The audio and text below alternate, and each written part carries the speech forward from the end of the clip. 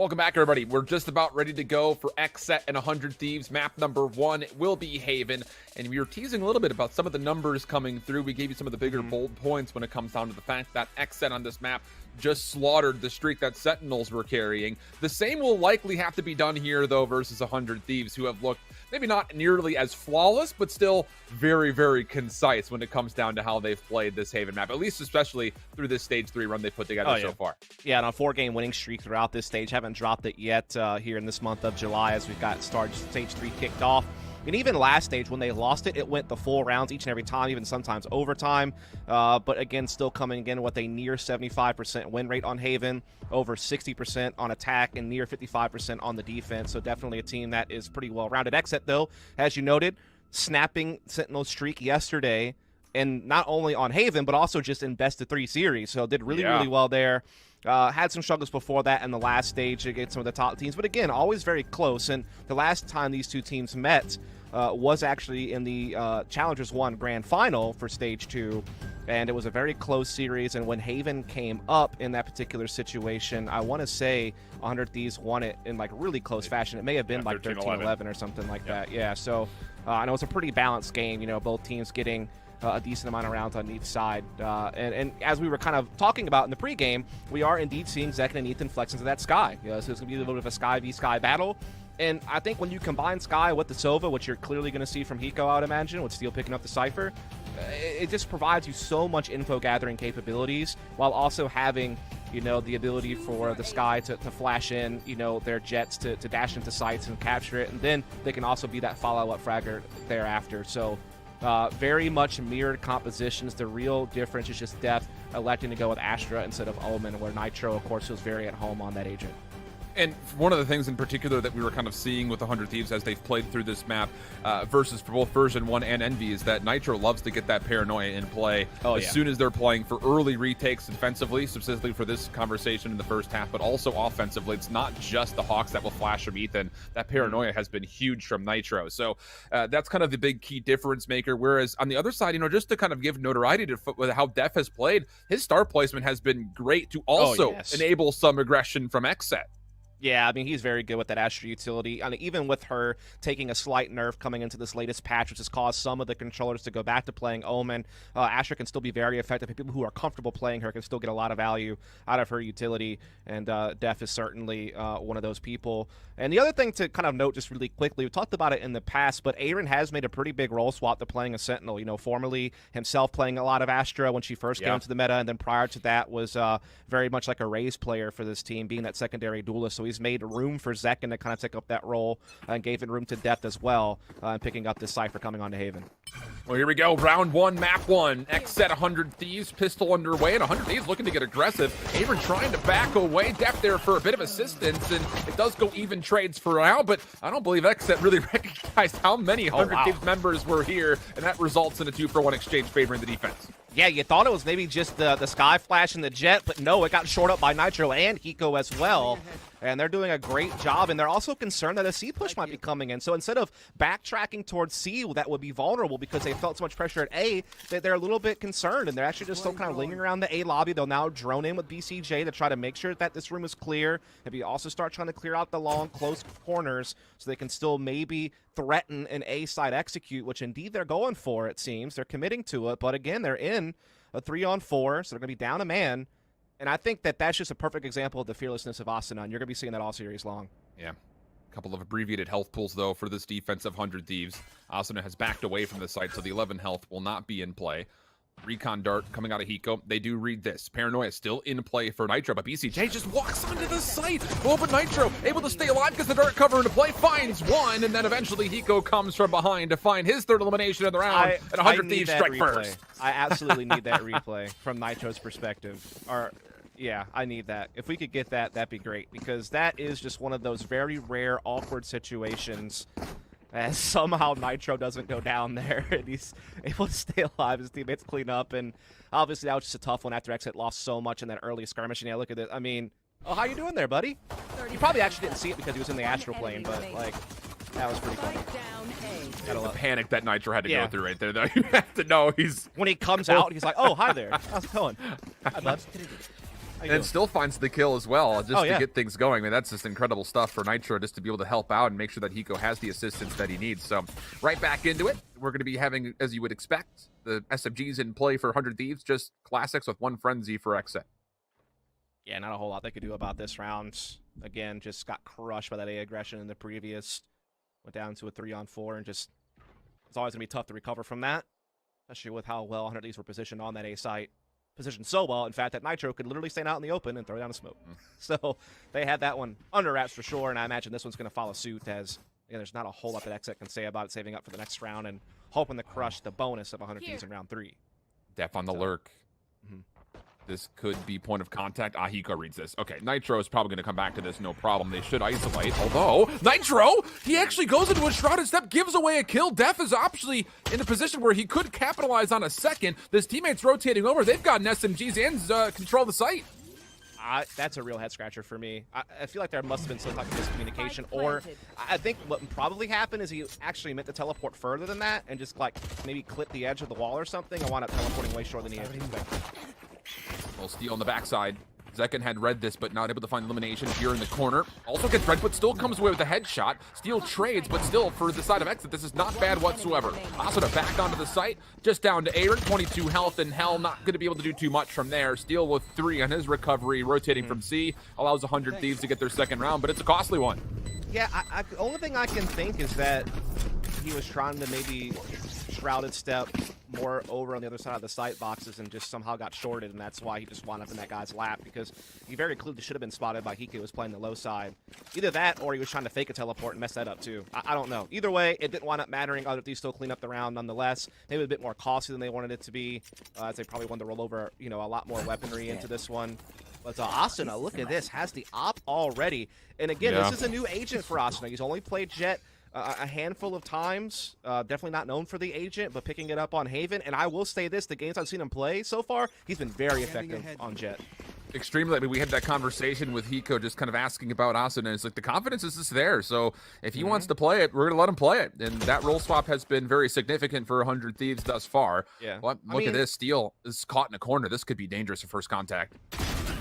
Yeah, big catch there from Pure. That's just kind of a free 5-on-4 while still being able to stay in a default formation, not have to really commit anything yet. I mean, they're still basically in the same initial starting point, but just with the 5-on-4 now. And to kind of go back to the conversation about Asuna, it was just 100 Thieves wanting to have, you know, an agent that can dash in and utilize the fearlessness that Asuna has, especially when they like to play that single duelist setup and they like to be that high utility type team. You need an agent that can kind of dash in, and yeah, sure, you can do that with Phoenix with running backs and stuff, but Jett can do it all game long. If you're not going to run a double duelist, it's nice to go ahead and have that Jett, and Asuna's done a pretty good job of it so far, but now he's going to have even more weight on his shoulders now as he's got the highest piece of firepower basically on his team, and they're in a 4-on-5 there after retake C, and they're still kind of far off of the site. Yeah, love this call from XSET, knowing that they got the Sentinel down first and foremost. Ethan tries to poke and prod his way in through the Nebula, gets one elimination before being traded. Def should surely be able to get this plant off, and 100 Thieves are going to have to retake if they even can find an elimination, because you've got an operator as a mix of this 3v4.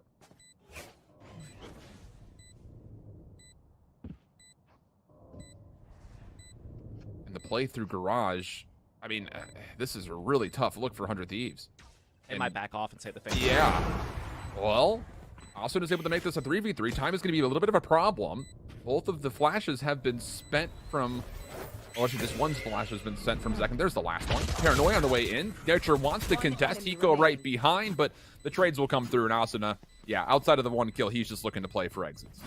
Yeah, I'm surprised they didn't save the Phantom as well. I get understanding maybe sending the Spectre forward onto the site with that Paranoia and trying to get another player down, force another rebuy out of XSET, keep their economy low, but the Phantom in there as well was a little odd, but, I mean, obviously this was their bonus, so they'll still be able to full buy rifles no matter what coming into this round. So not too big of a deal, but obviously just a big catch early from XSET, and then capitalize on a vulnerable C side afterwards as 100 Thieves were having to play the retake there. But now we're on to a full buy versus full buy. We're seeing XSET set up towards that A lobby position pretty early on. So I imagine they're looking to put that pressure. Yeah, look at the pings around the star. They're looking to try to pull out Asuna's, thinking that if he's going to hold this angle, we could just either Nebula or Gravity Well this and see maybe if there's an opportunity for us to isolate a pick.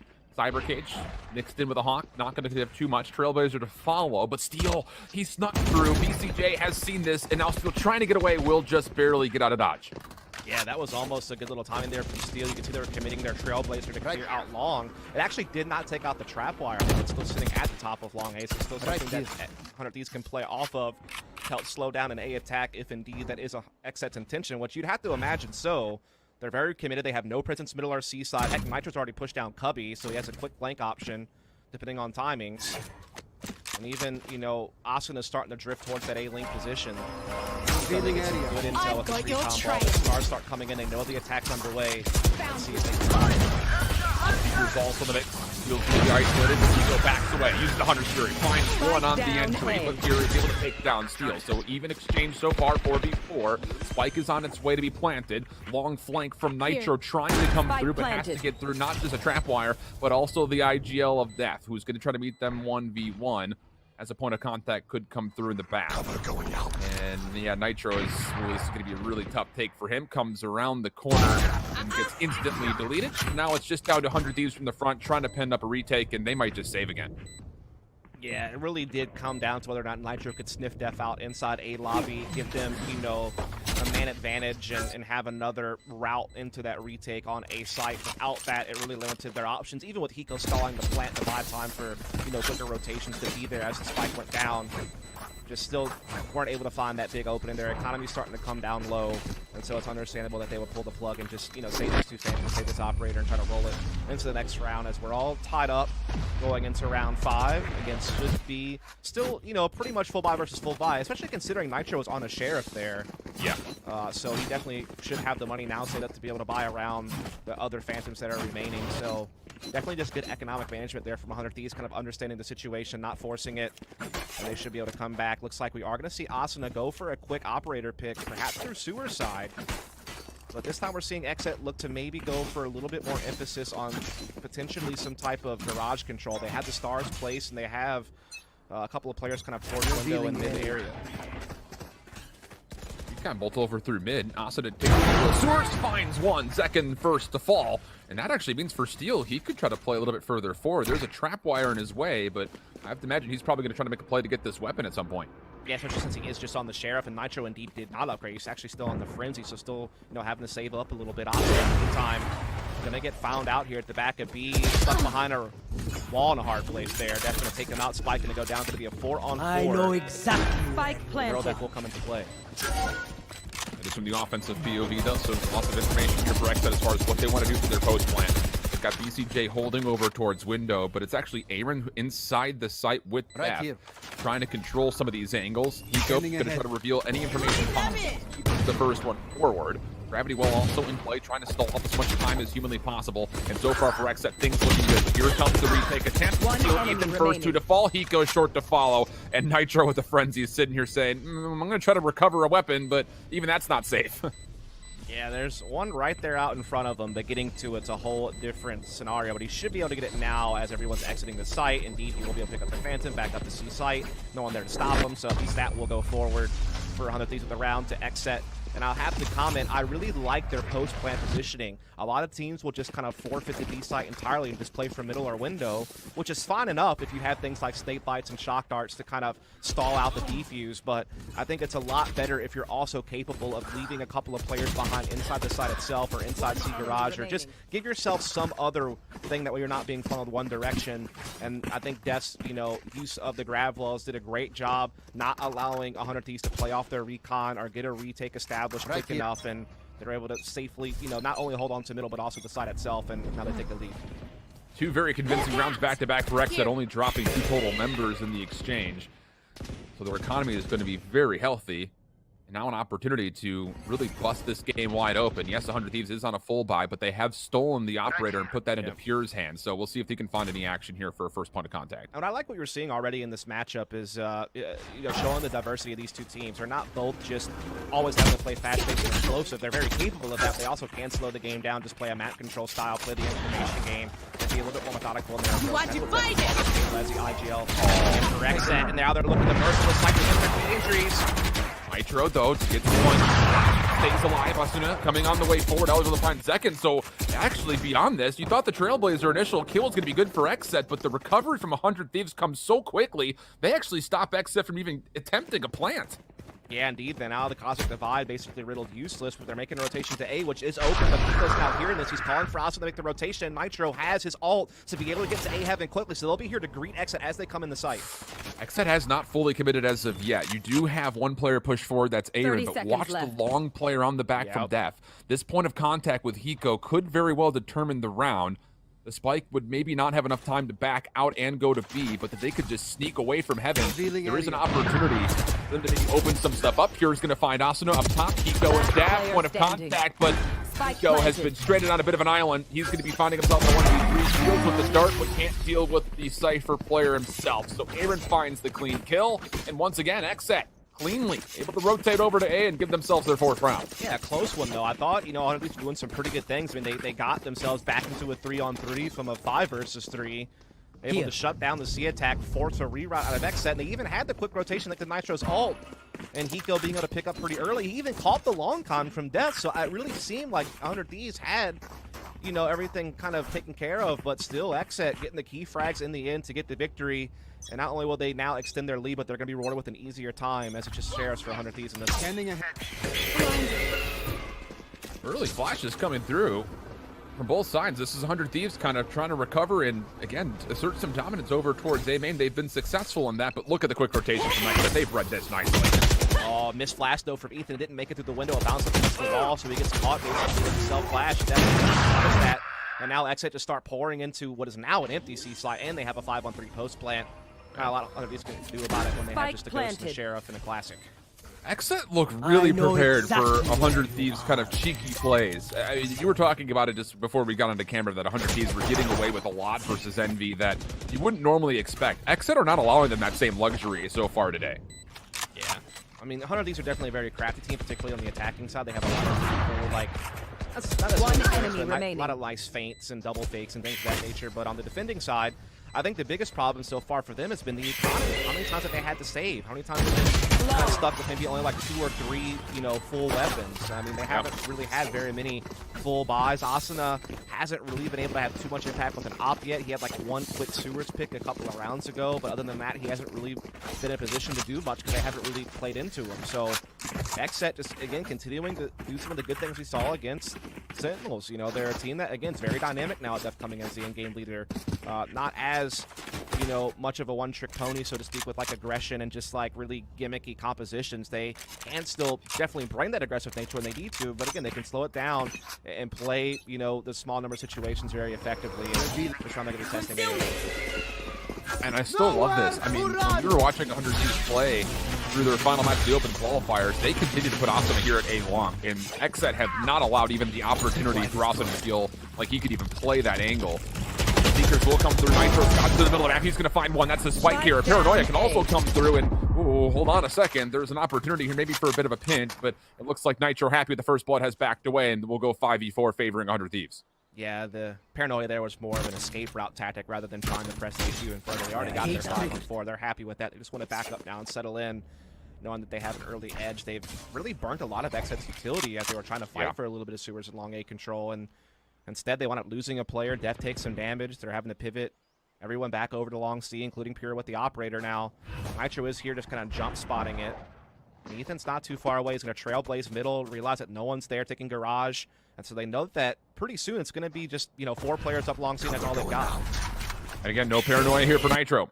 Guiding Light will find a flash, and the take is going to be really clean. Now, as far as the retake is considered for 100 Thieves, what is going to be the play? Because Def is starting to set up all the stars around the key entry points. Hiko does not have a recon bolt as of yet. There is an Owl drone to play with, as well, we can at least see what's going on with the lobby breaking, kills coming through. All right, there we go. Back on into it. And second and Aaron will actually fall, so the retake will be complete for 100 Thieves. Yeah, so we didn't really get to see the actual retake itself, but what I can comment on, at least, Shiv, is the fact that I think 100 Thieves played that really intelligently. Again, they don't force the issue after the opening pick with Nitro. They back it off, using the paranoia as a way to escape. And then think about it this way. You know, Nitro's playing the C-side anchor position. He's keeping tabs on long C. The moment that Ethan clears garage and middle, and they realize that, hey, all 4 are coming long C, rather than Nitro and Ethan just trying to battle that out and potentially getting overwhelmed, Nitro just smartly backs off, realizing, okay, they're committing everything to take the site, but we have the ability to take the retake as we have the man advantage. And so very patient and thoughtful play from 100 Thieves gets them a 3rd round, gets them closer, closing the gap as Asa looks for a mid pick. Full purchase still in play, though, for XSET. Very comfortable still. This round could change things. Steal once more. Aggressive coming down and just crouches underneath death. So the IGL is going to be down here. Another first blood for 100 Thieves, and they're happy to use a neural theft and set up Asuna for a 2nd kill. No problem mid-map. Trailblazer is going to come through, but it doesn't actually stun Asuna. He's able to go into garage and almost benefited from the fact that Ethan had the flash onto Pure. He just misses the shot, but 100 Thieves, they still have a huge advantage here. 5-on-3, timing though, not favoring Hiko. Zekken able to get that kill onto A-Link, and oh my goodness, XSET though fighting their way back in. They have found an entry point. This is looking pretty solid. Pure watching the rotation from C. Steal wants to feel things out, knows where Zekken's positioned off the Seeker, but he's going to use that as a little bit of self-bait. Zekken finds the follow-up elimination. Oh, and Nitro's actually going to get affected by the Seekers. Oh, no. This was a 3v5 for XSET, now made a 3v1. Oh, 100 Thieves are going to be kicking themselves. They let this round slip through their fingers. Steel had such a great aggressive play through Stewards. Gets a pick, gets a neural theft off. Asuna gets perfect intel on 3 middle, gets an op pick on one of them. They slow down the, garage progression thanks to, one of the flashes from Ethan on the sky. Everything seems to be according to plan. And then all of a sudden, Hiko gets caught on a timing with his drone out.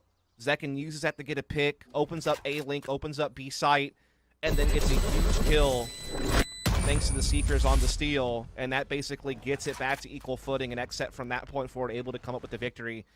If you're 100 Thieves, you're kicking yourself because you feel like that's the round you needed to win, to maybe force a save out of XSET, work yourself towards a tie scenario. Now instead, they're going to be even further behind, and they're the ones running out of cash. It's just one of those things that, I mean, I'm in the same boat as I think the 100 Thieves call was. You get the first eliminations, you don't expect XSET to be still playing so aggressive to the middle of the map. It catches 2 players completely off guard. And I'd say rightfully so, because that's just a change of pace that you wouldn't expect with numbers so early on. Now XSET a chance to go up 6-3, and once again, they force 100 Thieves down to an econ situation. Yeah, absolutely. It's just Nitro on that Vandal. That's it. A couple players already being spotted here by BCJ inside that C site. He actually had the best spawn, so he took the operator to kick things off in this round. As the rest of his team's looking to come up garage with the flashes, and then Hunter's Fury comes in and try to slow them down, but it's not going to work. XSET funding the entries. But Nitro does get 2, keeps things competitive. And potentially he could deny the post plant over towards C long. That seems to be the case. So you're looking at Hiko and Steel from the front. Trailblazer not going to find any connection, but does, of course, read the information. Aldrone will do essentially the same thing. It actually doesn't get deleted. It could tag again. Nitro from the back. Never was expected. Nitro is found 4. Second, trying to hold on to the cyber cage, but Hiko pulls out the sheriff, finds the kill. And that is an absolutely masterful retake from 100 Thieves. Oh, that is so big. I mean, they're down. All they have is Nitro's Vandal. XSET's making some good progression on site, even despite the Hunter's Fury being thrown at them. They're getting some good entries thanks to Aaron. It's looking like things are going according to plan for XSET. And then Nitro, the sole piece of big firepower that they had, comes up with 2 huge frags from inside the garage position. Staying alive in the midst of all the chaos. And he's able to help set up a retake, and kind of really the solo effort, getting 4 of the frags on that. Just a brilliant play. That's why Nitro's been regarded as one of the best controller players, particularly the Omen in our region, is because he's able to, definitely put out the fragging output, not just be, a supportive element. And that's a big round to win for 100 Thieves, especially considering the context of their last loss. Also now aggressive through Sewer. Gonna find one right underneath the legs of the Trailblazer. And is still in a position to where he could contest the second, trying to find the flick shot down low, not going to quite connect. And XSET still threatening. They've got Blades as a part of this potential push. Yeah, Nitro playing kind of a sometimes unchecked corner on this B side as well, to just watch for the fallback into B site. Asuna still holding an angle here on Sewer's drone, helping clear out some of the close corners there. So they know that XSET has slowed down. They're not committing just yet for the push, but now Pierre is moving up with that smoke, but doesn't check the corner. That was actually Austin's smoke that came into play too, trying to use that against him, but does not unfold the way he was expecting it. So now 3v5 situation and only 50 seconds on the clock. This is going to be a hard-pressed push from the side of XSET. Yeah, I mean, in the rounds that 100 Thieves have won, it's really been off the back of how well they've been able to use their aggression at A. Sure, they let one round slip off the back of it, but they've also had a lot of success using it to get victories. And oh, Def getting spotted in this corner, getting caught by Nitro as he was trying to play some stars. Now they'll be riddled useless. Aaron catching Nitro, extending for more, but heck, it doesn't matter. 100 Thieves still have a 4-on-2 and no spikes down, and time is dwindling. Yeah. So it looks like XSET are looking to pivot to Garage. Not a lot of time to make this play happen. The defender here at C is going to be Ethan in the Mac corner. Of course, this is being Red Steals on the way forward to be the second defender here. They try to reinforce, and as they do, they double peek. Find both kills, no problem. And 100 Thieves bring us within one with 1 to play here in the half. Indeed, looks like they're very much on the verge of tying this thing up as we transition sides. And honestly, they very well could have been up like 7-5 or something like that if they had just been able to capitalize on a couple of 5-on-3 situations they got placed in. And I can't believe he fit that bullet underneath the Trailblazer and didn't get like a technical collat on the Trailblazer and the player. Nonetheless, Asuna again continues to show that he's been able to make the Jet work, a big pivot for him in his agent pool. But he's been very effective, particularly on the defense with this operator. And now he even has a Knives going to the final round of the half. Cosmic Divide also potentially going to be in play here for XSET. That's really about it. I mean, you've got the From the Shadows from Nitro in case he wants to try to make a quick rotation, but he's in Huggy at the moment. Aldrone will scout him out. Can he get out of this? XSET are trying to punish, but the help from Ethan is absolutely beautiful. Trailblazer also coming through, but 100 Thieves have reinforced, and XSET have to give this away. But in the same breath, they do find a kill on the other side of the map, and that's going to lead to a quick rotation to A. There's the rotation out of Nitro's ult. Yeah, he's gotten here in plenty of time. They should know that it's possible. They might think that he's heaven, and that's what Aaron's looking for, and Nitro going to catch him with that. Hiko reinforces, and oh my goodness, 100 Thieves are shutting this thing down to tie it up. All right, Def, what do you got for us here, brother? 1v4, no spike, and 45 seconds to play with. He's going to have to go through the teeth of this 100 Thieves setup, including Ethan first and foremost, and that information will be gained. 100 Thieves bouncing back to this, Guiding Light just to kill off more time. Aldrone's going to do the exact same thing. And Def trying to sneak through it is going to be tagged up. There's really no chance he's going to pull this one off, so. What more obstacles can you put in front of this guy? Just Cloudburst, really. Yeah, those two, I guess. What else? Throw something else out there. There's the Nebula, trying to throw this out as fake smoke to find some entry point, but it's just being spammed down. So 100 Thieves recover beautifully in the second quarter here of that first half, tying things up 6-6, and now we get on to their offensive half where you really noted that they have been really slippery over the course of this tournament so far. Yeah, their attacking side of this map has been fantastic. Just kind of taking a look at that last round, I have to give a huge shout out to Ethan. He bailed Nitro out of a really tough spot. He was trapped in Cubby. A lot of utility was being thrown at him. Ethan's skill allows him to stay alive, which allows him to ult for the fast rotation to A to shut down that pivot that XSET were trying to deliver. So really good team play there between Ethan and Nitro. Nets them a final round to tie up the half. And honestly, if they would have tidied up a couple of little errors, they probably could have won that half 8-4. XSET's really been slow off the blocks. BCJ only one frag. That is so uncharacteristic for him. And really the only person who's really gotten going is Aaron, to be honest. Yeah, it's one of those things when you compare yesterday's performance for XSET to today's. The BCJ stat point is, I think, a really important one because he was the MVP of this Haven map without question. Asuna just goes right through Def, kind of breaks his ankle. I mean, Def is holding on to this Nebula saying, I've got no idea where Asuna has gone off to. Both players completely null of any information, but Def still responds first. Hiko is stuck in the corner outside B main and very well could lurk for maybe an opening kill as 100 Thieves rotate to A. Yeah, they're going to get the spike plan at A, but past that, I'm not sure. It really kind of depends on if Hiko can make some type of timing flanking through A link, but otherwise you'd imagine XSET had this one well under their control, considering it's a 5-on-3 and they're in good position here at the A side. Yeah, the flank stops the spike plan even. Spike down this utility out of this XSET and this recovery, they know exactly where this place is coming from. Nitro, decent for one, and now it's just down to Hiko. Could not find a timing, nor did he really flirt with trying to find one, to be honest. He finds himself in a 1v4, does find the first elimination. Hold on a second. I feel like 100 Thieves fans all over the world are sitting here saying, all right, Hiko, you've done this before. Can you do it again? low health. I mean, yeah. Probably means he has no spike possession. He's got to work fast. He's found some pretty decent clearance. He's got a frenzy at his feet if he wants it, but Pure just outside. Heaven finds the kill. Hiko guessing right. Pure was left, so the pistol does go the way of XSET. Yeah, pretty solid, dominant win. Came down to some weird shenanigans over here inside some smokes in front of B, but also down to Zekin. Again, the new player on the block, not a very experienced guy, formerly of Noble.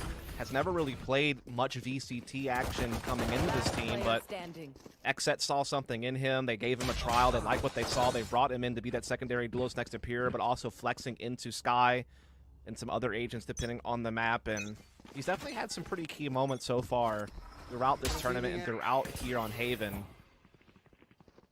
Oh, we've seen this before from Pure. Trying to pull out the Marshall here in round 2. Going to be overwhelmed by the sheer numbers, but he's backed his way into sight. Finds one. Going to find the second. Beautiful shot at Asuna. And 100 Thieves are still committing with these numbers. The spike is not a part of this play. They're looking to plant this over towards C, but the problem is they've lost every single member at A without finding a single elimination. Yeah, this is the old classic run it 4 players one way so we can plant the spike on the opposite side of the map. And hey, if you're just playing an eco and you're trying to get some extra credits, it's not a bad way to play. As indeed it will be 8-6 in favor of XSET, but 100 Thieves have now bolstered themselves up a more powerful buy going forward with that, so that's always nice. Just a bonus to XSET now. So a chance to close the gap early with the superior firepower comes the next round. And the 100 Thieves, they have a lot of different set pieces they like to pull out. They're a very explosive team, and they like to just commit. And I think the biggest reason for that is because they have a player in Asuna who epitomizes the role of entry fragger. The guy is straight up fearless, but also the Jet on the other side, Pure, been having a big tournament so far. I think he's like second in ACS for the event thus far behind TENZ, and had a big round there with the Marshall, and he's definitely going to be a key factor in this defense for XSET. You know, having that dynamic opper who can rotate between sites, you know, change his starting locations, look for early picks. He can maybe try to disrupt the 100 Thieves a little bit. And let's be honest, we've seen this before from XSET, but in their bonus round, Pure still finds value with this Marshall. He's really good with it, so an opportunity maybe to kind of flex onto that here once more. Asuna tagged up. BCJ wants to defend this early. Shock Dart going to tag a little bit of Asuna's health up, but still the spike is planted. And Death, I don't think, is going to be able to stay on this backside of the play for very long. 100 Thieves seem to know that he's in this position as Asuna does find first blood into BCJ. Aldrone to confirm. Death not going to get away. And the post plant for 100 Thieves looking solid. Yeah, they're going to walk out this round against the bonus of their opposition. And, you know, funnily enough, when I was watching the VOD back from yesterday, when 100 Thieves was playing against Envy, they ran a very similar strat where they basically do the whole, like, jet dash in and plant front B, but they do it in such a weird way where they're still kind of in default with the rest of their players. Like, Steel's still outside A. They're still, you know, maybe having Nitro out towards middle or long C. And they do that because they want to make sure they're not only at middle in the post plant. A lot of the times, you know, 100 Thieves has a tendency to want to also get garage control on their B plants. That's kind of what Nitro likes to do as that Omen. And that's what they were able to do in that round. This goes here. Now it's full buy versus full buy, and looks like 100 Thieves are looking for something a little bit more heavy-handed on C early on. Could be a test here for Aaron, but you already mentioned he's been playing absolutely lights out on this recent roll swap coming through. Asuna going to test him. BCJ also a part as he's trying to make his way over to try to help, but is denied. So first 2 kills come through. Def trying to continue to contest the C site, but he'll be unsuccessful in that, and 4 members of 100 Thieves will survive with the plant. I'm hoping we can get like a third-person camera replay of what just happened there on C site, because that is a very well-designed utility set to get Asuna safely on top the C site boxes with Jet and just be able to tee off on players who are just stranded because they're having to deal with the players on the low ground pushing them through long C. They're getting flashed out hard. I mean, there's a paranoia coming in. There's sky flashes coming in. It's just a way to mask Asuna's progression forward. And again, it plays to his fearless personality, where he doesn't mind being the tip of the spear. He doesn't mind going in first by some distance, you know, as long as he knows that his teammates are going to support him to make him feel safe as he goes in, and they're going to follow him up properly afterwards. He has no problem going in, getting 1 or 2 players, creating some space, and sealing the deal for his team. That's what happened there. Just a really well-designed C-burst strat to get Asuna just so quickly into C site. And again, the first kill he got, it was the freest of frags. The guy was totally blind below him. We'll see it here. And man, our ops team, I'm telling you, One of the best in the biz. I mean, it's just so well structured. It's the flash first, the paranoia second, and I mean, BCJ has no chance. Yeah, the flash is what allows Asuna the initial dash through the cage, and the paranoia follow-up is what takes out the player below him from being a factor and countering him from getting on top of that box. Again, it's just the synchronization of utility. That's why 100 Thieves are so strong on the attacking side, man. They have their timings down.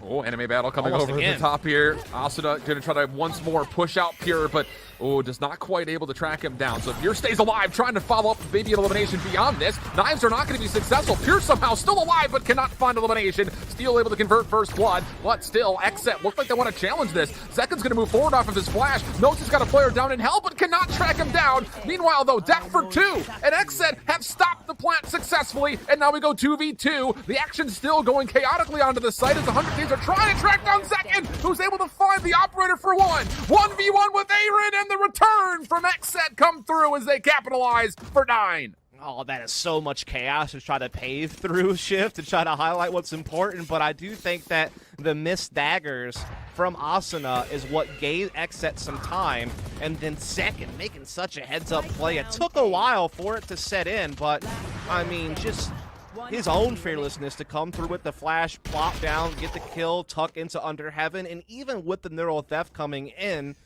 it was a costly clear from 100 Thieves. They didn't get second down clean. He was able to get a second member down and give his team a fighting chance, and they're able to capitalize, and now we're right back to a close scenario. XSET holding off 100 Thieves from getting the lead, and once again, 100 Thieves looking for the C site. Aaron looking to contest this early. He's actually learned his lesson from the last round. This is the same execute attempt from the side of 100 Thieves, but they're stuffed. The kill comes through. BCJ finds 2. The Hunter's Fury's in the mix, but BCJ takes down a 3rd. Hiko could never get into the play. That is unreal how BCJ lingered around inside the Hunter's Fury cone long enough to get a second frag and then hopped out. That is just dedication to the cause, basically. And I think the difference with that attack is some of these are also trying to ult Nitro into the back of the site for maybe intel, but also maybe he completes it if he sees that it's open, but he quickly realized that it wasn't. And XSET able to hold firm, and a lot of that is down to BCJ from the back of the platform, hitting some big shots around that Hunter's Fury of Eco. Oh, but Steel, he was scouted up by the Trailblazer. You thought that there was going to be a good isolation. Zekin trying to play it with death, but Steel finds elimination. And I'll say, if Hiko takes down Zekin here, we could be talking about a potential 2v5 recovery. Now we're in 30 seconds left to play. Steel and 11 health, no spike. Good luck. Yeah, seems like a 10th round is inevitable at this point for XSET. Steel does not have a whole lot to work with here, just looking to see if maybe he can't find another frag or two, trying to play a little bit of limbo with the strip wire, but I think even he can't get that low. Tries to shoot through it and see if he can force a frag through, but Aaron quick to put that to a stop. So XSET, big adjustment defensively here on the C side. They shut down that burst, and now it's up to 100 Thieves to make another adjustment.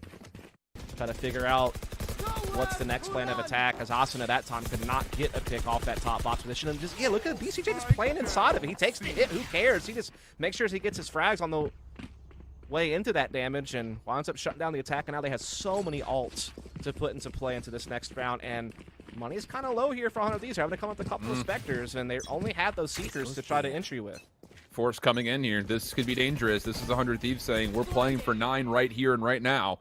You lose this one, you're going to be looking at a very similar buy going into what you would need to do for to essentially avoid 12 being put on the board here. So big round coming up for 100 Thieves. Early Aldrum to the middle of the map is actually going to provide maybe an opportunity for XSET to recover some pretty significant map advantage here in the early stages. Yeah, they have good info because they've trailblazed through long end and no one's there. They have Pure watching the sewer side, so that allows them to rotate Zekin earlier on to reinforce this B site and maybe even go for some middle aggression if they so choose. They can feel really comfortable with the info they've gained to just trust Pure to hold this. I mean, he gets his kill, he dashes out, calls for rotation. Again, it gives them so much comfortability to just reinforce C and B right now. They have such a strong force. And, I mean, I hope they're going to have to do something here quickly to respect this and kind of force XSET to pivot back to something more standard. The question really at this point is 100 Thieves do stretch out the XSET defensive touches. Can they put some pressure on up here? Oh, still able to recover. I don't think he meant to stay in the middles of sewers, but still finds elimination onto Asuna. Cloudburst will gain some separation. Seekers on the way in, though. Defensively, Aaron, he's trying to take care of the Seekers. He actually finds a shot onto Hiko's head. Second does the same to Ethan. And, everything just barely going wrong here for 100 Thieves. just down to Nitro, and this is looking like a for sure 11 on the round, or for the board rather, for XSET. Yeah, it's just a great play from Pure. You know, getting into such a comfortable position with that operator inside sewers, taking down Asuna, being able to call for the rotation back as his teammates were kind of stacked on B site. They're able to get there fast enough to help reinforce things. And like you said, it feels a lot like they kind of just got a headshot through a smoke while trying to shoot a seeker. I think that's kind of maybe what happened. And that is just unlucko, I guess you could say, for 100 Thieves. But also, again, just really good play here from Pure, making the best out of a terrible situation. Yeah. Not being able to dash away the way he wants. Yeah, look. I can't believe that. That's so fortunate. I mean, those Seekers are a huge distraction. I mean, you know, Pure's isolated over towards the sewer side. You got good smoke coverage. That looked like it was going to be a really good entry for 100 Thieves. It just comes down to the simple fact, the matter of, Aaron shooting the Seeker, and he's like, oh, check out my kill feed. That's pretty cool. I like that. Oh, man. I guess pro tip, don't play too far behind your Seeker. Maybe or Trailblazer. We've learned that today, too. Yeah, a little zigzag, maybe. I don't know. Obviously, something you can't account for. It just is going to happen sometimes. And unfortunately for 100 Thieves, it happened in a pretty big round. But XSET really turned this defense around. And I have to go back to round 17 you see on the board there. That round win for XSET changes the dynamic of the entire back part of this map. I mean, that was a light by borderline thrifty for XSET that they're able to take through the chaos and turn around. If 100 Thieves win that round, we're looking at them steamrolling up to 11, if not 12 first. But now 100 Thieves in this tactical timeout have to decide, do we play for 9 here? Do we play to just try to force overtime? And we're going to get our answer. They're going to try to play to force overtime, unless they, of course, can find a way to secure a thrifty. Yeah, they're trying to use that cage to cross into sewers here early on, but this is not the only thing they're looking for. Oh, Trailblazers blocking each other, having a little bit of a dogfight, I guess you could say. One makes it through, and that's going to be Zekken eventually taking care of Cage triggered. the pet of Ethan, I guess you could say, as Steel now just trying to get even more assertive up sewers, just really creating a lot of presence. But again, this is not the full commitment. They also have some control in the middle. BCJ does connect his first Hunter's Fury onto Hiko. The second actually connects onto Asuna. Flash, trying to put some pressure onto Pure, but he will stay safe, and 100 Thieves will back away, trying to make this call to get over into B. Gravity Well going to be spent. Trapwire consumes Asuna for a moment. Aaron trying to quickly get on in, but Asuna just runs right into the site, finds the first elimination. A chance for 100 Thieves to use this as a position, but they're not going to go B. Instead, they're going to rotate over towards the direction of BCJ, who has been marked really not as consistent as he was from yesterday, but he's really stepped things up. Double kill there. Zekken finds the third. The plant will not fully be secure, and Death's on the flank. Yeah, really well timed there. Ethan will get the plant, but that's probably about it. He's able to escape. Never mind, gets flashed. He tried to escape. I thought he was going to get to the garage, but not quite. Zekken shuts the door with the remote of the bird. And again, BCJ, we talked about it. I think coming into the second half, he only had 1 frag. And I feel like he has definitely been adding to that throughout the second half. Not only that, but his Hunter's Fury is what allowed XSET to confirm that it wasn't a heavy-handed A play, that, you know, Asuna was actually out in middle. And so it allowed them to feel confident in their C defensive setup. It allowed, you know, Def be able to come in behind through the B link, and they just had a really good handle on things, thanks to BCJ getting some key information and a couple of big kills on the C site. And now they're 1 round away from taking away 100 Thieves map pick and starting to create their own little haven. Man, I'm telling you. Success, man. I mean, they might knock down 2 really top haven teams here between Sentinels yesterday and what they have in front of them right now so far against 100 Thieves. You talked about the fact that we hadn't seen XSET play Haven competitively in a tournament since April. Now, taking down, like you mentioned, possibly 2 of the top NA teams on this map. Looking primed for it, at least for now. But 100 Thieves, they lose Nitro. It's going to be 4v4. Zekken up top, possibly tested, and here comes 100 Thieves on the entry. Aaron is a part of this, and he's actually done nicely with these cyber cages to create a little bit of time.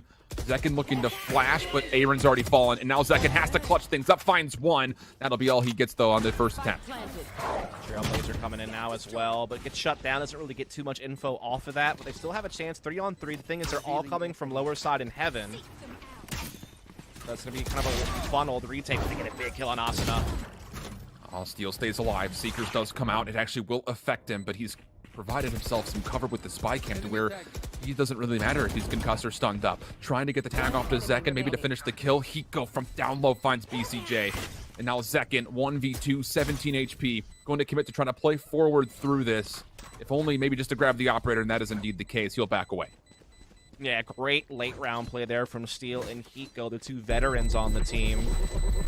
Just making the best they could out of a situation that was getting a bit stressful. You know, when they get Asuna down and XSET starts charging through the lower side and the Seeker hits Steel, you're starting to be concerned, but Steel keeping tabs on things with the cam. Hiko able to do well from long A, gets a big kill to kind of even things back up 2-on-2, and just eventually able to push that retake off and keep themselves afloat here.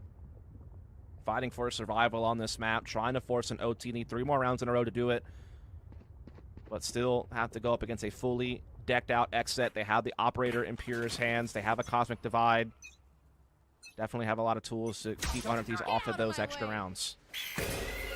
And beyond that, just an economy that they can send to an offshore account if they want to. I mean, they have so much cash built up.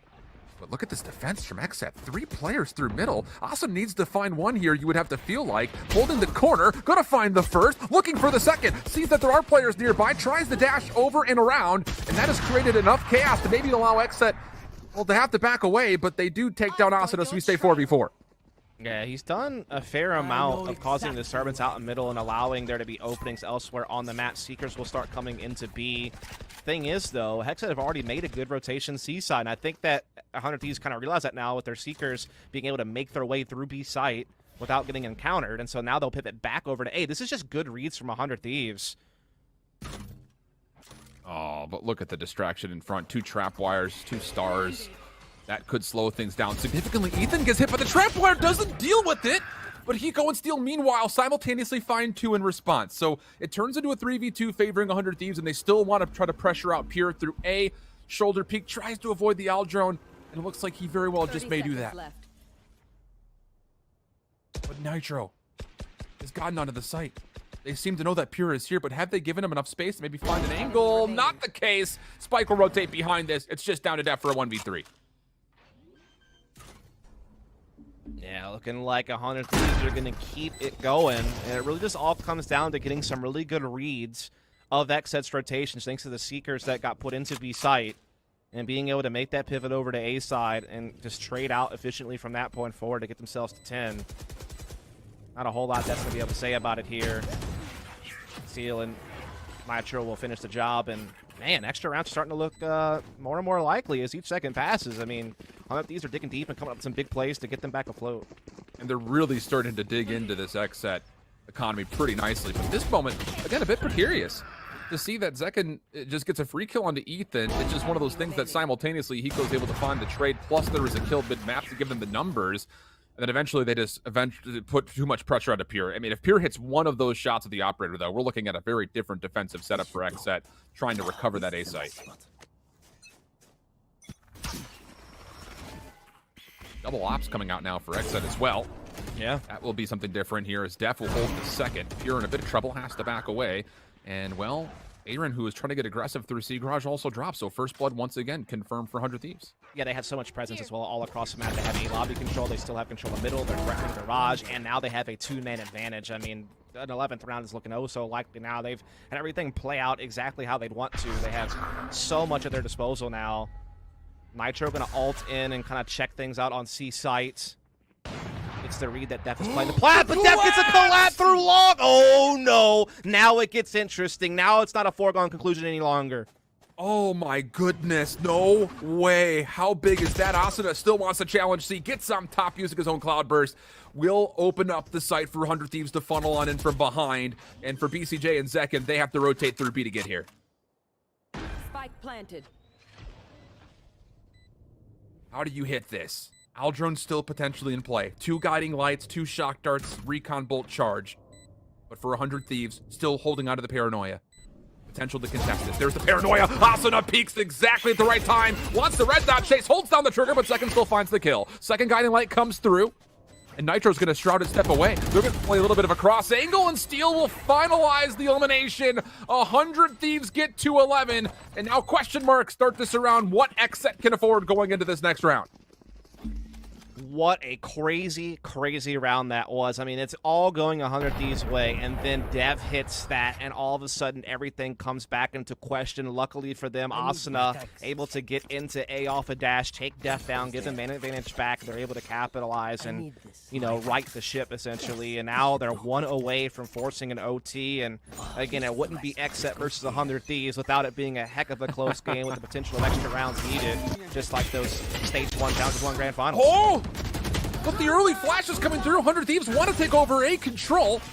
Eco will go into the Hunter Spirit trying to finalize this kill in the corner, and will. So the opening exchange, a dicey one, but Def slips in from behind to keep it a 3v3, and 100 Thieves a little bit stuck right now through A long. I know, final round regulation and blow for blow so far in this round, as they're now into a 3-on-3. Zekken trying to sneak up through sewers, gets caught by the Trailblazer, able to use a flash to at least escape back without getting caught. And they still have a pinch because they're pushed out through courtyard and even into attacking spawn. And Zekken is holding the line.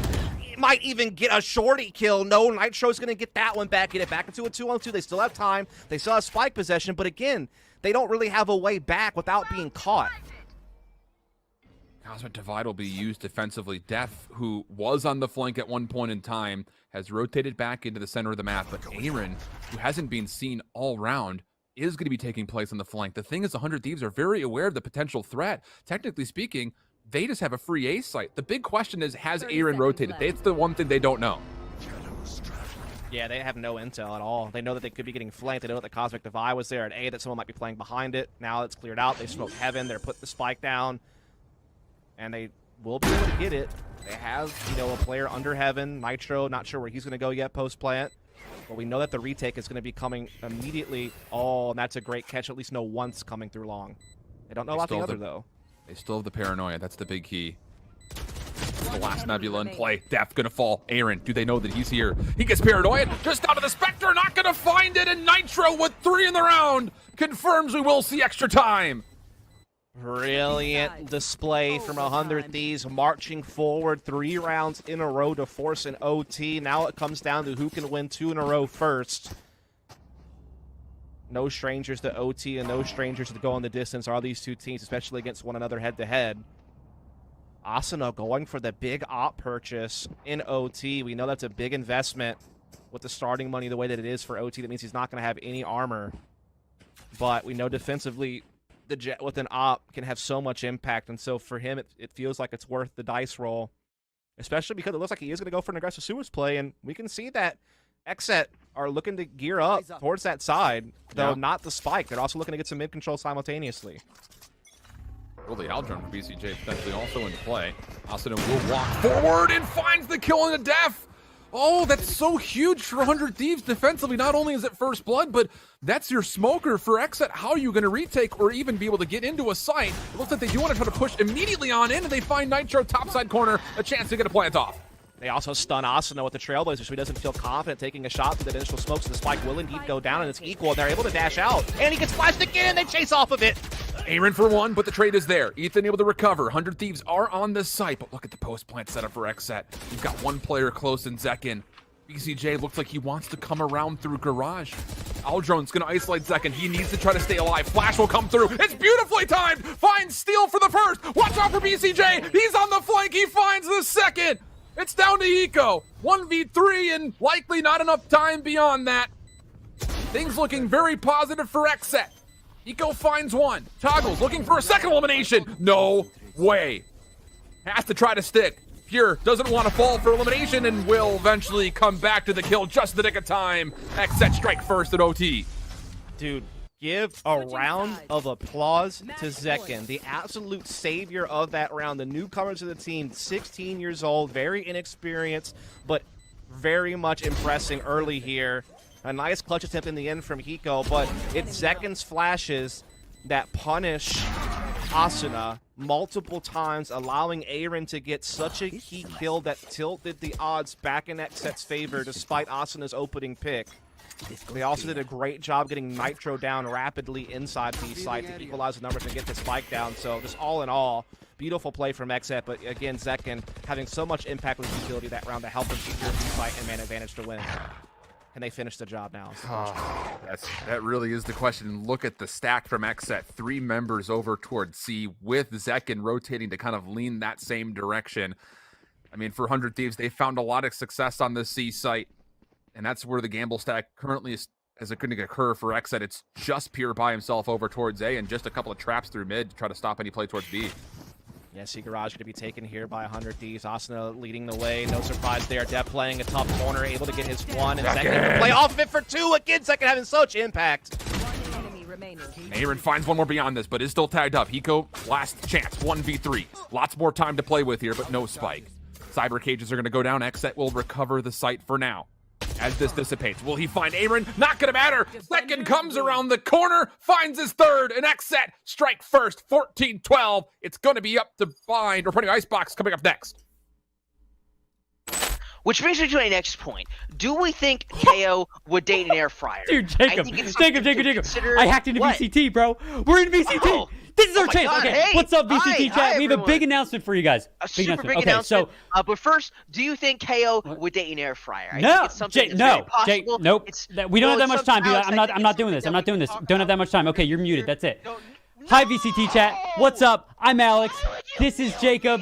We're Loading Screens hosts every Tuesday and Thursday this month at 11 a.m. on Twitch and YouTube. We're going to be giving away $50 Valorant gift cards. $50 Valorant gift cards Tuesdays and Thursdays, 11 a.m. on Loading Screen right here. Okay, announcement done. Jacob, do you have anything you would like to say? Yes. Okay, what? Do you think that No! would date Boombot? Jacob, I think it's something stop! we should No! Look, you got me. A chance at just one glance to your glory. I needed it. Look at my past. Do you need anything? You can use me. I'm close. Do you see anything? You wanna change arrangement?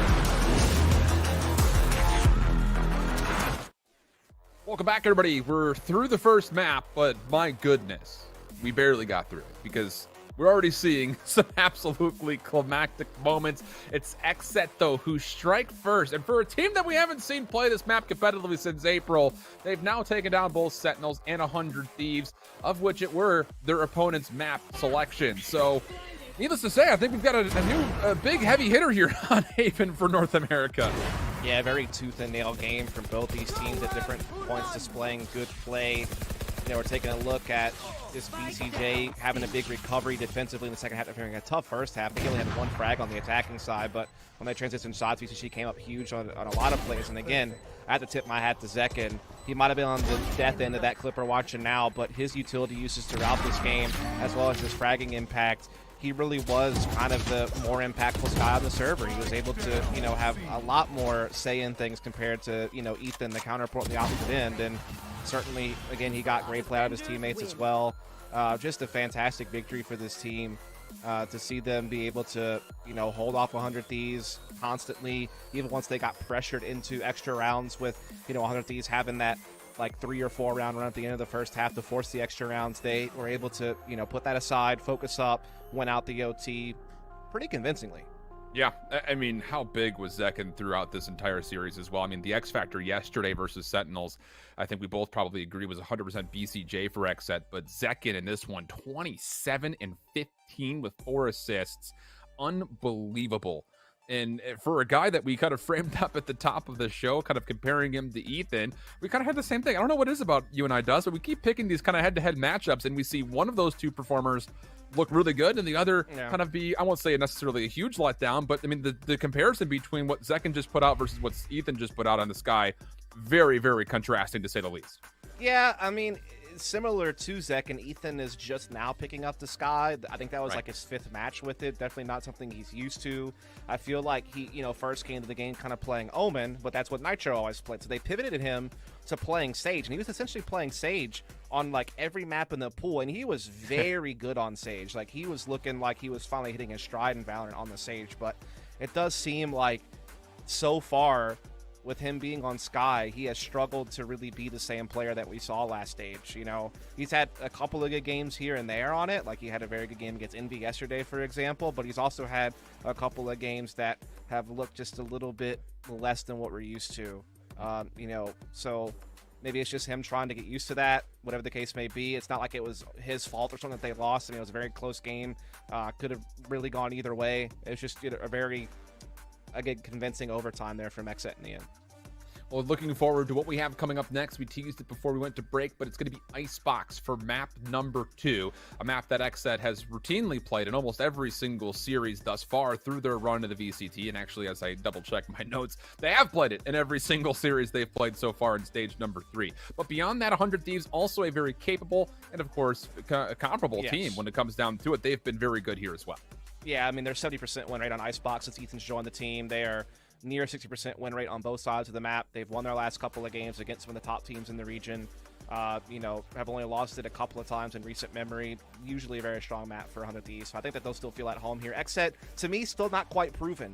They struggled on the map throughout the year. Obviously, this stage, it's been a different story. They've won, you know, pretty much every game they played except for the Sentinels loss yesterday. But they also haven't really played many big names. I mean, Dark Zero and Rise were like kind of their 2 biggest wins. So I think they still have a little bit left to prove on Icebox. But so far, every test that's been thrown out in front of them, they've passed with flying colors. They beat Sentinels yesterday. They just took Haven off of 100 Thieves, another really good map for 100T. And they just look sharp. Like, they look like they're getting some great form out of the bulk of their players. BCJ had a rare off performance that map. I don't think that'll hold up. I think he'll continue to come fighting this next map. And if Zekin keeps up the way that he's been, and you get everyone else just playing how they were playing on Haven and how they've been playing all tournament long, I think XSET very well could do this, man. I mean, they just look like they're starting to kind of hit their next level with these roster changes. Absolutely. And this is, again, just a historical map between these two. We already talked about the Haven last time these two squads played. It was 13-11, favoring 100 Thieves. Getting into what they played in Icebox, it also saw overtime, but it was 15-13 to 100 Thieves last time these two squads had matched up. Again, before we throw things to break, big shout out to our sponsors, including Zowie. We've had a lot of vibrance going through so far when it comes down to what we had in our first map, but with the exclusive technologies like the dynamic accuracy and color vibrance, Zowie monitors make it absolutely easier to track your enemies, control your weapon spray, and of course, secure the site for your squad. So check out zowie.benq.com for more information, or if you'd like to learn more about what exactly this dynamic accuracy is and how it can affect your gameplay, just go ahead and search in what is Diac to skip right into the good stuff to see how this technology has kind of affected the FPS nature of this monitor. So we'll send things over to just a quick break for now. When we come back, we'll be talking about the difference in the compositions, because there are some notable ones for both of these squads before we jump into map number 2, Icebox, after this.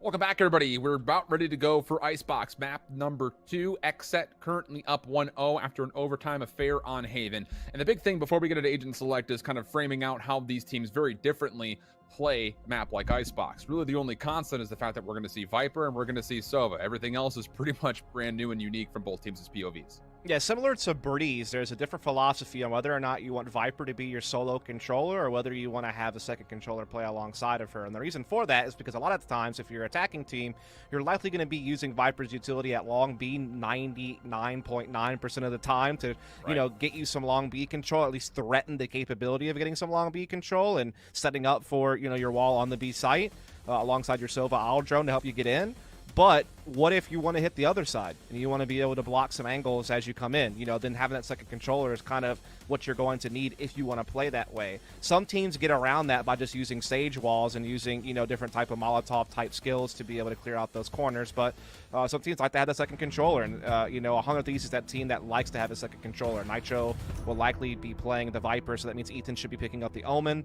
And then on the opposing side, XSET usually just trusting Viper as the solo controller. They have Def as a stage to use walls to kind of maybe make up for not having those extra smokes, and everybody else just kind of falls into place. The only other thing is usually Asuna, very much a Reyna player on this map, whereas Zekken, of course, moving over to Raze, which is his main duelist. Yeah, so we'll have double duelists coming out from XSET, double controllers, essentially 100 Thieves. That's the long and short of what you kind of expect to see here compositionally. And I think the big question is just the fact that, you know, 100 Thieves, they do play this map a little bit more uniquely than what we've seen kind of the meta swap, kind of, if you want to call it that, for Icebox. Feel like trends have occurred, mostly because we typically expect to see both Viper and Sage. We see the Sage wall become so pivotal for a lot of the offensive takes. You also mentioned the fact that it does kind of use as a way to block line of sight as you're trying to make plays through mid-map, but the post-plant security you get from something like Sage has been pretty notable. So they're trying to replicate that off of what Steel brings to the table. But one of the things I think we do have to mention is the fact that because of this double controller setup, 100 Thieves defense is really difficult to break at times, it feels like. Yeah. The other thing that the Sage Wall allows you, as XSET's going to start on the attack, is it allows you to do those under 2 pressure plays through middle a little bit more safely and a little bit more often. So definitely gives you just a couple more options. Doesn't mean you're not going to have the Sentinel, though, which means you're not going to have lockdowns for retakes and takes. And maybe you just lack a little bit of extra information in some situations as well. And the other thing that I will say is without a jet for 100 Thieves, it makes it a lot harder to do defensive opping. Sometimes you will still see Steel playing with the defensive op with the Killjoy, usually on the A side of the map. But it's a little bit harder to get away with stuff that Jets can, right? So that's kind of like, again, one of the sacrifices that 100T makes to be able to play that double controller style and still wanting to have a Killjoy in play as opposed to having a Jet or something along those lines on the field. And one of the big things we talked about with XSET yesterday was the fact that, you know, Pure had a slow first map versus Sentinels, but he really did start picking things up on Icebox and map number 2. So if he can essentially reprise that and do it again here, I feel like 100 Thieves will be in a position where there might not be an opportunity to match him, just based off the fact that, like you mentioned, the operator's also not nearly as common. If I'm remembering this correctly, is this not the agent and map that Asuna got his record on? The 48 kills. Yeah, versus V1, yeah. So definitely not going to come off the Reyna if that's the case. You know what I mean? So can't blame the guy. We'll see how things unfold. It's going to be XSET on the offense first. 100 Thieves defensively. Pretty standard setup for them overall. You're going to get 2 players stacked inside of A. You've got some yellow control going over towards B from the POV of Nitro. And XSET kind of dancing with a little bit of pressure mid-map here. They faked the under 2 wall and actually step in front of it, and they're going to split A through screens. Now, Asuna, though, able to get the read on this, does get his first attempt of asking. Aaron, though, quick to trade, gets some side control. Spike's going to go down. I love that. All of the focus for 100 Thieves focused middle. No one is actually watching the front. So an even exchange so far. Spike planted, but Asuna quick to recover. Steel also in the mix, and that will be a very favorable kill feed for 100 Thieves. 3 for 1. Just down to Zekken, who has no utility. Comes around the corner, does find Asuna. Gets maybe an opportunity and another, and then up top, 1v1 with Nitro, but caught on the reload. And Nitro from the high ground saves the round for 100 Thieves. Scary one, though, I have to say. XSET made that interesting, kind of faking the under 2 pressure and then just hitting A hard, while, like you said, all the focus on the Thieves was on them, you know, looking to watch for some type of orange push onto the B side. Luckily, Asuna was able to kind of pick up on it there, get a couple of big kills, and buy time for a rotation. 1 enemy remaining. Lots of credit having to get Asuna there. Maybe he's on his way to another record with the 3 kills on the first round. Yeah, this was a little bit too close, I would say. Not a bad attempt for Zekken, for sure. Yeah, not at all. There's just not enough ammunition in that classic to get through 3 straight kills. Far spy. All the Spectres. Here we go. Right. Scrappy beginnings.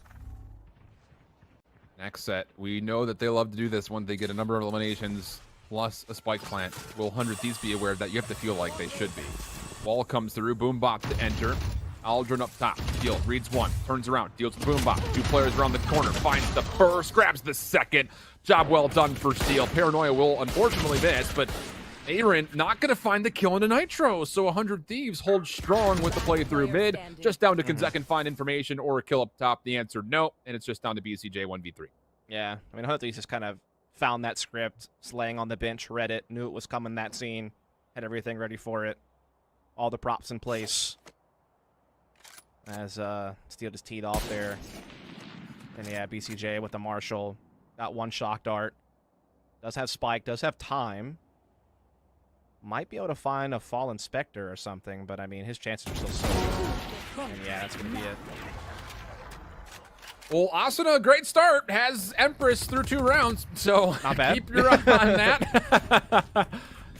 5-1 through 2. Something just hits different about Asuna, Reyna, and Icebox. I don't know, that combo, that equation equals out to something big, it seems. It's just unreal, man. But this is going to be a very interesting recovery now, kind of asked to XSET as the force buy does not come through successfully. This 3rd round should be cruise control here for 100 Thieves.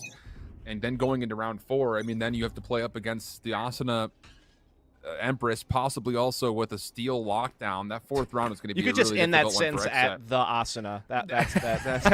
Asuna. That's enough of a task in itself. I mean, he's definitely just such a talented individual on those duelists. And yeah, there's not a whole lot that XSET can put to use in this round. Oh. Asuna. Goodness. Ethan's also read there's more down low. Asuna wants to get aggressive, just on the ropes. What in the SEAL Team 6 is this? He's going to find one more, and the right click. He's going to confirm the ace. What in the heavens is that? The only recap that needs shift is me not saying another word and our replay ops team just replaying that in slow motion. I bet.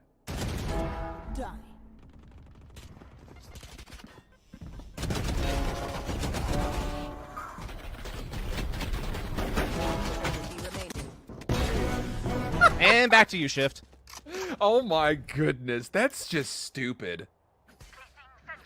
Unbelievable. Right here. Unbelievable. I've got no words for that. I've got nothing. That's why I didn't Dust? share any. I just let it speak for itself sometimes, you know? Unbelievable. And Asuna is still feeling the heater. This I gonna can't. Dude. Just stop. They're already dead. Oh my god. If he's, I was kind of joking earlier about the whole, like, setting the record again, but, dude, even if he doesn't hit the max kills record, he might get the most kills per rounds played ratio going. Yeah, highest KD per map. Yeah. I mean, he is on one right now. He's feeling it. Unbelievable. But still an opportunity here for XSET, all things considered, for a 4v5. You've got a long lurk from Def towards A. And then the wall placement could provide an opportunity, and that's brilliant. BCJ just grabs the barrel of steel and then wall bangs for a headshot to turn into a 4v4, but Asuna is still here. Nitro also peeking with them, and the double peek is successful to keep the numbers advantage for 100 Thieves. Yeah, this B attack has been halted, but Def has full control of A side and is calling for that spike to rotate, knowing that the site is clear. They could get disrupted, though, if Nitro times this mid push appropriately. It looks like the spike will at least safely make it over, and yeah, Pura will as well. I don't think he's just content on playing the retake, knowing they have man advantage. Wall's going to go down to slow down the progression through screens, but it's immediately broken before it can be reinforced. But Viper Spit coming down, going to make it a little bit harder on 100 to retake now.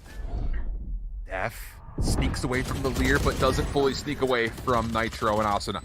So it's down to Aaron and Pure, playing from essentially the same angle. Pure is going to make sure the backside of this Viper's Pit stays safe, trusting that Aaron can handle anything that walks in from the front. And here comes 100 Thieves on the retake attempt. Pure around the back. Oh, Aaron's not going to find the first elimination, though, but Pure does find 2. Almost a chance for the 3rd. Ethan puts him down before things got too interesting. And 100 Thieves will win this 4th round, and that puts XSET in an absolutely miserable position economically. Indeed, it does. 100 Thieves are just crushing these rounds so far. Always staying a man ahead throughout every interaction. Closing down rounds with comfort. Asuna's above, 2 KDA, as well as just, 2 KPR. I mean, guys just popping. And another low bot comes up for XSET, as you were already kind of alluding to. There are daggers available for Pure. They're going to get a couple of Marshals. They did like a weird triple sniper setup yesterday as well. Yes, it's kind of yeah, odd. they did. And they're going to pull it out here sort of again with Pure with the daggers. Not quite a sniper, but, Nitro shutting down the long B option pretty heavily, though, at that Viper's Pit. But it seems like they're going to force through it anyway. Yeah, it seems that way. Aldron's gonna be the first thing through, but XSET have hit the brakes pretty quickly, so it looks like that integrity of the Viper's Pit will still hold strong. Meanwhile, you do have at least some poking and prodding from XSET mid-map, but it's really not allowing too much. There's so much utility being spent to clear out this Viper's Pit, and it does push Nitro back, but again, he can just walk right back in, reestablish the integrity, and now he's got help. Yep. And it's going to be hard to, like, do a lot up close when you're banking on a couple of marshals. I mean, I honestly don't understand it. On the one hand, I get it because it can tag people and then you finish them off with the Frenzy and the Spectre.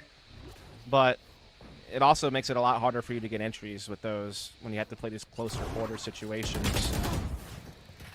Nitro, so slippery around this Viper's Pit. Enemy remaining. Steel's right there still with him. There will be a couple eliminations here, so a chance for Zekin to punish a little bit. Pico's shock dart well placed, finds a bit of chip damage onto Zekin. And this 1v3 is going to be pretty much just absent of any information for Zekin. He's just going to try to get a couple of kills, you have to feel like. He does have the spike, though. That is decent news. Yeah, but running out of time and doesn't really have a way to safely plan it. Vandal out, looking to see if anyone's going to peek, but 100 Thieves too disciplined for that. They will just hold steady. Again, no way for him to plant this safely. Just trying to hunt for frags, not going to find it. Ethan silences him. Now that he's hooded to the Omen, having a much better time of things. He's already had some impact of his own alongside Asuna. Everyone playing pretty well so far here for the 100T side of things. Def and Hiko yet to get off the board, but Hiko hasn't really been required, if we're honest, in this 5-0 lead from 100T. Back to buying, though, is going to be XSET. No operator for Pure, but plenty of rifles across the board. See what they want to come up with next. Looks like they're trying to go for something a little bit faster pace at A side. Problem is they're going to run into a stack. It almost seems. Yep. And they're going to run into an Asuna, who does have the Empress if needed. Eco's early recon bolt will come through. That's deleted, but it will still find some information. And as the Hunter's Fury will come out, Asuna's actually trying to force the issue forward. Doesn't love the look of it, and BCJ actually does convert first blood. But now Asuna in the Empress finds the first. Not going to be able to find more beyond this, but does get out of dodge, and Zekin will clear space with this showstopper. Opportunity here for XSET to get a plan. Oh, Seal's Lurk's been caught pretty early on here by BCJ. The battle still rages on, but at least XSET know what they're up against, and they have man advantage. Emperor's still alive here for Asuna as he's looking to try to poke and prod through the upper Raptors, clear out some space for his team to work in with. BCJ needs to keep his attention flush. Zekin on the corner. Information for Asuna to convert. Gets the dismiss. Steel on the back wins the elimination. No way. No way. Again? Surely not. Pure gonna find one. Has to respond to Asuna. Does. 1v1. Only 41 health for Steel. And Pure knows exactly where he's positioned. He can just wait for a toggle of the spike. Nanostorm's gonna push him back though. He can't necessarily challenge. Steel's gonna get this to halfway. Gonna try to stick. No. Fails off of it, but Pure goes to the high ground. And the clutch comes through for Pure. That's technically a 1v3 to get X out of the board. Yeah, that was a labored one, though. Steel did such a great job on that flank. I thought he was going to get preoccupied by BCJ and Aaron was going to catch him, but instead, not going to be the case. Pure matching Asuna's antics one better for a quad kill to get the victory. Even with 30 HP left, he plays it so smart in the end against Steel in the 1v1 and gets XSET on the board finally after quite the drought. Now they're going to be looking to pivot their focus early on to the long B side of things. It's going to be just Nitro here, but that Snakebite and Viper Wall are going to make it tough to crack this open early. And the pressure that we've seen from 100 Thieves throughout this play backside green has been constant. It's been almost every single round we've seen this exact same setup where you've got Nitro just looking for early point of contact. This time he's going to have a little bit of the Killjoy utility to try to keep him safe in case there is a play coming out towards yellow. But the clearance is successful. XSET has gained some room to play over towards B. Yeah, space has been gained, so first checkbox has been marked, but they still need to make progress onto a site. They do have Def kind of watching middle from behind, and they're even kind of doubling back now as they are seeing BCJ make a bit of progress onto the A side of things from Belt. They don't like what they see at A with the Killjoy utility, and with Nitro's orb, we're going to force them to take the K if they go for plant. So they will pivot back to A, and it's been left open. You know, 100 Thieves are looking to play retake there. Going to be a tough one, though. They do not have a lockdown. They don't have really any other else other than From the Shadows. Ethan going to use it for some intel, but he doesn't really spot anything. Oh, this is going to be 100 Thieves completely statuesque, still over towards the B site. 35 seconds. This execute, like you mentioned, probably going to be pretty free, but 100 Thieves starting to second-guess their setup just a touch, and now that the smokes and recon bolts come out, they will know that this is indeed going to be a play over towards it. Tough retake, though, without alts. Shock darts are decent. Second up top. Aaron lurking mid-map actually catches Nitro on the rotation. Paranoia comes through. The attempt from Rafters. Zekin could meet this. Dark cover comes out trying to deny him, but he gets elimination before the bloom comes out of the dark cover. Now Pure down low, but he gets caught out. Hiko and Ethan for 2. Ethan finds a double. Not again. 100 Thieves retake looking so potent. They're already going to go for a bit of a defuse. Aaron trying to stop this with a snake bite, but Hiko's gotten this to halfway. The take still has to be good here from XSET. They needed to continue with this, but the second snake bite very well could have done it. Steel's trying to soak through it, and it looks like he will successfully do just that. Defuse confirmed. Even though Aaron does clean things up with a 3-piece, 100 Thieves secure their 6th round. Indeed, they do, relying a lot on those snake bites to get the job done. Didn't quite happen. And good read from XSET early on. They put some good B pressure on. They forced the defense back. They denied them information. They found an empty A site because of that. So all, the things are going according to plan up until Ethan and company just kind of brute force their way through. And Steel able to get the defuse just in time there. And so that's another victory for 100T. Economic reset for XSET coming to this one. Only 2 rifles and a few pistols. So looking a little bit tough. Get out of my way. Whew. The blades will be there, and Steel actually reads a couple of calf muscles right through the middle of the map. So that's going to be some information that there very well could be this hit coming through mid. But Zekin, are you looking to go through tube for the first time? This is something we saw XSET attempt to do versus Sentinels a couple of times. And this time they are going to commit, looks like. Yeah, droning in. Zekin trying to find a way to maybe split this side if he can get into kitchen. But XSET are getting stuffed by some of this utility, including a dart there from Hiko. Shock dart also coming in. Pure tries to boost up top. Steel reads it like a book, though. Nitro collects the frag because of it. The Nanostorm's going to provide enough separation to make sure that Steel can stay safe. Nitro trying to contest the fight. Finds one, grabs a second. That's 3 in the round for him. Asuna on the flank shouldn't be able to have a problem with Zekin, but Nitro, how does he find the 4th and the 5th right there? I mean, they're on opposite sides of the B site. It's an absolute brilliant ace coming out of Nitro. Yeah, brilliant. A lot of help came in from Hiko and Steel to get him the reads he needed, but still he came with the frags when he was required, and he delivered, man. Beautiful ace, matching Asuna's of earlier.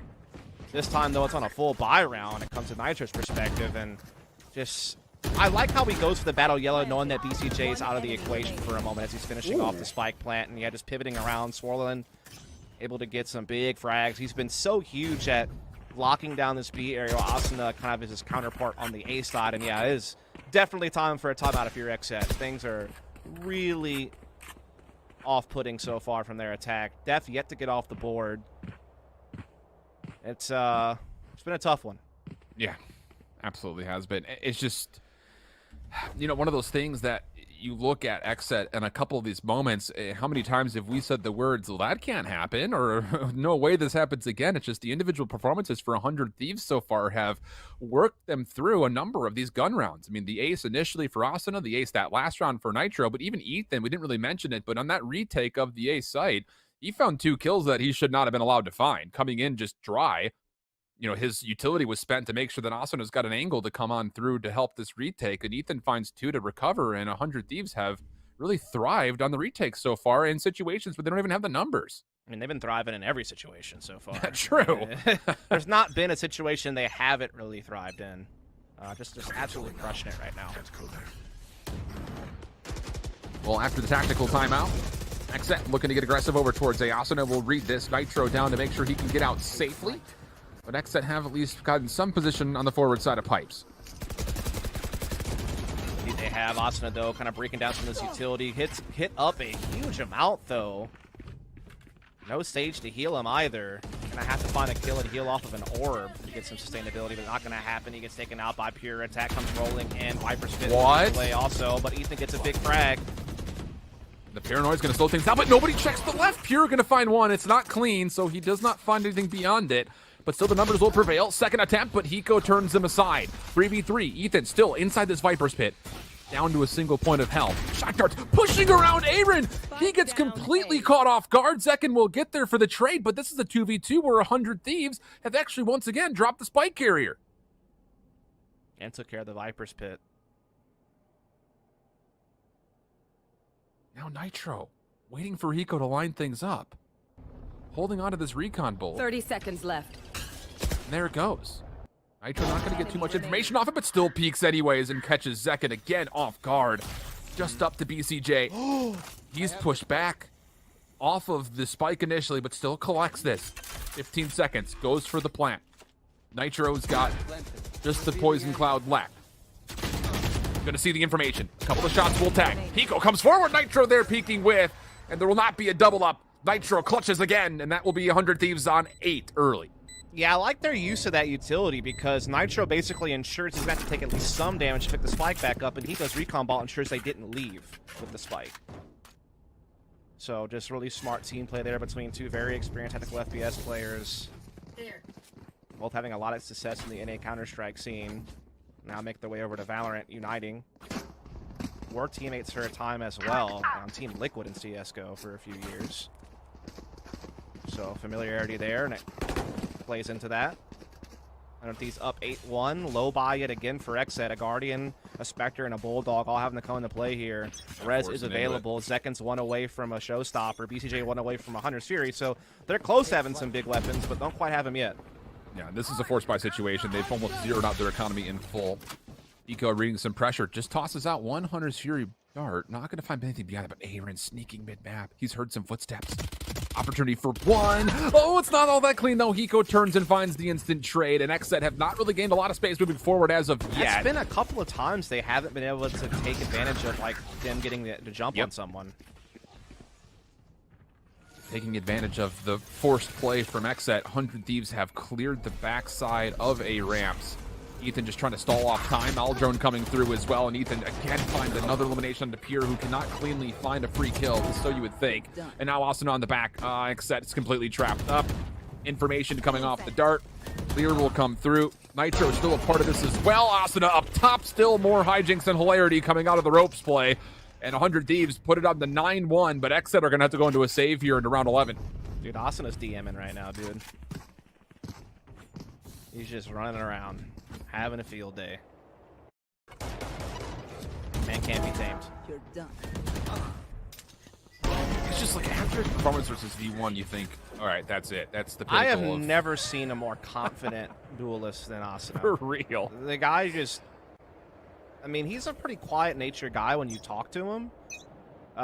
You know, very reserved. Not, like, introverted, but, you know, just kind of a reserved guy. And the guy just... His style of play, though, is completely opposed to that. Yeah. And also his mentality is great. I think one of his, like, coaches put out a quote where when he had that 48-kill game, he's like, well, I lost 24 duels, though. I mean, he's always looking to be better. Dude. Down B. Aggressive peak again. I have to beg your pardon. I thought the economy was a lot lower than it is actually for XSET. Their full loss bonus allows them to get a full purchase into play. But nobody can get through Asuna. Finally, it feels like Pierre is the only player who can deal with them. So now Aaron trying to work the spike forward, but 100 Thieves still holding on to yellow. And they're not letting it go. It's just down to Aaron now. Able to find Nitro, but this would be another 1v3 situation. Not going to find the elimination. And 100 Thieves through 11, up 10-1. And this has been absolute domination from start to finish from 100 Thieves defense. Oh, they're absolutely having their way with XSET right now. There's really no ifs, ands, or buts about it. There's really no other way to describe it. There's really nothing positive to pull away from XSET. I mean, they've had a couple of, I guess, 3-on-3, 2-on-2 type situations. They've forced a couple of retakes out of their opposition, but I mean, just nothing really to hold on to consistently. They look lost. They took a tactical timeout. Didn't get much from that. They just can't seem to break through. Even if they get some initial map control, they can't get those key duels they need. Or even when they get the jump, they can't capitalize. They get away with it sloppily. So they went out just in a 4-on-4 with still really no space gain. So it's just been a tough ride so far here for XSET. Take Kitchen coming through. Second, the first one forward. Steel trying to deal with this. Oh, able to find Pierre. Knives going to be unsuccessful. Second response, not just with one, but finds the second. And the spike will go down pretty quickly, but Hiko playing over through the Raptors, able to find one in response. So once again, 100 Thieves, even in some sticky situations, have done well. Asuna coming over towards the top. Def deals with him. And that very well could be the kill that may confirm a second round here for XSET. Ethan and Hiko trying to work this together. No paranoia, just a recon bolt, but Ethan has just walked on in towards the containers. Def would be the next one to contest, but Hiko deals with him. Opportunity now for 2v2. XSET playing this one safely through green. Hunter's Fury going to be in the play, and Aaron stops Hiko's initial charge. Aaron trying to stick for this, but has to dodge through snake bites and Hunter's Furies alike. Time now a problem. He finds the first elimination. Gonna have to try to stick for this, and BCJ will push him off. That will be the second round for XSET. Yeah, finally, at the end, they get one more through, but it hasn't come a little too late. Only 2 rounds the attacking side of Icebox. That's just not going to be enough, especially when you consider the fact that 100 Ds on Icebox, near 60% attack win rate. So, but the hard part, long yards are already accomplished defensively. I mean, it's not going to take them much, especially if they win pistol. And looking back at the round that they had, XSET, I mean, here against Sentinels, they only took 3 offensive rounds, but their defense kept them in the game as they found 8. They did start defensively, though, yesterday, so I believe they did at least. Regardless of that, I mean, this is going to have to be an immaculate display. It's really what I'm getting at here for XSET when it comes to the defense. So have to win the pistol if you want to have a chance at it, and then beyond that, perfection is required. Not looking good for them. That's an understatement. Well, we'll see. See if they can somehow put a stop to 100 Thieves. We're looking to just knock on the door of A. And, well, let's knock in more barrage. Through that. On the way in, BCJ trying to stay alive. Asuna trying to chase him down, but BCJ actually does get out of dodge. Nitro is not confirmed for the plant yet. Now he'll go to stick for it. And 100 Thieves looking to set up their post plant, largely just kind of in and around Raptors. They're not playing this one passively, and Pure's actually going to capitalize on a first blood. Opportunity to maybe clear some space off the paint shells for XSET, but I don't believe it actually fully got into the site. So that's not great news overall. Asuna up top, finds some damage, no kills. Ethan down low, looking to take place, finds one. Caught under the reload. Asuna comes to help out. And, well, Asuna comes to help out. I think that's pretty much where we can stop the phrase. 3v2. BCJ does find a couple of kills, but Hiko and Nitro are in really good spots to try to stop this. Yeah, shock dart's coming in just the right time. It's going to stop that diffuse. Maybe got halfway. Indeed it did, but just, I don't know about the time. Not going to be good. Matter. Yep. Jeez, dude. Good night, sweet prince. Pretty much. This is such a tone shift. Dude, for real. I was just about to say, I mean, there's not a lot you can look at here outside of maybe a couple of follies in the post plant from the first half for XSET and say, you know, they're just getting smacked by Asuna. That's really how this one's gone down. Yeah, well and truly getting clapped. Been one of the most one-sided games I've seen all stage long. Especially considering the context of where we're at in the bracket, what teams we have in front of us. Here, though. Nice first shot. Poison Cloud will actually be in a position to push him off this angle eventually. But the force buy, as you would imagine for XSET, if you want to win the game, it's the right call. Or even have a chance at winning the game. So it's double marshals, but a judge, a Spectre with the Sheriff. But Asuna on this rope. Dude, I have never seen somebody get so many kills off that rope through A. Yeah, he is feeling mega comfortable from that position, it seems, on both sides of the map. They have another 4-on-4 plant coming their way. Boombot comes in, not going to get there quick enough to stop the defuse, but it does get the pick on Ethan. And so now they have a 4-on-3 retake ahead of them. Maybe a chance here to make something happen. Well, opportunity, but you got to still get through all these rifles. Asuna gets a good read. Lear comes down. He does get tagged. Hiko down low. Good for one. Asuna helps with the second. BCJ trying to stick. Not even going to get it to halfway, I believe, as Hiko does get the elimination. Just down to Zekin and T, but still, regardless, 100 Thieves on 12, looking primed to take the map. Yeah, and that's just the power of being able to hold on to your shock darts and snake bites and, you know, confidently get the site and be able to play it back, no threat of a flank. You could just keep popping that utility on the spike and just make it almost impossible on top of the decay from the cloud to really ever safely get the defuse off. And I mean, they're just getting out-dueled man for man, like heavily. I mean, if you take a look at the scoreboard and you see the frag distribution differences, it is astounding how much better 100 Ds have played. And just, again, a completely different story to what we saw in Haven, which was just down to the wire. This will be the most one-sided victory 100 Ds have ever gotten over XSET by a large margin. Oh, for sure. Every other game, XSET got at least double digits. Just a perfect storm, it feels like. But how about this? A little bit of aggression through A. BCJ over towards the B side does well to find one. Aaron wants to deny the plan and hold on a second. XSET are absolutely running through this round, and it all starts with the play through A and BCJ hitting the Marshall shot. A confident round from XSET, a rare occasion. That's definitely their first flawless victory, I feel like, throughout this one. Oh, absolutely. There's only 3 victories to go off of. Yeah, pretty small sample size, and you do feel like that's going to be just like a faint whimper on the way out into the night. But see if they can build off of it. See if that's like the first step. It's going to be a huge ask, though, to win, what, 8 more in a row to force an overtime? That would be 9 more, excuse me. So 10 in a row total. This one should be an easy time, though. 100 Thieves, knowing that they have a lot of breathing room, we'll just take a save here. So very likely we'll see at least 1 more round after this. Looking to stay aggressive. Offensive toxic screen just coming right down the normal traditional spot over through A, but how about BCJ and Aaron also showing some aggression mid-map, and the kills, again, coming through very nicely. Even BCJ getting the reload off to find the headshot onto Steel. I mean, not much lost there for 100 Thieves, but the good news is a lot gained for XSET when it comes to helping build up the economy a little bit more safely. Oh, absolutely. Next big test for XSET comes here and now, as there should be a full buy available for 100 Thieves. Indeed. Op on this field for Def instead of Pure, so that he can anchor B side and they can have a more heavy A defense. I like that call. Yeah. They know they've had their struggles dealing with this fast A play of 100T, so reinforcing with the 3rd player in a Viper's Pit could be the answer. Looks like 100 Thieves are going to respect the play through Viper's Pit. Still looking to get over at least towards where the ultimate orb has been placed, but how you take this, I think, is the bigger question all in all. Especially with no ults. I mean, you have to just rely on base utility and just finding a pick, perhaps, which, I mean, they've been able to get those pretty easily off the back of Asuna. But yeah, definitely gets harder with the Viper's Pit. Pure finds one. Gonna grab the second as well, as Asuna was trying to double peek with Steel up top on the ropes.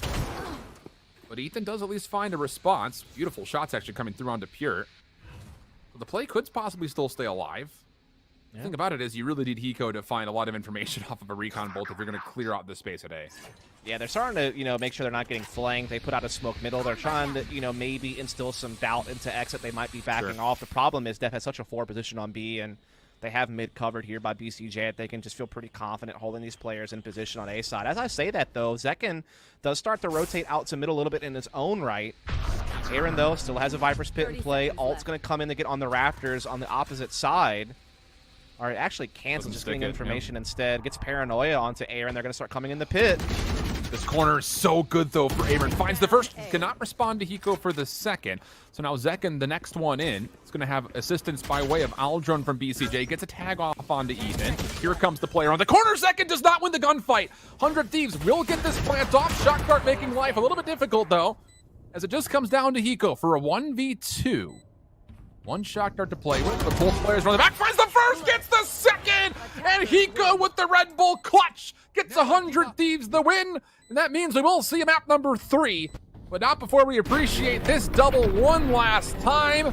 We'll send things to break, give you the breakdown, which is really just the Asuna show when we come back after this. Never give up. The snow.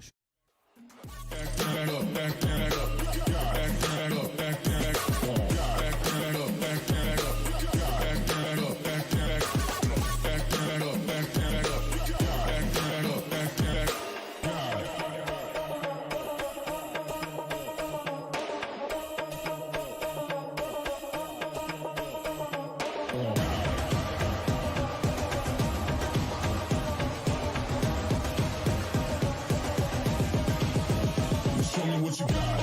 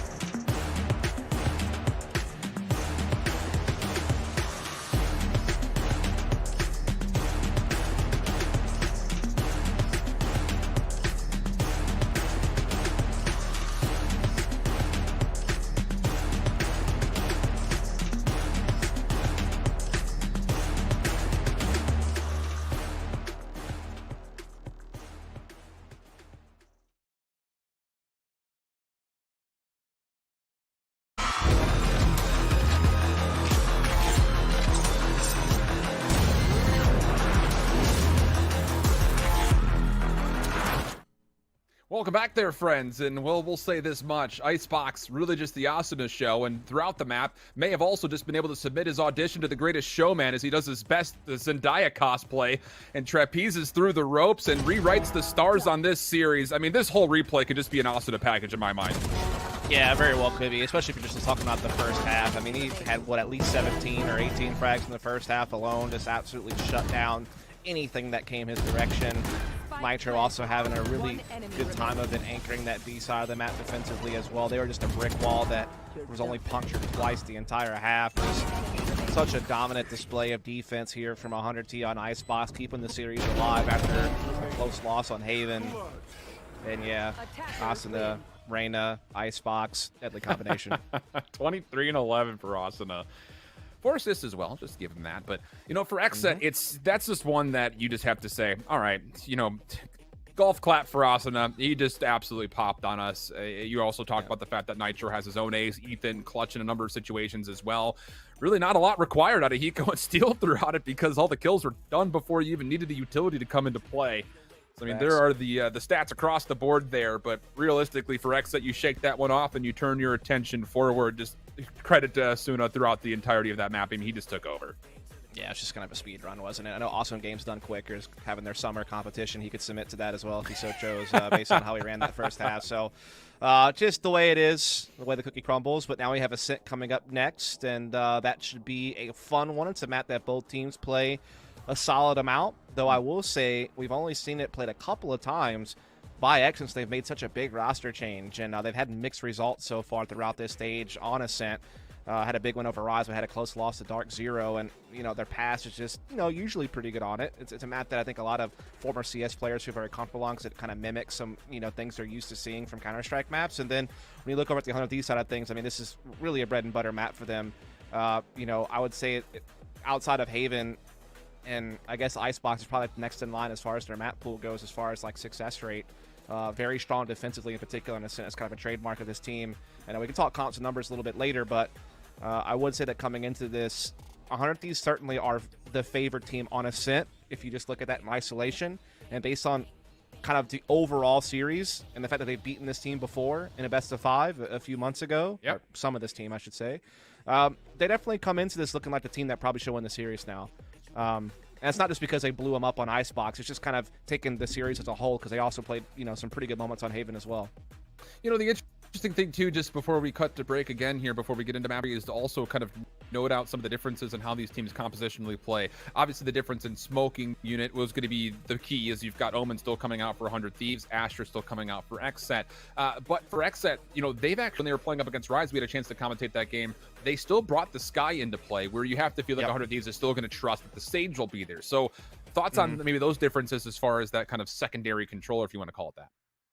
Yeah, I mean, I think that you probably pretty much nailed it spot on. Like, this is also that map that you're probably going to be seeing the Phoenix come out for Asuna as he continues his rotation of Duelist.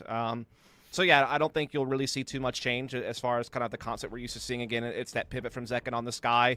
That was his first time playing Ascent with Sky against Rise, and it worked out really well. And obviously, he looked strong on Haven with Sky throughout several different games, particularly the 2 matches they just won against Sentinels and 100 Thieves. So I don't expect anything will really change too much. You had some different philosophies on an agent here and there, but other than that, again, I think 100 Thieves is looking like the favorite coming into this. But XSET, still a very powerful team, still could challenge here on Ascent. Very well could. Again, we're still dealing with our final 4 squads. This is our upper bracket finals. Winner, of course, makes it to the Grands. Loser will have to wait for the winner of Sentinels and Envy, which will be coming up immediately after this in the lower finals just beyond. So that's what the schedule looks like for today. Again, just not really much to break down for map number 2. So we'll send things off to another break. And when we come back, Agent Select should be ready to go for us on Ascent. Map 3 between XSET and 100 Thieves right after this.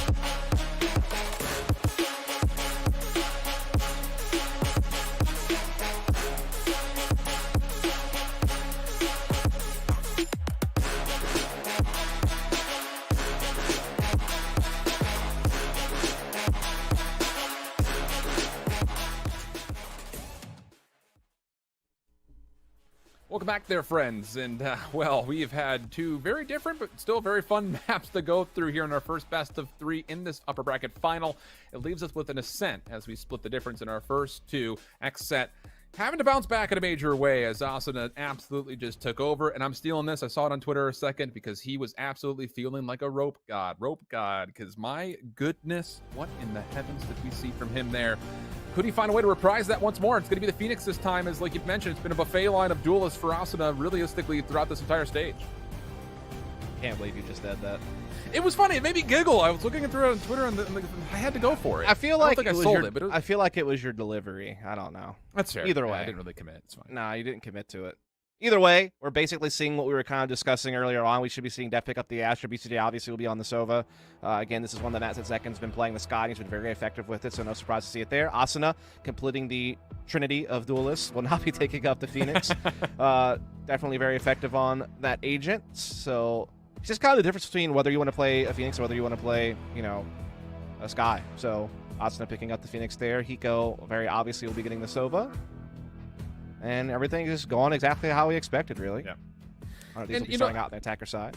The big thing here is I look at this from XSET's POV first and foremost, just because this Sky is not, I would say, a common pick, but we have seen how exactly XSET prefer to use this Sky, especially considering what we just came off of with the Haven. So it's interesting to think just to see them try to incorporate this on a more serious level. I think the Sky has always been very popular in other regions, particularly in Europe, but I feel like it's starting to pick up steam in the North American scene, and I don't know that's because it's going to be a mainstay in North America going forward as like the secondary duelist like flex type role for a team, or whether eventually teams are going to start using KO instead when that's available in Challengers too. True. I think for people like Zekin, stick with Sky. Feels very comfortable on it. I think Sky, overall, in my opinion, has more value than KO because I think that her Trailblazer is more powerful than the knife as far as gaining exact information rather than just kind of like, oh, they're in this area. You get numbers counts with the knife, but you can get exact intel with the Trailblazer. Yeah, I think KO's flashes are probably going to be easier to set up pop flashes and they're going to make it harder to dodge. But again, I just think that the Seekers and such is maybe just, I don't know, maybe owns a little bit more value. I think the Trailblazer in particular does. And the flashes obviously offset the same scouting that, you know, you could tell if someone's there or not, right? So it just depends on the player. But maybe someone like, you know, Ethan, for instance, who hasn't taken the Sky as much, can pivot to a KO. And that's going to be like your initiator that winds up, you know, reigning supreme in North America. Really hard to say. Obviously, time will tell as we prepare for Ascent to roll on forward. Again, 100 Thieves looking hot on Icebox and had a very good game on Haven as well. A very close result there. And now they come on to Ascent, another very powerful map for them, and see how they get the attack rolling. Yeah, and for XSET, you know, 7-2 in this map through stage 2 with a 63% win rate on the defense. So they will be starting on their favored side, but look how quickly 100 Thieves have taken the middle. They've also read that second, will be rotating over from the backside archway. Hot Hands will deny any space, and now Asuna the first one forward. Def, the contestant in the backside arches. BCJ done well to find one elimination, comes forward, trying to find a double peek with Def, and they do confirm a 2-for-1 exchange. Yeah, pretty solid hold here from XSET, all things considered, on how fast some of these were able to get up middle and how they were able to clear a way into the side itself. But Def still holds firm in the back. Zekin has been caught, though. Numbers are now going to be equalized, and Def gets taken down with the shock rods. Great utility uses from Hiko. Back to a 2-on-2, but a spike will go down. Deal. Takes care of the sentry turret without much cause for concern. Pure, though, has gained entry through the staircase. Sees Hiko, no problem there. Steal, though. It's the first headshot off. Sentry turret comes right back into play. 3 shots on the Sheriff. Gets the fight, but Pure wins the battle. And just barely able to take care of the sentry turret before it was going to maybe get things a little bit too dicey, and Pure gets the defeat. That was actually a little bit closer than I would have thought based on the turret exchanging, and the Sheriff obviously packing a little bit of a wallop there. Very tight round, but Pure does come out on top when it's all said and done. Spike Plant going to give 100 Thieves a couple of options here, whether they want to be conservative or buy up a little bit. Wouldn't be shocked to see either result, but I feel like they want to get the full buy as quickly as they can and have all their utility for one of their patented set pieces, so it seems like they'll go the more conservative option. Of course, as soon as I say that, they buy some Spectres, so what do I know? I'm just the guy on a mic, just, you know, no different than anyone else. No. Right here. It's just I'm really curious to see how 100 Thieves want to try to utilize this. Early guiding light going to come through. not really used to much avail outside of getting the sentry down. Asuna will deal with it. Also, the nano swarm comes into play. So a lot of utility spent here from XSET early. I have to say, XSET at least now have a read, though, that 100 Thieves have bought Spectres after hearing it rattle off to destroy that turret. So at least they know what they're up against as far as buying power from 100 Thieves. As 100 T haven't really been able to get any mid control just yet. They still have presence, obviously, towards A lobby. They're still watching for a B push, which, again, we are seeing a little bit of aggression from XSET in that direction. More holding a forward angle, though, than actually pushing through. Still going to get healed up there. 100 Thieves just kind of waiting it out. I mean, they really still have several different options here. Just up to them where they want to choose to go. Looks like they're going to rotate that spike through spawn. They do have the wall available to help them get a take, but with this aggression at B lobby and with, you know, Pura holding this angle at middle, it's going to be tough for 100 Thieves to gain much ground without being detected. Well, look at the bait coming out from Hiko and Asuna. Utility being spent to try to rotate the defense away, and so Pure's not going to have an angle on this mid-cross. BCJ nearly reveals himself to Nitro as well, but here comes the take. Defensively, it's just going to be on Def, playing on top of the site. Has to guess corners. Here comes the play. Here's the first one drop. Finds elimination. That's the spike carrier down. Aaron, meanwhile, mid-map also finds more than that, and Def has not alleviated this site whatsoever. No vacancies here whatsoever. And now it's just down to the last two members for 100 Thieves trying to recollect this spike. Yeah, that pressure on A from Hiko and Asuna did enough to pull off the aggression in B lobby, but not enough to draw a full-out rotation. They would have needed to follow it up with the pick or actually get a little bit of forward progression on the side itself to really sell it. Def was always still sitting inside the site, just in case. And he wound up being correct in his decision. As he's able to get the spike down very early on and just kind of hold his ground for a couple more. And so the buy up here from 100T winds up not being so fruitful. 2-0 now for XSET, and pistols only now for 100 Thieves coming into round number 3.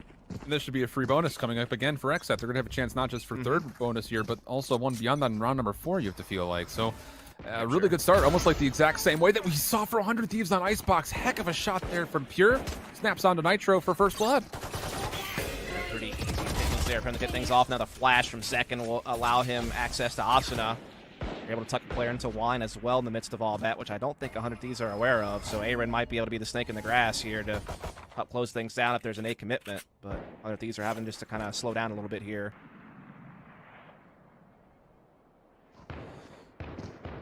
Ethan is going to take a jump peek. Oh, now they'll know Aaron here, but again, the double peek is so good. Flash will come around the corner. Also the gravity well. Free kill onto Ethan. No problem. Nowhere to go. Steel, meanwhile, mid-map has at least found one elimination, but he's going to be tested here. Going to need to hit a couple of headshots and little shoulder bait for Aaron to take the easy kill. XSET find their third very comfortably. And there's like kind of another buff, like, you know, being able to not have to, you know, keep the bird out to pop it. You can pull out your weapon, so it forces Ethan to respect that a flash could be popping any moment. It allows Ethan to keep his gun out and just run him down. While Ethan's trying to dodge the flash, it never needs to go off. So neat little interaction that Sky's now capable of with the recent changes in the patch 3. But now we're full buy versus full buy. Pure going to have the operator, Deft and Aaron and Zek, and also sticking onto the Spectres, kind of keeping the bonus going. Looks like we're going to see some mid presence early here from 100T. Here's operator is going to be watching these doors through the mid connector. That's going to be the attempt once this recon bolt does expire. Zek in mid, over through Cubby. Going to have assistance again by way of Def's utility, but no instance of any point of contact yet.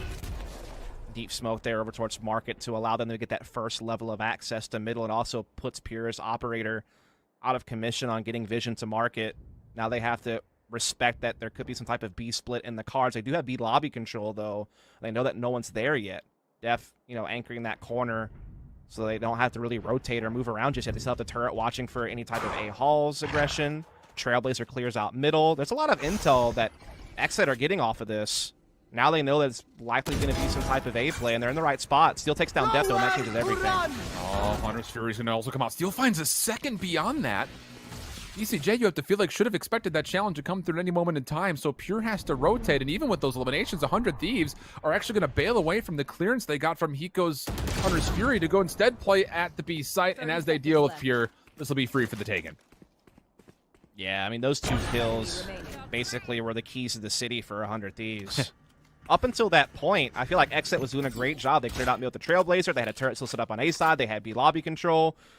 But one still gets those 2 kills at B, all of a sudden it breaks up that defense that was in place towards middle and A side for XSET, and Gives 100T access to that B site, and now they're going to get a victory here. Pretty clean. They won't lose a single player on the round, it seems. Unless Aaron's able to get some type of exit here, but seems unlikely. Thompson's going to get a read. Does get the frag, but that's just going to be a small prize at the end of the day. Just make it as punishing as possible here for your Aaron. That's the only goal. Everything's being watched, and there's really not an angle that he can peek freely. And there it is. Steel will find 4 in the round, and it all starts with a double that he gets through B main. Retrieves the operator as kind of a little bit of a bonus here for 100 Thieves to get things going on their offense.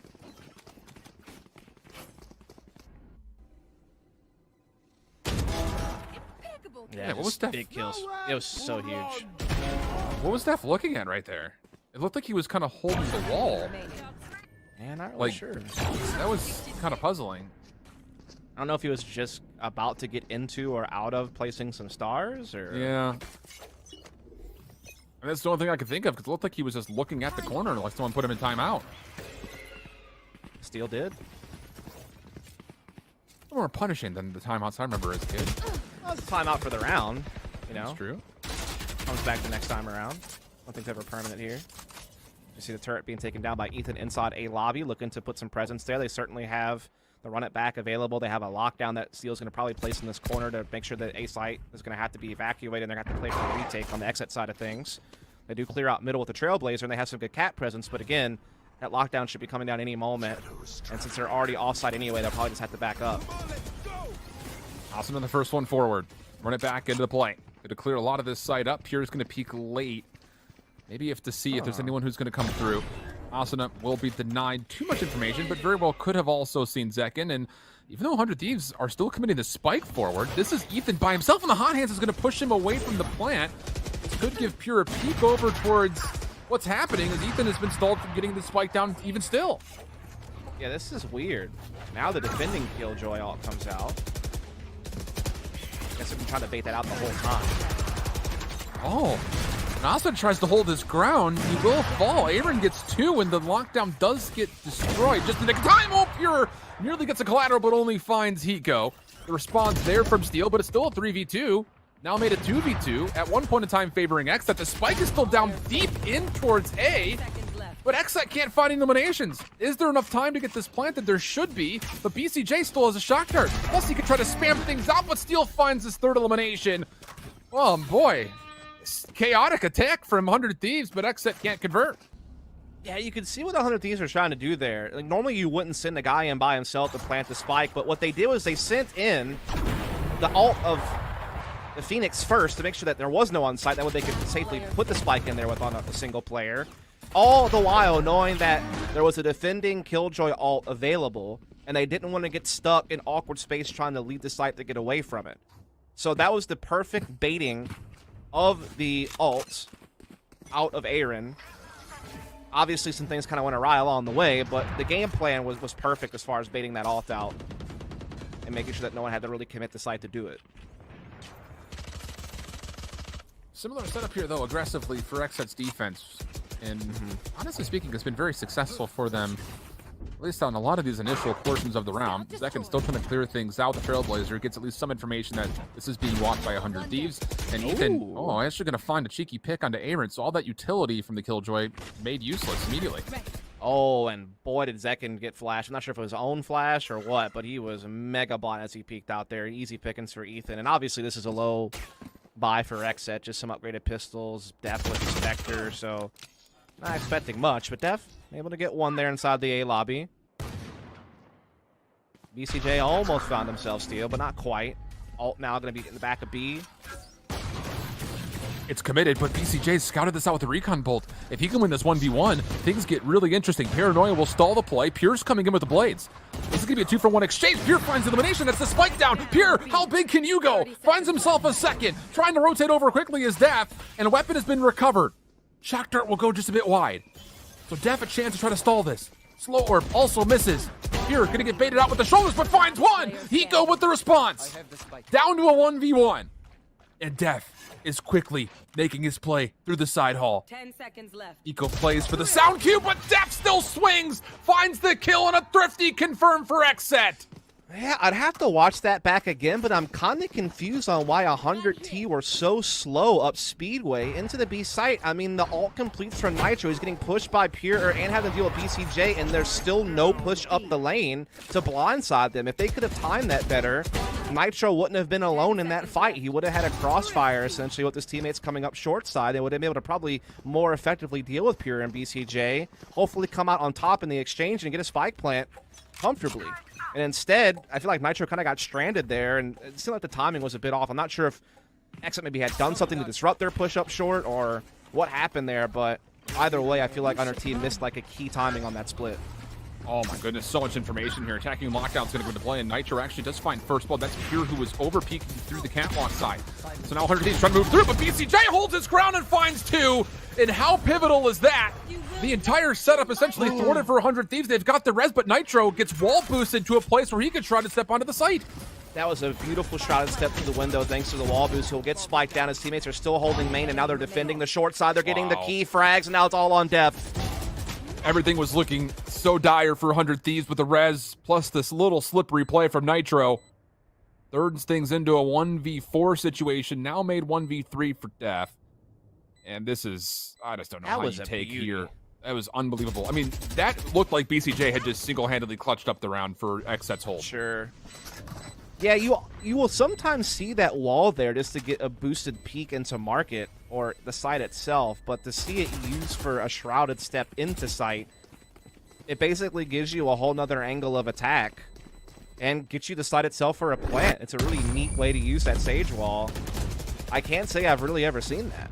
Yeah, and I mean, beyond that, not only was it cool to see, but how necessary was it? Because BCJ's first two kills essentially means the lockdown is negated, but the fact that they do still find a way to get on the site is so huge. It takes the full focus off that choke point, right? Yeah. It kind of alleviates a little bit of the pressure. It's a release valve in dope. many ways. And this time it was timed better because his teammates were able to get up lane quicker to where it was like a true crossfire established on site from the backside and the short push. So kind of correcting the wrong of the previous round, their timing a little bit, and battling through some tough odds and getting themselves a victory. Big one at that. Zekin cannot afford this round, so he'll just be on a Sheriff. Still has full utility to play with, though. And you can see 100 Thieves. They know that this early utility play from XSET is difficult to deal with. They try to bait out some abilities just by toggling the ultimate orb from Asuna to try to get his run it back. But everything will stay neutral for now. Yep. Asuna one away from having that run it back. Hunter's Fury available also. Steal. Oh, a missed shot from Pure. That's going to be very costly. Gets the 5-on-4 to 100T. With still a lot of time left, Asuna clears out line. Now he can run it back into a site. He has to worry about these nano swarms a little bit here, but still trying to get some space. Great wall boost here from Ethan, but it gets caught by Aaron. Lost the Nova Pulse as well. How good was that utility from Def and Aaron? Now the Hunter's Fury are going to try to come through, but Nitro doubled through mid, just down to BCJ. Trying to spam in while he gets caught in response. Steel kind of tagging him up. BCJ trying to force the issue. Does find Steel caught on a reload, so at least one weapon will be collected here, but this will be another round that 100 Thieves should be able to take. Cool catch from Aaron, though, man. Yeah. That wall boost is something that Nitro made very popular at First Strike with 100 Thieves. It's kind of the first time we really saw that wall boost being used to peek over the archway smoke of main and get vision onto the A side itself. Aaron able to shut that down and also kind of cancel out the ult of Asuna. But 100 Thieves with such a powerful follow-up certainly helped that Seal was able to catch that frag at B side, which made it a little bit harder for XSET to rotate to reinforce A side. Just good, efficient trading from 100 Thieves through and through. Get themselves a tie situation now in map 3. Again, playoff spot secured, but a spot in the grand finals in the lion's share of the $50,000 prize pool on the line here. $20K for first place, and we'll be one step closer to securing the bag if you're able to get the victory here and avoid that lower bracket final taking place later on this evening. Sentinels Envy still to come after this one, just to kind of give you in mind of what the schedule will look like, but we'll go back and check this replay. And this shot from Pure, oof, just off the left hip. Oh, I mean, that is a pixel. It looks like he's hitting whatever is hanging off of the belt buckle of the Killjoy. And that kill actually means a lot because it does. I mean, we didn't really get a chance to comment on it, but BCJ has to rotate back over to try to help the B side in case there's a hit there. So without that Hunter's Fury being in play, there's really no way that XSET can help out outside of just the initial kill that we saw coming from Aaron. Now, good thing for XSET coming into this is they're going to have a lot of ults in play. They have the lockdown, they have a Hunter's Fury, they have Cosmic Divide. There's nothing to counter that from the Hunter T side of things. They've already used their Hunter's Fury, so no way for Hiko to shut down the lockdown. And it means that 100 Thieves may have to do something very similar to what you saw a few rounds ago, where they had to kind of like do a solo mission with the Spike Planner just to bait out the lockdown to avoid it being a problem.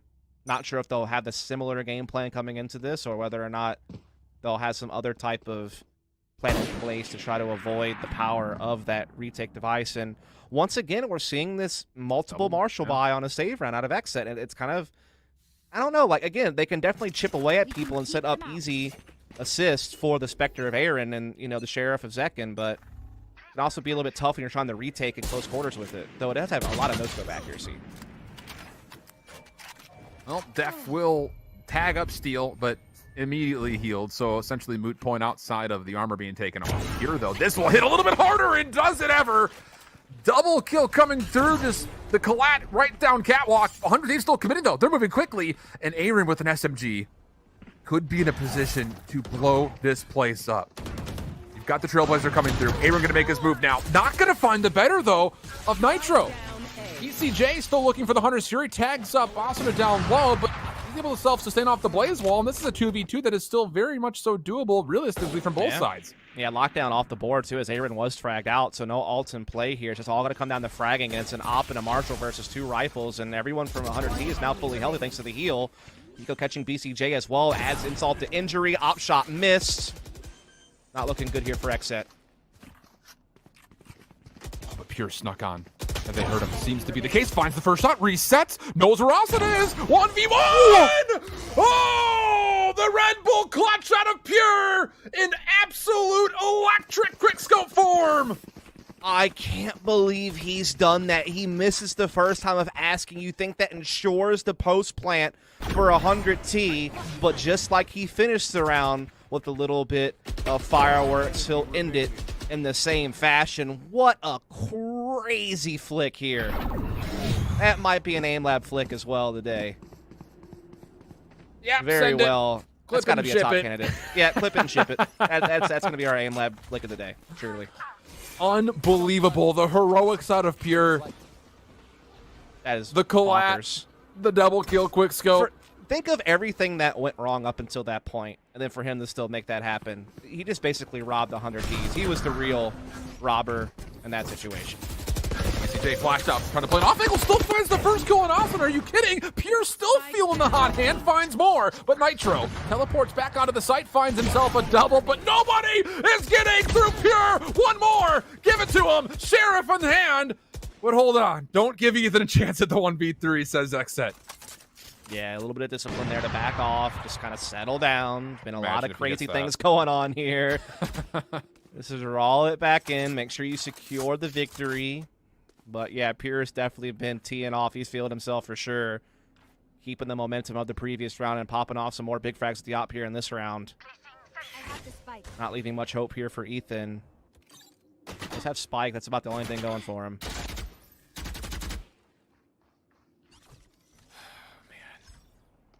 30 seconds left. Do it, Pierre. Give him another 4. He's seen the ponytail walk by. Did he? Rotation. Yeah, he did, for sure. Seconds on the rotation over. And yeah, Pierre's watching this back staircase. Bang. No problem. 4 for Pierre again. Unreal stuff. The plays, man. Just what a crazy set of rounds from Pierre. Single-handedly shutting down 100 Thieves twice. Without these op shots, I mean, I think these last 2 rounds go to 100 Thieves based off of outpositioning their opponents. And yeah, I mean, like they outposition their opponents both rounds, yet it's just, oh, nah, Pierre is there with an op, so donezo. So well done. Again, he's been one of the best performers in this tournament so far. And now it's a little bit of a tougher time here for 100 T having to go to a couple of Spectres, a couple of pistols. Only the Phantom for Ethan. Oh, no. All right, well, Pierce pushed back. That's actually lockdown earned. Steel's going to place this immediately. So XSET are going to be tested here. You have the chance to respond with one of their own. BCJ spamming through the nebula does eventually confirm Asuna. Nitro again, this same wall shrouded step play to get some control of the site. I love it.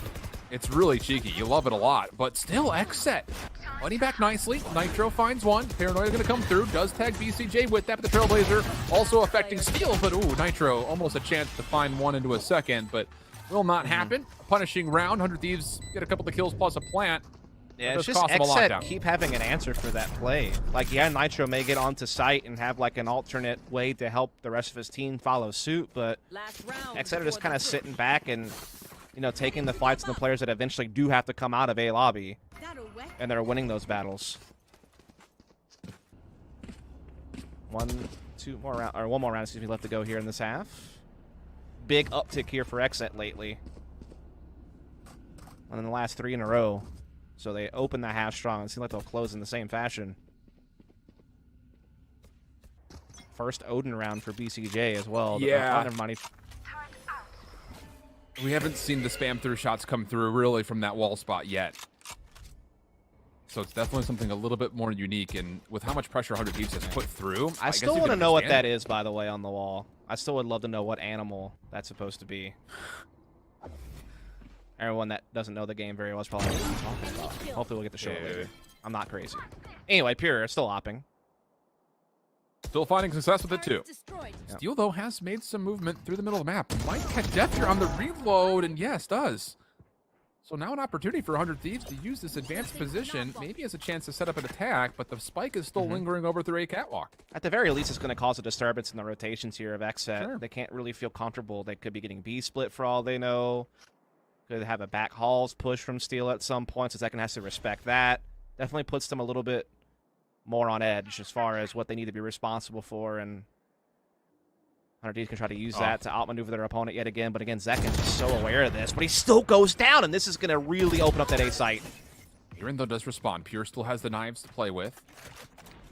30 And a seconds shout out left. to the alarm bot picture-in-picture just to know essentially how XSET will have to rotate. Defending lockdown coming through. Slow orb going to be a big deterrent for Pure. Still gets away from this. Spike is down. There is no response for this lockdown, so Nitro's going to have to try to alleviate the site, and will be able to do so. Aaron trying to get very quickly through the side door. Pure up top, pushed back by a shock dart. Ethan in a corner, going to get help from Nitro on the cross. Now it's just focusing up towards heaven, and there are the kills. Clean they fall, and 100 Thieves able to put together 5 from their offensive half. And not a bad set of rounds, especially considering the fact that 100 T's bread and butter on this map really is the defense. Not a bad offense, but their defense on a set is near 65% success rate, so I feel pretty good about how things are going, especially considering that XSET's attacking win rate this year on a Sen is 49%. So definitely having their struggles on the attack. Had a pretty good attacking side against Rise. Get a big victory there just a couple of days ago, but has been a problem for them in the past. I think what's not a problem is Pure is opping. Well, not a problem if you're an XSET fan. Big problem if you're 100 Thieves. Sure. All about perspective on that one, I suppose. Absolutely. Bias caster, what the? Always. Cue the Reddit threads. Enemy mark. Heavy stack utility here defensively for 100 Thieves. Right on this entry doorway over into A. Owl drone for BCJ, who is carrying the spike. We'll see not much of anything, to be fair. We'll tag to know where the sentry drone is placed, but you have Def once again lurking pretty aggressive through the middle of the map. Yep. Getting a lot of space and opening up alternate routes, maybe causing some rotations. There's still so much Killjoy utility, though, set up on this A site that they're going to have to get through somehow. Uh-oh. Paranoia through main. There's all the nanoswarms coming through. Everyone takes so much damage, including an elimination. Oh, it all just came right into the jaws of the defense of 100 Thieves. And Steel happy just to hit the E key a couple of times to get himself a free kill, but the play is still alive. BCJ, good damage, finds himself a double. And Death has never revealed his position. 1v2 from behind. Spike is down, but is quickly coming on to Ethan, who knows that there's a play from behind too. They've read it, they deal with it, and 100 Thieves take the pistol. Yeah, really well handled by 100 Thieves through and through. Yeah, they lost some mid control, and they had to deal with the threat of a backstab, but the Nano Swarm shut down the A attack and gives them the flexibility to then focus up on that backstab later. I mean, just crush between the Nano Swarm and the pistol work. Last player standing. Nice attempt from BCJ there, but not enough, unfortunately. No force by either for XSET not getting the plan off. They'll just go into a couple of frenzies and a sheriff. 100 Thieves, you'd love to just be able to win this round cleanly. Get that early advantage that you were able to find during Icebox. That's the animal that you're talking about. Yeah, I don't know. What is that? I have... What? Get absolutely wrecked. Standing ahead. Imagine. Steel's fuming. I'm fuming for Steel. Are you kidding me, BCJ? Yeah. Can't blame you. Oh my god. What So a now shot. it's just on to Nitro and Hiko to hold this. Cloudburst comes through, but just a little bit too late. Nitro, good first kill. Guiding Light comes out. Hiko deals with one, nearly gets a second. The second flash there. Second capitalizes, and the site has been taken by XSET. Oh my goodness. Def also cutting off these rotations back. Halls, never mind. He got caught. Did get a read on it, though. And Pure is low on health, so still a way back into this for 100T. Oh my gosh, Pure. Last Avoids the player flash. standing. Sees the head. Not going to happen. Firepower is too strong for 100 Thieves. It's not clean, though. XSET able to not find a at handful all. of eliminations, and beyond that also get the plants. So 100 Thieves, sure, you're able to find some success, but this is going to be an advantage going into the third round here for XSET without question.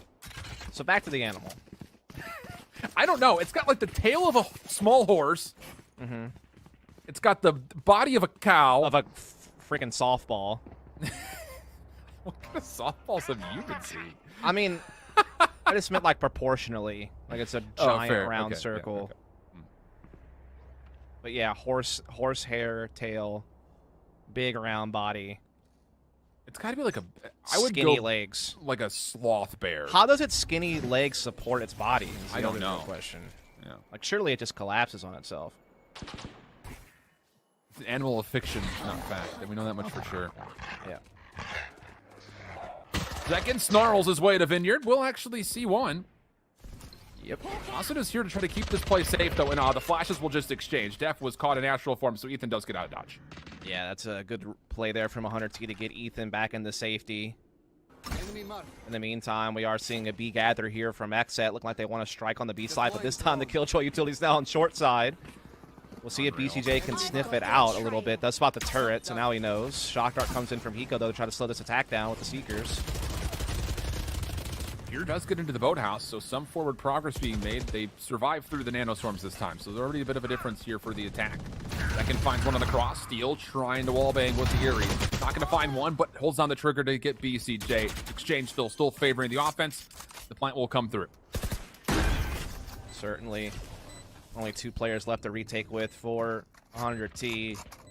One of which is just a Spectre here, and now that's even gone. It's all on Hiko. And Def, that late lurk through middle yet again. This time it's successful to shut down the round. Now XSET up 8-7 and starting to get their groove here on the attacking side. BCJ having a much better time of things as well. Oh, for sure. Really big turnaround since Haven. Pure obviously popping off. Big opportunity here for XSET. This will likely be 9 for them. Sure. Should be. And an opportunity, realistically, if they could do this cleanly, to really earn up some ultimates going into what would eventually be rounds 17. You're going to be tested initially, but there's plenty of help here to find the first 2 kills, no problem. Ultimate Orb also earned up by Zekit, and then Def just spamming from that high ground on the wall, able to take down Nitro as well. So 100 Thieves caught in 2v5. No weaponry really to play of, and this should be a pretty free round here for XSET. You would certainly think so. Right there. 2 defenders are in the right place, I guess you could say, but other than that, they have really nothing to work with. Enemy remaining. And now Aaron will finish the job. So 9-7 is the score.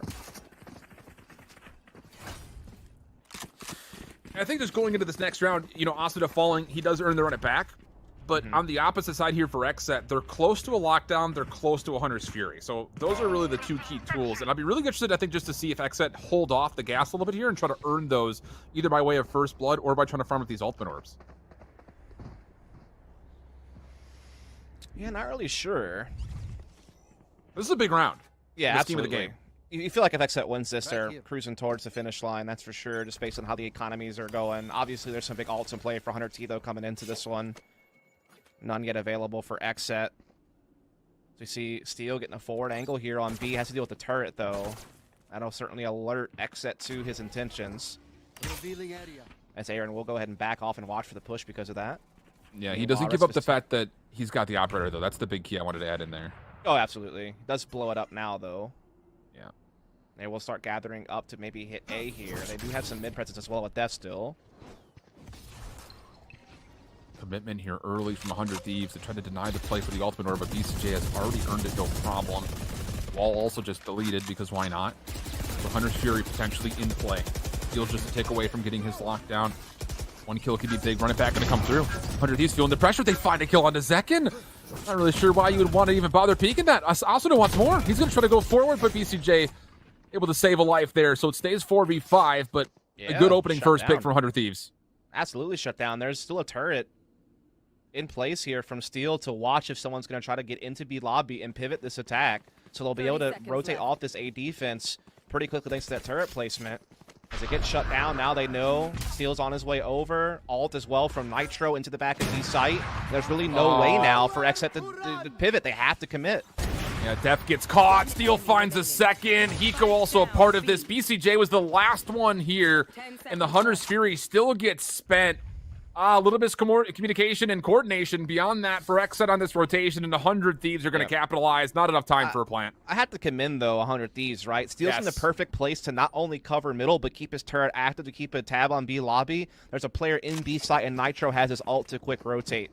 And once you're coming down to that last 20 seconds, and you're committing to the pivot to B, and Nitro shows up here, all of a sudden you go from a 3-man A-stack defense to a B 3-man stack defense in basically the blink of an eye.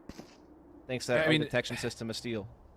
If XSET waits an extra second and a half, you don't want to because you want to get control of the site, but BCJ's not near that play. You need that Hunter's Fury to clear out the archway, which is where it was sent out, but the kills had already come through for 100 Thieves defense. It's just a small mistiming. Yes, absolutely. And also just a well-designed round from 100T defensively. Agreed. Getting that aggression off with the ult of Asuna, getting a pick because of it. Rotating very efficiently. And so now they're right on the heels of their opponent. Could very easily work towards a tie here. Steel still has a lockdown for a retake available. Cosmic Divide there for Def to block off Market and back Halls if they want to go for the B attack. Also could use it to challenge middle. Aldrin's going to go out and scout out the A site. That's denied pretty much instantly. Star placements to follow, just trying to keep 100 Thieves honest on this A defense, but Steel's still feeling very confident, very comfortable. Over here, man, sticks the angle, tries to find a timing, not going to find the elimination. Cosmic Divide is going to come down, Nanostorm to gain some space, and a lockdown even beyond that. Steel's going to hit this. It's used essentially in synchronicity with the attack getting locked down as well, so it's going to be down to who wants to commit to this, and it looks like XSET are going to kind of tail turn. Steel spins his lockdown to kill the opposing lockdown and their Cosmic Divide. So pretty nice one ult traded for two, basically. Nitro's Paranoia gives Asuna a chance to hold this in simultaneous fashion. 1-for-1 initially. Ethan up top, trying to get a play in, but the kills are still looking really good. Aaron's able to find a double. Pure's going to stick for the plant, and now it's just on to Ethan and Steel to try to recover this 2v2. Look at Ethan having all the elevation options now as well. With the SWAT, he'll avoid the Nanoswarm because of it also. So, I mean, this is just a beautiful use of Ethan's barrier.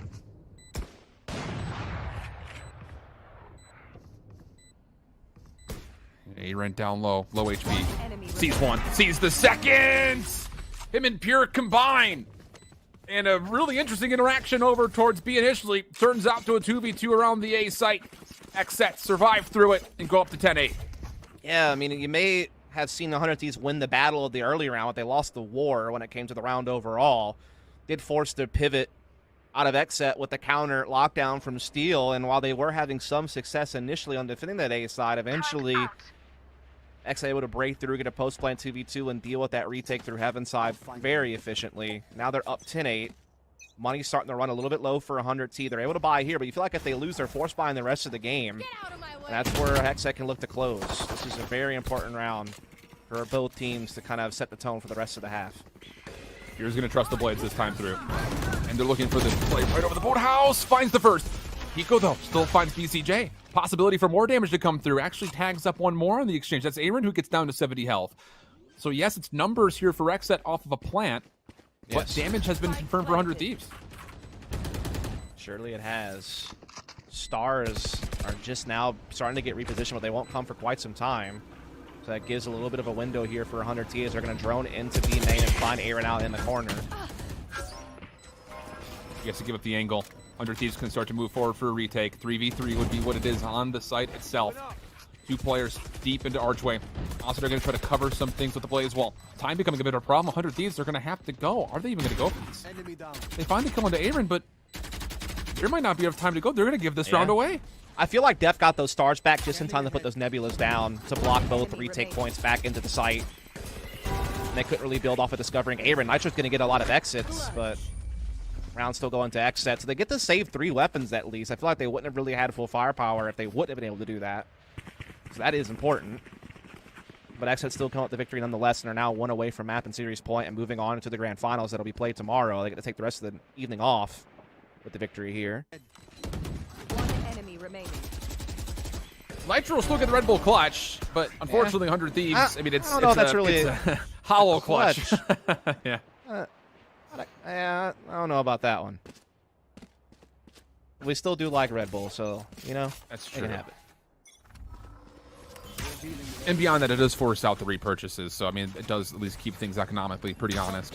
Although, you still have Steel onto an SMG with Ethan this round. AR's the rest of the way through for 100 Thieves defensively. And one of the first times we'll see XSET try to get early play through Tree. Seeker's going to be used to try to take this. And he is going to start creating some space over towards tree position. Asuna, though, able to just hold form with the slow orb of Ethan to just keep shutting this down. Blaze wall up as well. They just cannot break through. They're going to be forced to back off into middle. Well, there's an alarm bot waiting for them, and Hiko is on the site. Does he know that it's just this one-dimensional hit, though? They have an opportunity. Cloudburst going to deny the space. And Hiko just backs away, wants to wait for help. Spike will get down, though, freely because of this, so still a chance. You have to keep in mind that Nitro did try to step away from the play at A. He's behind the middle motion of the map here. And a chance where he might be able to find point of contact with Aaron. Aaron has no idea. Retake looking pretty solid for 100 Thieves. Nitro going to rejoin the action here through mid-market. You're trying to hold the alleyway. Now it's just down to Def. Holding through logs. Nitro steps on his head. Gets the first kill. Finds the second. This is still doable. Asuna trying to hold. Things will come down to see where the spike is placed, but it's not in the position that I think he thinks it is. Yeah. So you just stick for it, and 100 Thieves get their 9th round because of it. Not a bad drive from Def, all things considered. Gets a few kills on his way out, so making that round expensive for 100T, having to keep them rebuying, which is going to keep their money low, and means that if XSET can get a victory here soon, 100 of these would not be left with much to purchase with when XSET go for the victory in the following round. So definitely still having a lot of impact there, which could come into fruition if they're able to get themselves to map and series point here and now. Is a res available for Ethan as well as the From the Shadows available for Nitro. Def with the Cosmic Divide available to either fake a B hit or use it to actually block off market and back halls and go for the B hit later in the round. Look at the aggression from 100 Thieves. They're not stopping. Curveball's going to come through. Slow orb will dissipate, and 100 Thieves are happy with the take of B main. They'll just back away from now. Yeah, just denying that early orb control. Taking that back.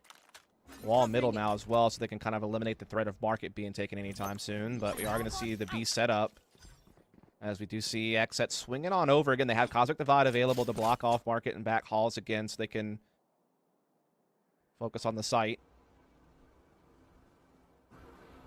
Trying to get a little bit of mid-presence with this Owl drone. Also maybe going to clear out tree position a bit and maybe kind of fake that they might be looking to ace. But there is no intel for 100T on the A side right now. They're stacked up there with 3 players as well. Yeah, a guiding light was also thrown as if to insinuate that XSET is clearing out A main, and this wall's not going to give much information either to 100 Thieves. It just cuts right down the middle. It does block off the rotation, and there's the read. Nitro uses it from the shadows to see how many players are coming through B main. So 2 players defensively for 100 Thieves in the back of the site. Hiko's got no utility to play with, and a lot of the stage utility also has been spent, so it's going to be down to the vanilla gunplay. Asano coming in from behind, finds one, but not a second. Trade's pretty even. Hiko down to 11 HP, not able to stay alive, and a 3v2 will unfold as XSET plants. Yeah, I'm surprised they didn't rotate faster after Nitro used his ult inside B lobby and saw that many players. They still held 2 at back in heaven, which allowed XSET to have a good numbers advantage on B side to take. And now they have the lockdown to help secure against the retake. You can see it's pressuring 100 Thieves to go for it here now, and they'll lose their battles, and that's it. XSET at map and series point, and 100 Thieves' money is well and truly drained at this point. I feel like I don't think they're going to have that much buying power coming to this. I couldn't imagine they do. No chance. Not after winning a couple of rounds and then losing all their weapons, having to rebuy 5 of them, and now they're on their round first loss bonus. Yeah, look at this. Yeah. Bro. This is devastating. I really am shocked they didn't rotate faster after Nitro popped the ult.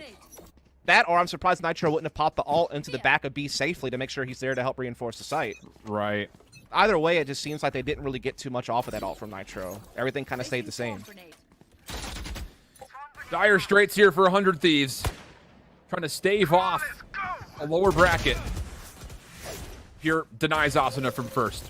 Anything coming through. So, Wall will be there to make sure that Asuna can stay safe, but the middle of the map is swarming with red arrows. Yeah, it's going to be so tough for 100T. Yeah, if they can win this round, they'll be back onto weapons for the rest of Force for the overtime, but that's a big step you have to take against a XSET team that's been playing really sharp so far here. Aggression here from 100T at A lobby, but there's players waiting for it. That's the only AR for 100 Thieves down. Paranoid's going to come through. Nitro will recover it, and Ethan actually finds a headshot.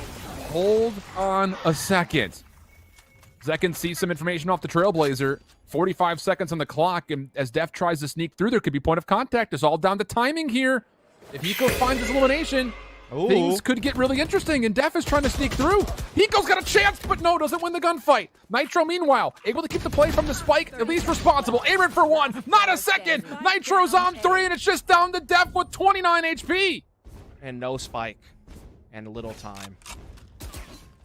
It's looking like 100 Thieves have actually done it.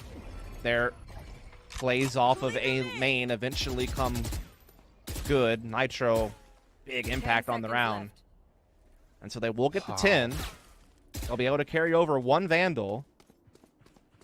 Not sure if they'll find anything else. I don't think there's anything else to find unless Def dies here.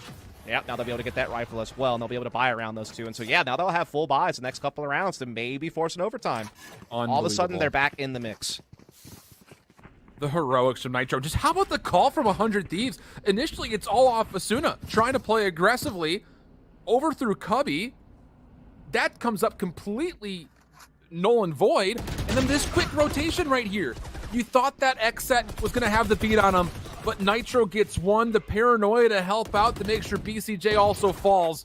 And then from there, it's just the Nitro show. 30 seconds left. Last Yeah, beautiful stuff. D. And look at this. It forces a tough situation of XSET. I mean, Zekin does not really have the money to buy here. Pura could drop him and use the daggers, I suppose. There is definitely enough money for Aaron and Def to full buy. Yeah. But then it puts BCJ in a tough spot. Yep. So I'm trying to... I wonder if the thought here is to, like... Is the thought to maybe kind of lower buy here to make sure you get full buy for last? Like, maybe you go, like, more Spectre Bulldog-y? I don't know. It's a tough call. Like, Pure obviously can just dagger up. But yeah, outside of that, I don't know what you're going to do around it. Again, there's definitely plenty of money for Aaron and company to get the Phantoms if they want. But yeah, BCJ's going to have to settle for a Sheriff. Pure, I think, did drop Zekin a Phantom, and again, he's going to have daggers. So yeah, I mean, close to a full buy. It's just BCJ is kind of left out there. Yeah, this is going to be one of those that he's just going to have to just be the utility master, and if someone falls, you quickly try to recover. On the opposite side, though, 100 Thieves, it really is just a couple of rifles, so, yeah, okay. Wow.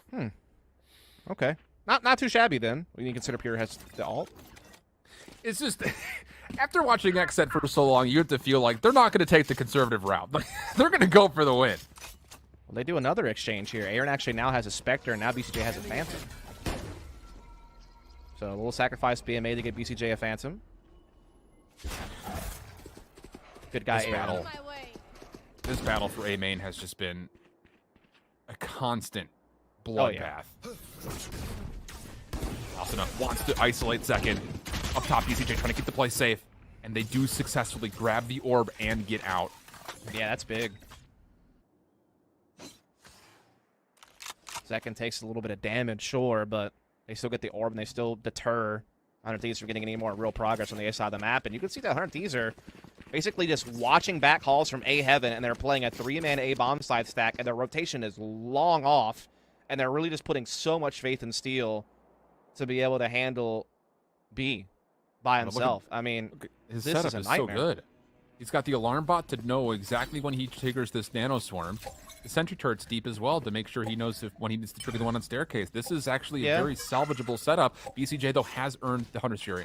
A recon ball, I think, got shot into A main and didn't really detect much, and so now they're starting to rotate a couple 30 of players to seconds defending left. spawn in the back halls to help reinforce B side to help steal out. But as that happens, we're seeing a huge pivot from XSET up through Catwalk to hit Nitro. into A, and they have spotted one at tree already. Austin is also here, but Pure, he actually darts right on through, finds the first, wants to clear things out. It's Ethan down low, misses the shot. Ethan's able to capitalize onto one. Time becoming a problem. Ethan finds a second. That's the spike carrier down. 6 seconds on the clock. 100 Thieves full rotating. Def trying to plant. Aaron, meanwhile, finding an elimination. But Nitro on the site, not gonna find anything. It all comes down to Steel. 1v3. Beautiful shots from Aaron, must be said. He saved the day. Can Steel do the same, though? Slips by Heaven. Alarm bot scouts it out. Spam shots from below. Doesn't tag up Steel. He's got to go, though. Finds the first. Flashed up. He grabs the second. Not gonna get the third. And XSET defeat 100 Thieves to get into the grand finals. We'll give you the recap when we come back.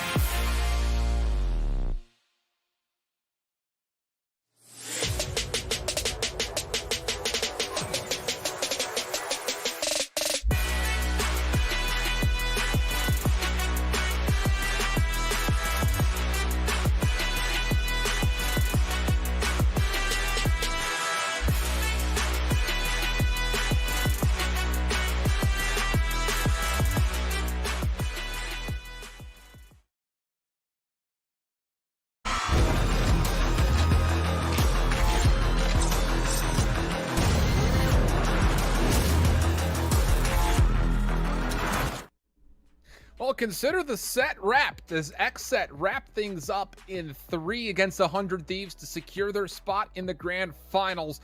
Unbelievable map 1 and map 3. Don't want to take anything away from map number 2. And if you're a 100 Thieves fan, you're happy to see Asuna do what he did. But XSET just, again, a touch too resilient as things started to get dicey here in these first and third maps. Down B. Yeah, really well done here from XSET. And, you know, the funny thing is this team has we've always talked about how they always qualify for the next step of VCT on their first time of asking. Not only have they done that, but now they're making their second finals appearance finally. Yeah. They had a finals appearance in Challengers 1 last stage. Enemy remaining. Had a kind of rough time in the Challengers finals when it was all said and done for the last stage. Got knocked out in the quarterfinals. But now here in Challengers 1, they're making a repeat grand finals appearance performance. So really starting to take those steps up with this new roster. Brilliant Valorant played by them all throughout Ascent. I'm not going to lie. Steel finds that third kill. That would have been epic. I wouldn't just throw my monitor out the window. I'd probably have to jump out of it. My goodness. Wait, what kind of monitor is it, though? It's Zowie, not a right? It's not a Zowie. It should be. Now you should be. throw it out so you can get one. There you go. Oh, okay. Anyway, That's go fair. on. Yeah, got to get that dynamic accuracy built in. You do. But, you know, here's the thing. I think you hit the point on the head. You know, VCT2, we talked a lot about how this XSET team was really starting to prove themselves, you know, as being a top North American contender. Now they're beyond that. I mean, you said top 5 earlier. They've established that in these current early situations in stage 3, they're at least top 2. And you take down 100 Thieves, you take down Sentinels. You look pretty darn clean on a lot of the different maps that we saw in both those instances. No, absolutely. I mean, they have looked so brilliant these last couple of days. They just seem to be shifting into a new gear with these new pickups. I think Def is adding to the team tactically as far as his shot calling goes, allowing them to have a deeper playbook. And I think that Zekken has fit right in as a secondary duelist, as well as being able to have a lot of impact with Sky, particularly, you know, had a huge amount of impact with Sky on Haven in this series. I mean, and same against Sentinels yesterday. I feel like Zekken has been just such a revelation for this team. This young 60-year-old guy who had never played on a top pro team in any esport that I'm aware of up until this point comes in and has just been bringing it, man. Yeah. And the team play has been absolutely unbelievable, but we take our moment to acknowledge our Credit Karma instant karma moment, and we actually take a look at the other side of the field here, because the 100 Thieves were showcasing a lot of that synergy off of the role reversal kind of coming through with Asuna on towards this Jet. Again, you mentioned this take really, really nicely done. The flash to free up Asuna, and then the paranoia to help him confirm the first 2 kills inside.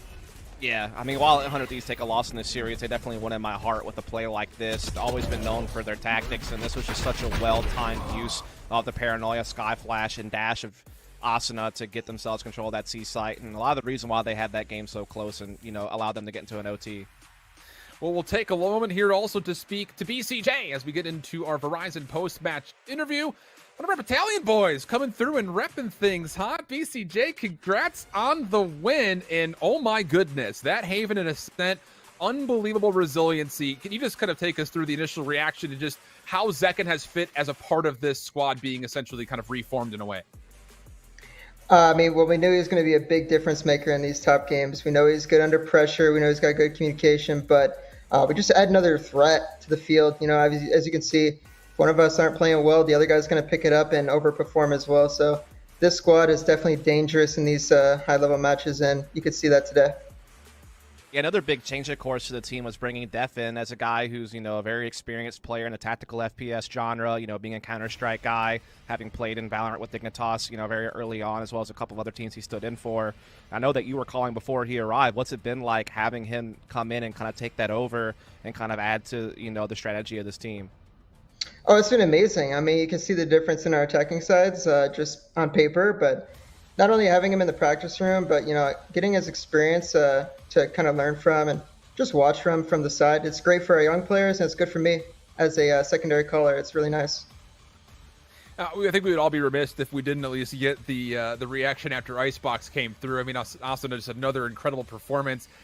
Can you at least speak to maybe what it takes to try to bounce back after someone pops off on you that hard? Because it really was a takeover show from the second map, but you guys did not look phased really whatsoever going into the third.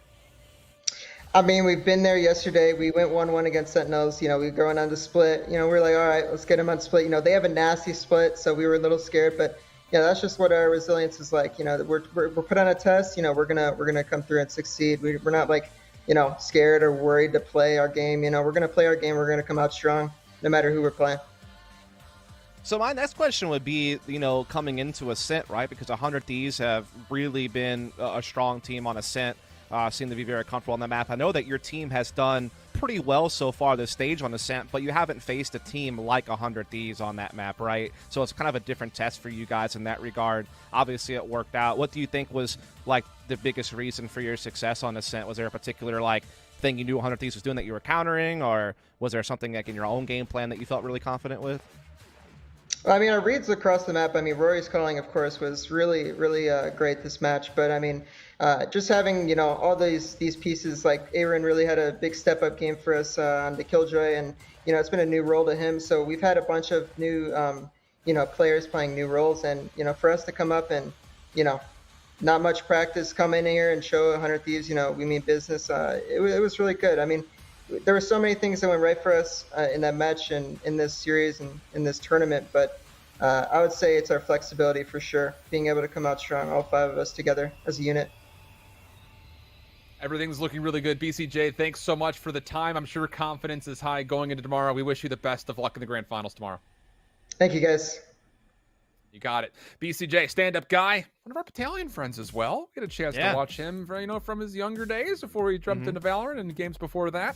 But XSET, I mean, shocking, I would say, a lot of the North American world, and I would say the Valorant community at large that have been paying attention to the competitive scene.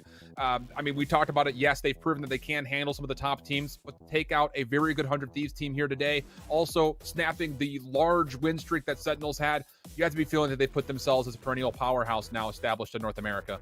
Yeah, they've just been slowly building themselves up over the last couple of stages, right? I mean, they certainly put themselves on the map. I think it was like earlier this year when they had like some really big wins. It was either the Complexity Invitational or like the Winter Championship from Nerd Street. It was like one of those events at the end of last year, beginning of this year, where they kind of put themselves on the map. And all throughout VCT, they just keep doing well throughout these Challengers events, keep qualifying for the next step on their first time of asking. And now they've made a second Grand Finals appearance in a Challengers event. So, yeah, definitely just continuing to build up to be one of the best teams in the region. So congrats to him.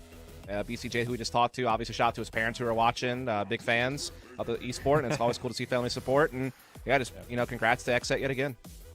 Big stuff. The set has been wrapped, but we still have more action to go through. Next cup coming, it's going to be Sentinels and Envy in the lower semifinal matchup. It's going to be a really good one, so do not go too far. You're not going to want to miss it.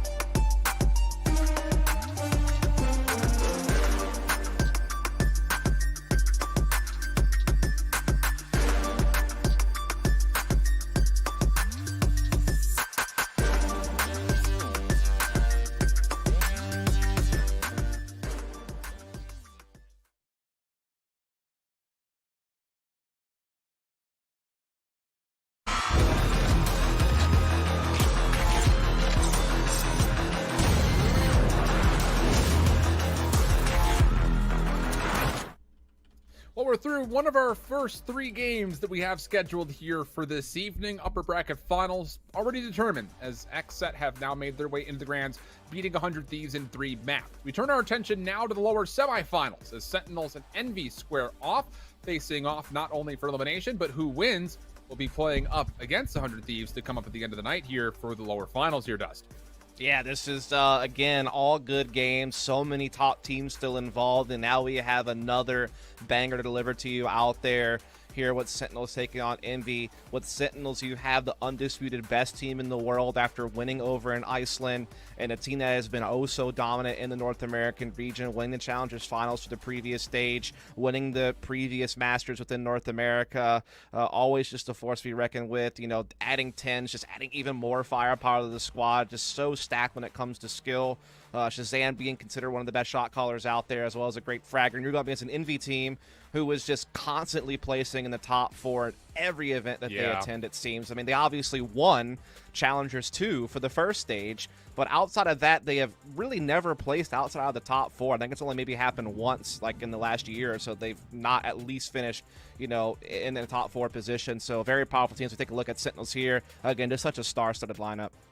Yeah, I mean, there's no faults. You feel like when you look at this roster on paper, it's just one of those that, with how much we've seen from each of these 5 players individually, you know to expect greatness, and that's something that has been absolutely attributed to the Sentinels' name in large. Obviously, like you mentioned, flawless run through Iceland. So at the moment, you still have to consider them to be the undisputed best team in the world. They were on a 16-series winning streak until XSET beat them yesterday. I mean, like, that speaks for itself, just how much they're dominating. And hi there, buddy. I got a little buddy behind you. Yeah, it's storming, so we've got Beaver Dog here. It's a little scared. Aw. That's okay. It's okay. We've got good Valorant to watch. And, you know, on the other side, it's got the whole glowy eyes thing going on, too, so I'm a little concerned. It's a whole thing. He's going to trailblaze you. Anyway, it's fine.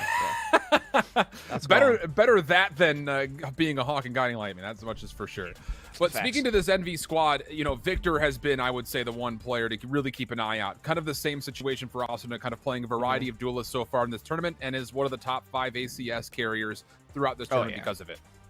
Yeah, he's definitely that same type of fearless entry fragger that Asuna is for his respective team. As we take a look at TENZ versus Victor, definitely the 2 entry fraggers for these 2 teams, the ones that are looking to get that first blood, the ones looking to create those openings for their teams. It'll be a variety of different duelists for both of these players, as well as you'll probably see TENZ play some Jet, but also could play some Reyna, could play some Raze. Obviously, Victor's mostly known for his Phoenix. He's played Sky a little bit here and there throughout his career, but also can play some Raze and can wreak some havoc in his own right. And so these are going to be kind of, again, the 2 front men for these 2 teams, and they're the ones that could really initiate things for their team with that, you know, entry fragger role. And also, of course, Marv coming in, the new controller. This is freed up Mummy to really dedicate himself to playing a lot more Jet, so they can run a lot more double duelist compositions, which I think fits their explosive playstyle that Finesse has always been, you know, a fan of playing.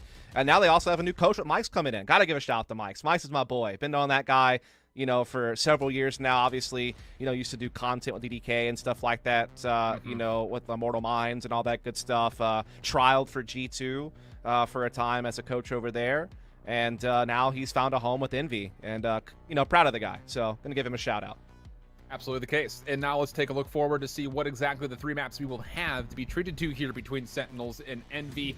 And, you know, we talked about for Sentinels, they've been tried throughout this entire tournament so far. Yes, the loss versus XSET, but they had a map 3 versus Gen G they had to survive, and also a map 3 versus Sonics in the qualifier. And I know you're excited to see Breeze come into the mix. This is the first time that we've seen Sentinels play this map.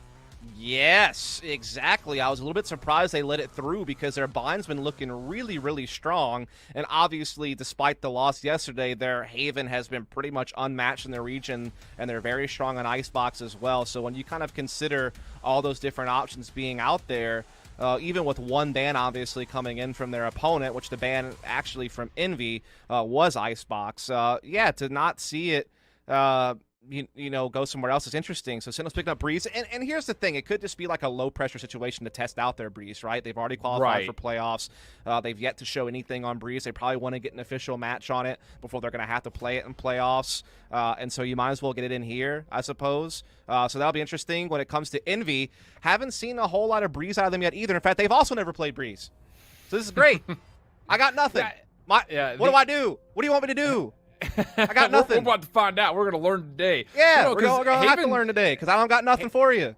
Haven was an option for both of these squads. Both Unreal. like this map, so maybe a bit of handshaking under the table as far as what they want to play. I'm a Maybe guy who giving prides themselves a himself go. on doing his homework and watching the VODs. There's nothing. But that's kind of cool at the same time because now we just get Absolutely. to speculate and we get to sit back and learn together. So that's always fun. But yeah, I'll be interested to see because, again, I feel like the divide that we're seeing on Breeze is double controller or not, right? Do you want to trust Viper to be your solo controller, similar to like a philosophy difference on Icebox that some teams have, or is it going to be double controller? Other than that, though, definitely Jet going to be a primary factor, I think, in this match. I would imagine that will probably here's the interesting thing. You want Sova on this map. So I guess that means that either Dapper's going to have to play it or TENZ will be the jet up, like he is on a couple of different maps that, obviously Shazam's playing a lot of Sova on. So it'll be interesting to see how they do the roles for that team. And on the Envy side of things, I imagine it'll just be Mummy on the jet and then whatever, duelist that Victor wants to play.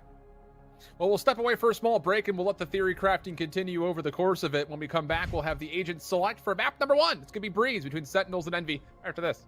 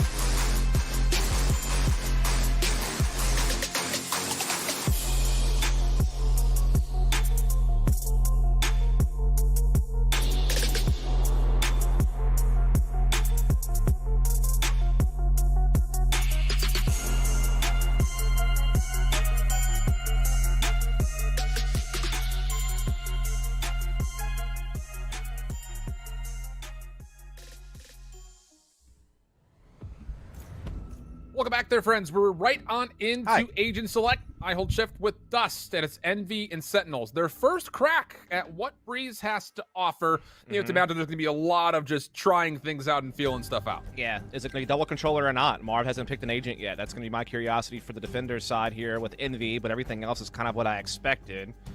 Over on the opposite side, we see Sick picking up Sky. Again, Sky I think gets a ton of value on this map, so not too surprised to see Sick go for that. I imagine we're going to see Shazam pick up a Jet, or TENZ will pick up the Jet, and then Shazam will get the Sova. So we'll have to see how that plays out. Dapper's also yet to pick, so just kind of waiting it out.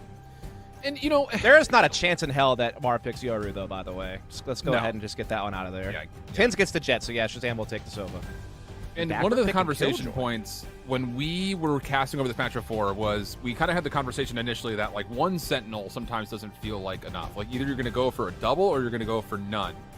That was the conversation point that we kind of had initially, but we've seen that conversation kind of change at least a little bit. So yeah, Envy's going to go without that Sentinel, and realistically, just FNS is going to be the one trying to play that controlling role. Here's the one thing I will say: like having a Sentinel on this map, because it's so big, it's really kind of hard to cover your flanks anyway, attacking wise. Yeah.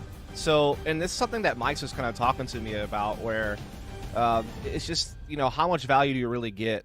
Like, you can't possibly cover everything with, like, you know, trip wires, whatever the case may be. And so, yeah, not going with the Sentinel, I don't know that that's necessarily the wrong thing. Rise actually pulled a cool double Sentinel setup in the qualifiers, so it seems like the teams are obviously still very much testing the waters with different things, but it's going to be Sentinelist here for Envy with double controller and double duelist, as well as a Sova. And then it's going to be solo duelist for Sentinels, even though they're a team that usually really loves to have double duelists. Not going to have it this case, and they'll do a single controller, just the Viper. All right. We'll come to learn today. That much is for sure. Yes, sir. 4 players over through curve. Got my to notepad. start. Yeah, for sure. Same here. But Victor and Marv, aggressive, trying to take over the middle of the map. Recon Bolt to free them up, and Dapper does not expect that at all. Mid-map control for Envy early. Yeah, this is great news for Envy, just getting really forward here with that drone, pushing deep into enemy territory here at the back of middle. Crashy's also peeking from the wood doors there, watching them do the B-split, and they will get into an empty B bomb site. Had the Viper wall down to block off back walls, wall itself, and that B tunnel. Spike planted. What is the post plan going to look like? That's the question, because Envy has taken everything from the back, and realistically, you have to feel like Sick needs the zone away, a kill or two, and how about it? Finds himself the first, not going to grab the second. Mummy responds. 3v2 situation for Envy's favor, but the post plant is still holding strong. Crashy's next one up. Long range pistols. Oh, man. That was tough to watch, but it's Mummy now, the last one left. Dashes away, gives himself a little bit of separation, but time is going to be a bit of an issue, and TENZ will find the third. Those were some pistol shots, I think, to say the least. If we can go back to Crashies on that replay really quick, I'll give you the inner monologue commentary of what was going on in his head right there, if we want to do that if you want. Because we've all been there. We've all been there playing this game. We've all been with the ghost standing still, our opponent standing still, and we're like, please! Please! And it just doesn't happen. Please! Nope. Oh, man. We've all been there. We've all had that happen. More than not. Yes, yeah. More than others. Definitely not me. Definitely me. You're like, we're both crouched, we're both standing still, I'm tapping, why aren't you dying? Yeah, I've been there too many times to count. Aggression for Sentinels after the tag comes out. Victor's trying to hold on to this over the wall. Victor does find one, but Zoms and TENZ find the opening two, and the B side has again successfully been taken. Indeed it has. Spike When you're playing the planted. solo controller setup, the Viper wall does literally cover everything that you want. And it kind of makes up for not having that second controller. One enemy remaining. Well, this has been clean. Yes. Gun here. You know, and I'm just really curious, I think, just kind of throwing the conversation point out there. Take it if you want. You know, what are these B executes going to look like? Because it really does feel like just off the map design itself that the only ease of entry would be technically to get through the main area. But yeah, again, B it's is such hard. a choke point. Like, I think B is very hard on gun rounds because there is really only that one choke point unless you can get deep mid control and get into tunnels or backstab through nests or something along those lines. I think A's definitely probably the more popular target. There's a lot more ways in. The choke points aren't nearly as big. The problem is there's so many corners to check as you're coming into that site. Between the pyramids, the double stack box, like, it's just a lot to clear. That's why I think Sky provides so much value on Sick. That Trailblazer on top of Sova's drone allows you to clear that stuff out a little bit easier. How about this aggression being showcased here from Envy? At least initially, getting over through the vents. Mummy will have to back away, and as he does, he realizes that, oh, maybe I got a little bit too far forward because Sentinels have cleanly taken this a sight on that attack.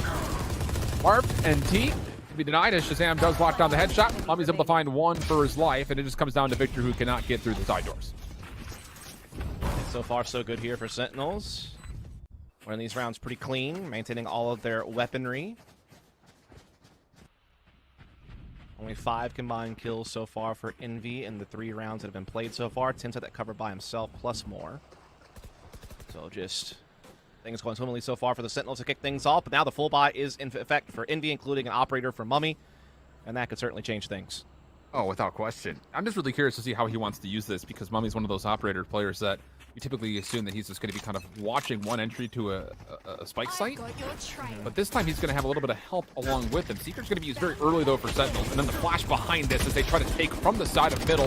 Trashy's able to find one, make of it second. Shots aren't coming through, trying to gain some space, and he actually finds a third. Mummy, watching his back, found the 4th elimination. And everything falls onto the shoulders of Shazam for a 1v4. Yeah, he's probably not long for this world. Indeed, Mummy will send him to the astral plane. And so there you have it. Finally, Envy coming up big after they get their full buy going. Big round for Crashies. That's why he's considered one of the best Sovas in the region. Just so skilled with his fragging. Getting his utility out as best he could as well to get some chip damage. And jumping past it right into his crosshair. So there you go. Big stuff as we see Sentinels just trying to move fast up through middle. It seems like this time they're going to try to do the same thing, but maybe more through elbow position. Defensively, Mummy's also going to take the operator over towards B as well. So again, that huge natural choke point that exists towards B is going to be tested. And look who's covering. Victor's playing over through mid. He's just playing a passive angle on these boxes with some assistance from Crashy's utility. So you talk about how you can enter into B. It realistically is Envy recognizing that and making sure there's only one entry available for Sentinels.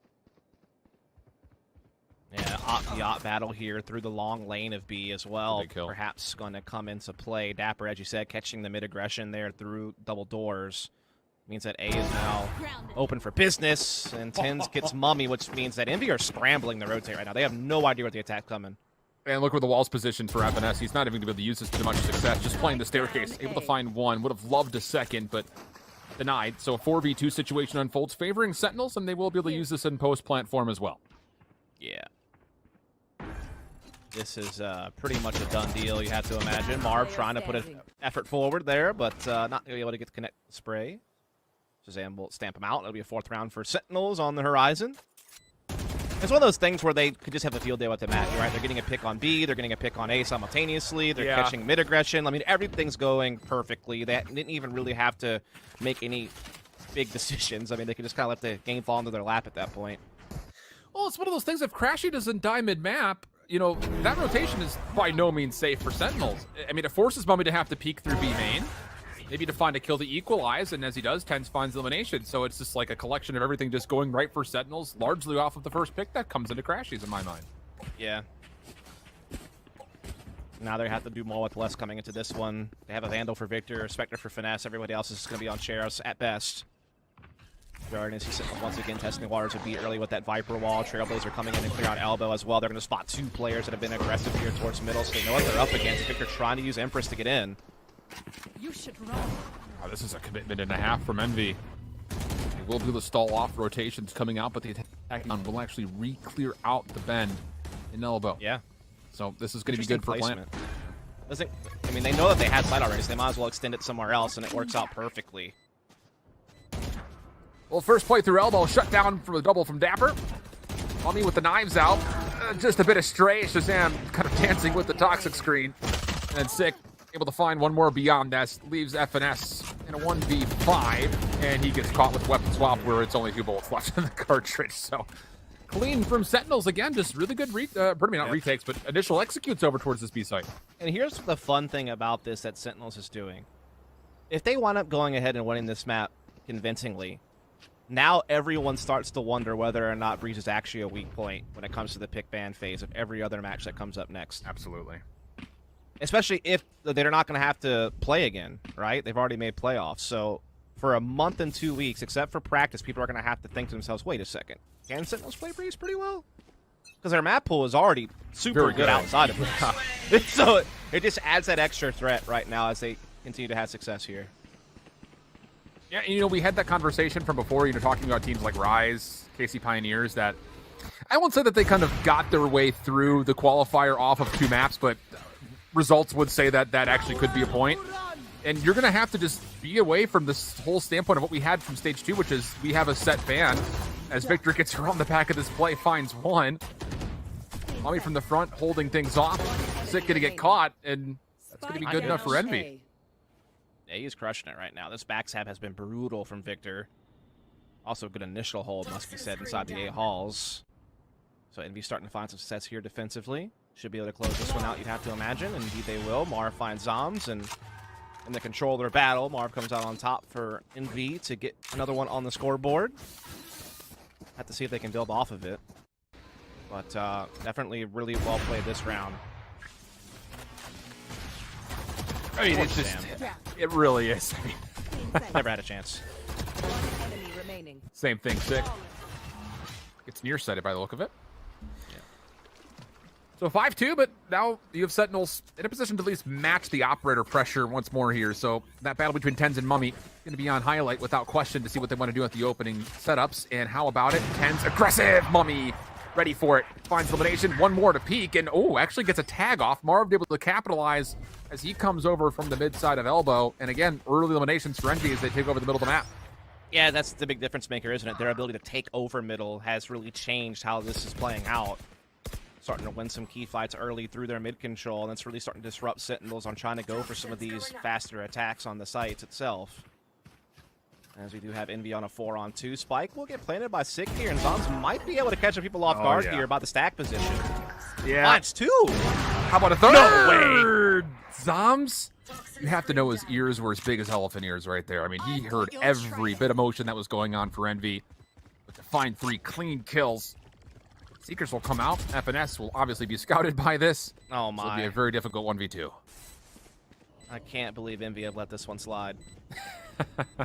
It's But just one of those things. Time, amazing job from Zoms. Absolutely. They get so many numbers stacked mid-map that Zoms just sneaks around the back and kills off any rotation back over towards B. It's beautiful, honestly. It's really heads-up play. Yeah, beautiful play from Zoms. Envy need to have some discussions. Can't let him get away with that.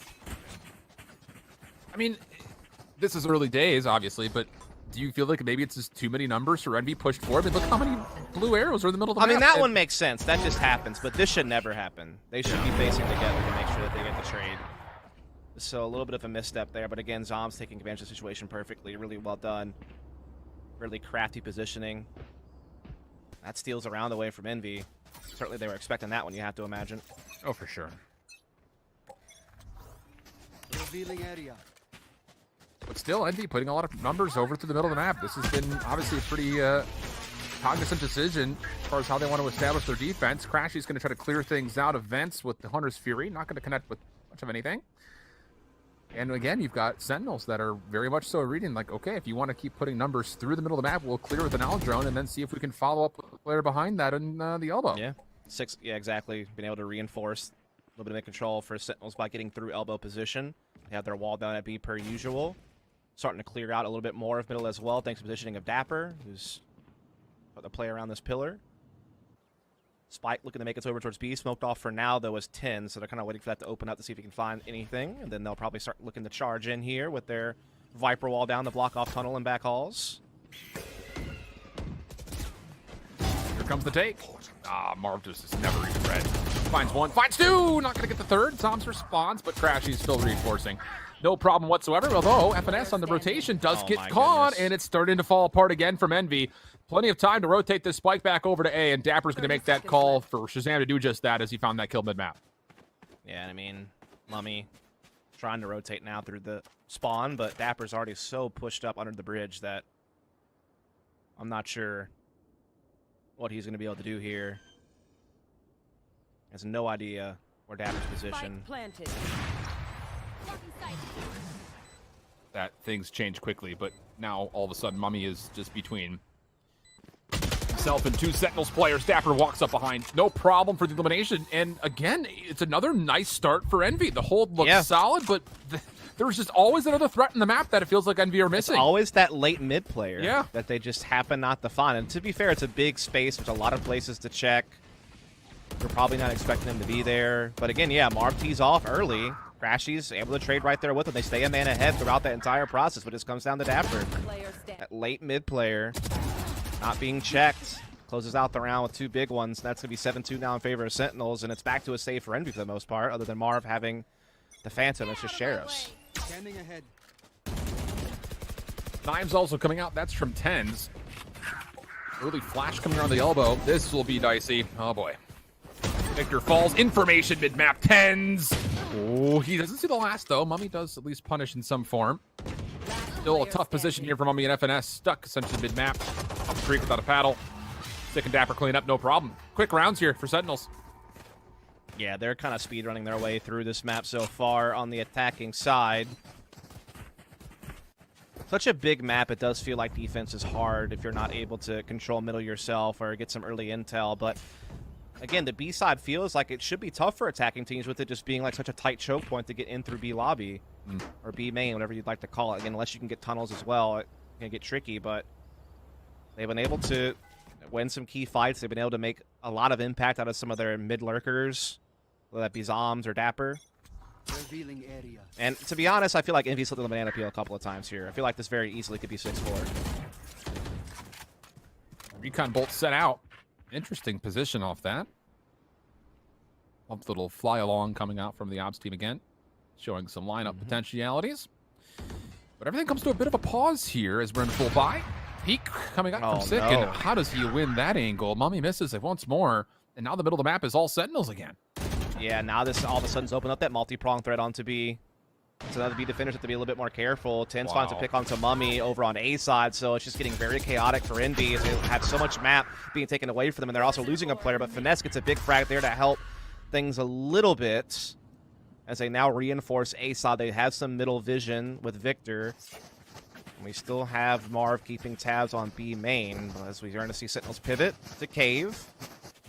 Haven't really seen a big Cave push from them yet, I feel like. It's been mostly mid attacks. And here we go. It's just as, can FNS hear this? Oh, he sure will. So here's the flash. Poison Cloud coming through. FNS able to catch Sick. Looking for some utility play, it looks like. Snakebite right down in, and Sentinels have been backed up. Recon bolt all through that will reveal 1. FNS is pretty confident that there's a player in this corner, though. You can see Look at TENZ floating above the Snakebite repeatedly. And then gets an angle. Oh, tagged up just a touch. TENZ looking to get aggressive. Victor there to help out. Crashies will find one more beyond this, and ooh. Little wind bee coming through that cave entrance, and Envy will secure their 3rd round.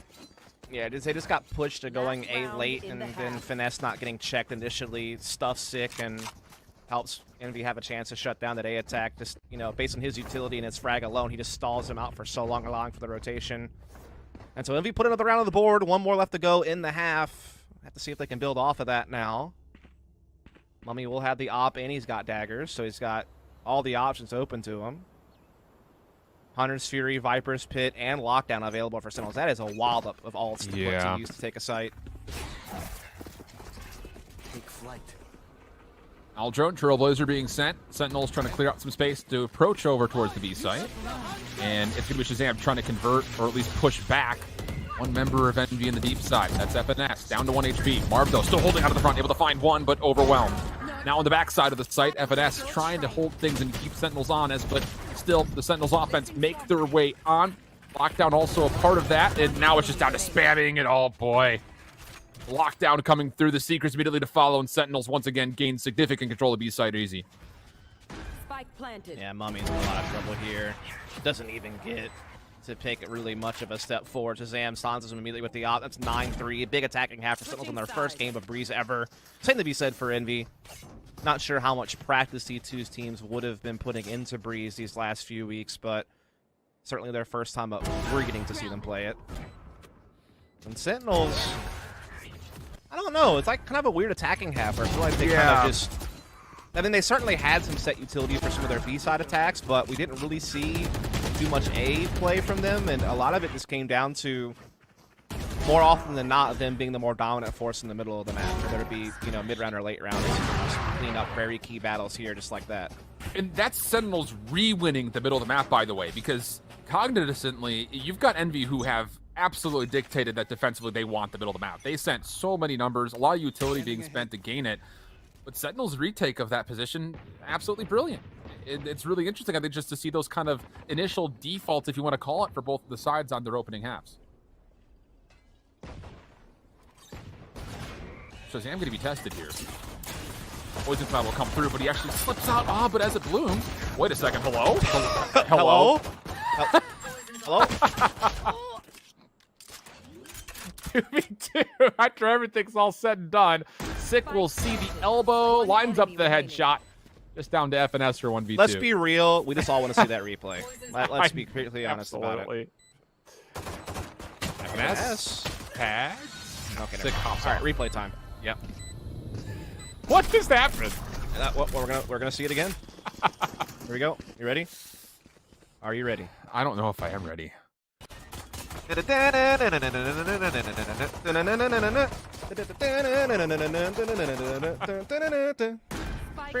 not that good at it. I tried though. I think everyone got it.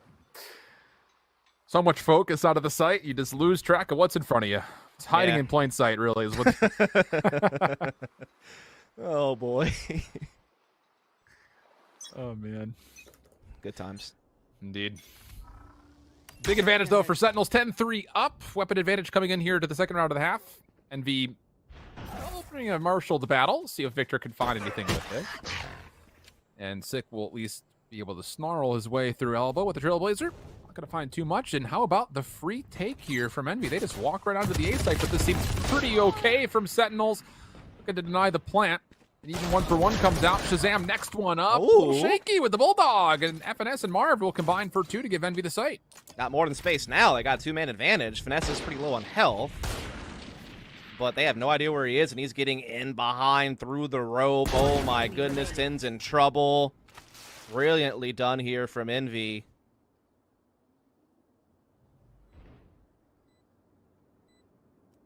Zom's up top. He does have FNS at low HP, but this round feels pretty unsalvageable. Still has some utility to play with if he really wants to give this a go, but time is maybe the bigger opponent than the 4 members of Envy that are still alive. And more so now that Victor has kept him at range.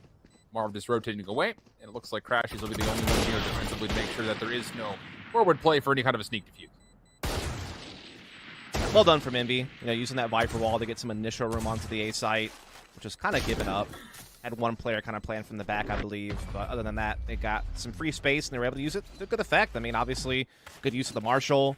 Able to pick up around it with some good pistol play, and that's a big round for Envy. You feel like this game starts to spiral out of control if they don't get that, or if they don't, you know, find their opening buy around. Sentinels were so close to map point at that time.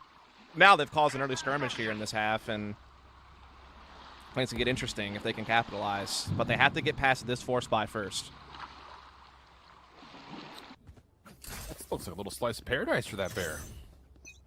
Yeah, I feel like he's not getting the full grasp of, you know, how to handle the beach. Deploying drone. That's all right, you learn. Black clothes and a black rubber tire in the hot sun seems like a bad combo. I don't know. You know, I was first play for Mummy, nice shot. I was in Vegas a couple of weeks ago. And the amount of people that I saw wearing long pants, long shirts, and like knit caps in 105-degree summer weather blew my mind. I was dying, and they were like comfortable. So who knows? Maybe the same thing is for there for the bear. I don't know.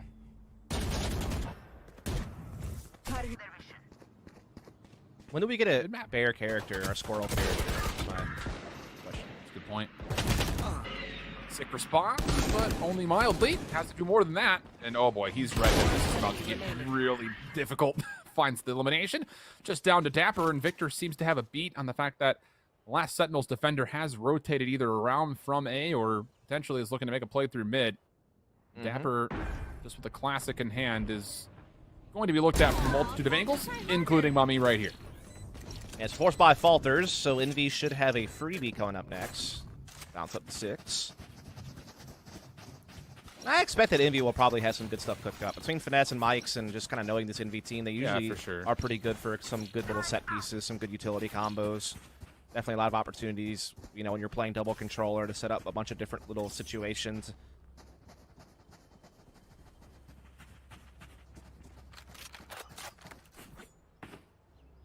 Well, this time it's going to be... Oh, it's a full buy, actually. I read that horribly wrong. I am sorry. I was going to say, full buy essentially I'm a terrible coming out. caster. You should fire me. Not I don't you. know You if don't I have the power that. Yeah, shift, I don't but- have that power to do that. Yeah. Also, please don't. And it kind of feels like, again, even for Sentinels, they really do want to put some threat over the middle of the map early defensively. Yeah. They're not going to actually throw any numbers this direction, but the utility is spent to shrug off Envy from feeling frisky down the middle of the map. Yeah, this 3-1-1 is kind of the default that I expected to see out of Envy. Like, I expect they'll either have 3 players B side or 3 players A side, and then you always have to have some type of middle presence and at least one kind of lurk to kind of make sure that no one's pushing through. With it being such a big map and you're not playing a Sentinel, you kind of have to have personnel with, like, physical eyes on some of these areas early in the round until you start looking to commit somewhere. And it looks like they are looking for the split. And the mid-nest player, Sick, I don't know if he's spotted the fact that Marv has moved into double doors position, so there is a bit of an A split. With that Viper wall down, they help get some of this face through K's, and it'd be an interesting little situation for TENZ here. Might be in some trouble. Yeah, his first responsibility has to be double doors. I think you're right. I don't think Six saw anything with his guiding light coming through. Crash is going to let loose the Hunter's Fury. Viper's stuck behind this. TENZ tagged up and eventually taken down.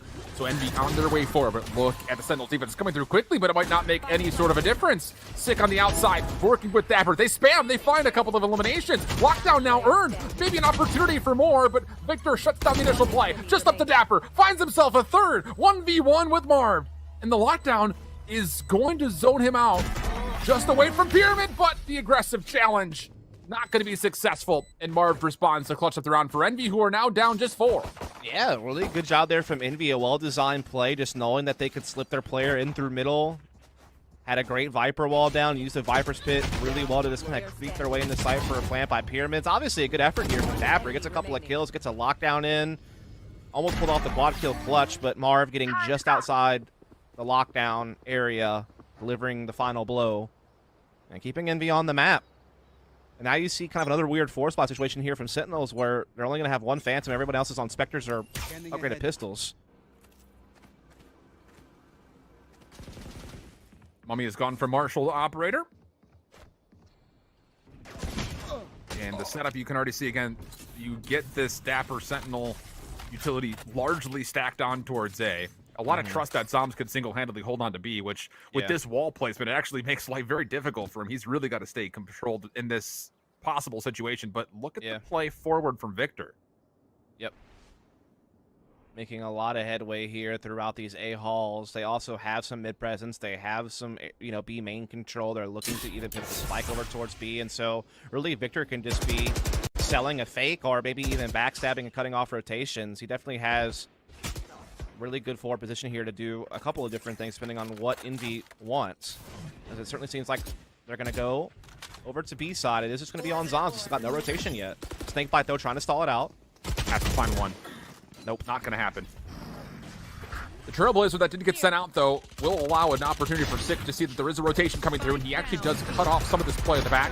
Marv, beautiful paranoia, connects for his second and third eliminations, and now it's Shazam in the back.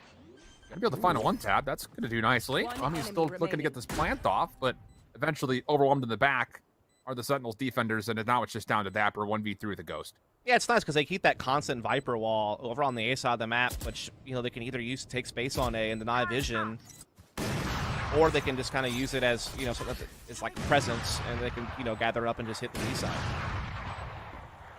Certainly help having Victor in such a forward position in A hall to kind of hear footsteps, hear rotations. There's not really much vision on middle for Sentinels either in that situation. I think Six sent the Trailblazer through but didn't spot anything. So, all in all, he may have caught one. He leaped it forward at the end, and I don't know if that was enough to see, but yeah, it was tough to say. That's all speculation. He might have us, saw so. finesse. I don't know. Yeah. It's tough to call. Either way, big round for Envy. Starting to cook up something here on their own attacking side. Definitely seemed like a team that's pretty well drilled. Outside of the one match that we had here on Breeze earlier, which we learned a lot about the lockdown potential of double Sentinels, even including the offense, which I think really, it surprised me at least. I was really, kind of perplexed on how much value we were seeing out of the Sentinels on the attack. Everything that this is going to be very much so an offensive favored map. It's just, like you mentioned, it's so large across the 3 core POIs that it's just hard to cover everything. Yeah, definitely another one of those really big maps, a lot of open lanes. It definitely encourages offensive opping when a lot of other maps maybe don't. So, lots of different options, I feel like. As Victor's been found out here by the alarm bot trying to come through A Halls it again. It's going to hit the switch. Put some pressure here. Big kill on the TENZ.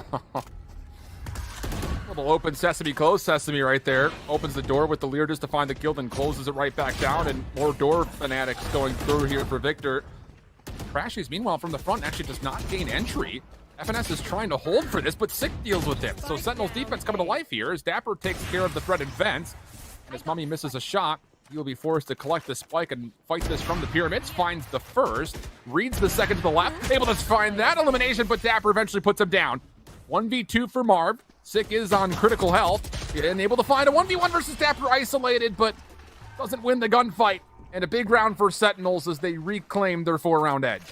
Yeah, huge round there from Dapper. Big individual effort because Envy were certainly doing some good things. I mean, getting A Halls control, getting that pick from Victor through the switch onto TENZ, getting some control out through K's. I mean, it seemed like Envy were setting up nicely for something there, but Dapper able to make some big plays happen on the site to kind of shut that thing down, and Sentinels will hold Envy off.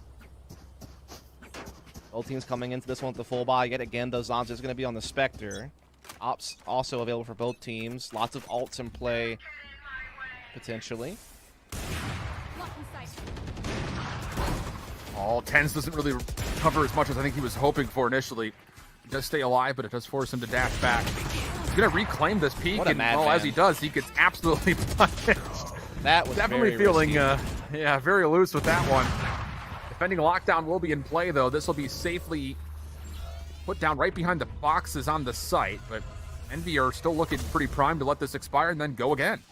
Yeah, mine as well, right? But it has bought some time for some more rotations to help reinforce the site from Sentinel's perspective. Viper's Pit has to go down, though, so it opens up an option for B. We do have Sick, though, probably hearing this rotation as he's pushed way deep into A Halls. It does allow Indeed Shazam to start rotating. They also have Hunter's Fury to stall out the plant, potentially, so with time running low, depending on how long Envy takes to actually get into B side, and Zonz can get a kill or two, could be interesting. Oh, so good. Timing is perfect. Hunter's Fury could also be used just to stall the rotation into the site itself. And oh boy, as Envy take the cosplay of the Persians in this battle of Thermopylae. Easy chokeslam coming through for Sentinels. It leaves it to a 3v2, and Sick sneaking up behind, finds Mummy just down to Crashies now. Yeah, not looking good for him in this 1 versus 3. Indeed, Shazam will capitalize, so just good stalling tactics through and through from Sentinels. Lockdown the stall out A, forces a redirection, which Sick hears. Then the combination of Stake Bites and the Harness Fury stops him from ever really getting into B site. So just good team play there from Sentinels through and through, maximizing some ability combinations to ensure themselves now a map point. They'll have 5 chances here to get it done without the need of extra rounds. Yeah. In the meantime, Envy having to come into one worse for wear. Spectre and Marshall. There are some daggers available, though, for Mummy with his ult. So we'll pick up a Spectre or a Judge instead so that he can be a little bit more diverse. TENZ is now this opening L drone now 3, if not 4 rounds in a row. And for Envy, all you're getting off of that utility is the fact that, hey, guess what? TENZ has an operator, and no one was surprised. Yeah, they get deep up middle, though. They're into tunnels pretty quickly. They even threaten nest position. Shazam, though, gets first blood on the finesse over towards A Halls. Victor, though, quick to respond. Hunter's Fury coming out. They know for a fact the Sentinels defenders are playing the backside. And the kills will be there. One from Crashies, the other from Mummy. And now it's a 2v4 situation. Retake required from Sentinels as the spike makes its way on. Plant will follow. And, well, TENZ tried to sneak on in, but denied by Marv. It all rests on Dapper for the 1v4. And you feel like this is a pretty inconsequential round for Sentinels. Like you mentioned, they still have a handful of tries to put this one away. It's just down to how painful can Dapper make this round for Envy. That's just good use of mid control from Envy. Good use of Hunter's Fury as well to clear out a lane on that back B side. So definitely can tell Indy have done their homework on how they want to attack some of these sites. But it's just the tall task of trying to streak them together to force OT at this point. Still certainly a ways off of doing that.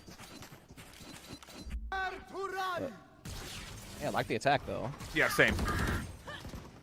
It's just interesting because, I mean, with Sentinels continuing to put TENZ over through, and I guess maybe I should go back on my own point here. If you read that TENZ is going to be operating that same corner by A pyramids, you know that you don't have that threat mid-map, so you can maybe get a little bit more aggressive than you would normally figure.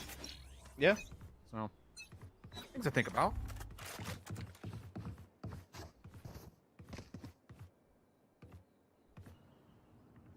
Save here from Sentinels. Dom still gets first blow at that Sheriff. And here's a couple of more players, so knows what he's up against. Able to stall them out with the Orb and Snake Bite. Sick trying to get some intel at the Guiding Light here out in the middle. Doesn't hear anything in elbow. But still, you like Envy's chances here. They still have the superior firepower. Yeah, they've lost a player, but short of the Seekers of Sick, there's not a whole lot for Sentinels to use here. And collecting weapons as soon as Envy decides they want to execute is going to be a near impossibility. So Aldrone will go first. Mommy will go second. Dashes into the corner, but Sick, the one tap. Keeps this hit for Envy pretty low on numbers.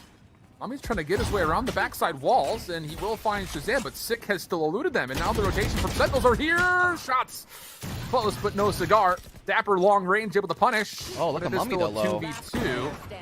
And okay, wait a second. Now it's just Mummy, like you mentioned, down to one shot worth of HP from a Sheriff. Finds the first, and Dapper cleans things up. The Thrifty to secure things. Sentinels outlast Envy on Breeze. We'll send things to a pause. When we come back, it'll be behind for map number 2.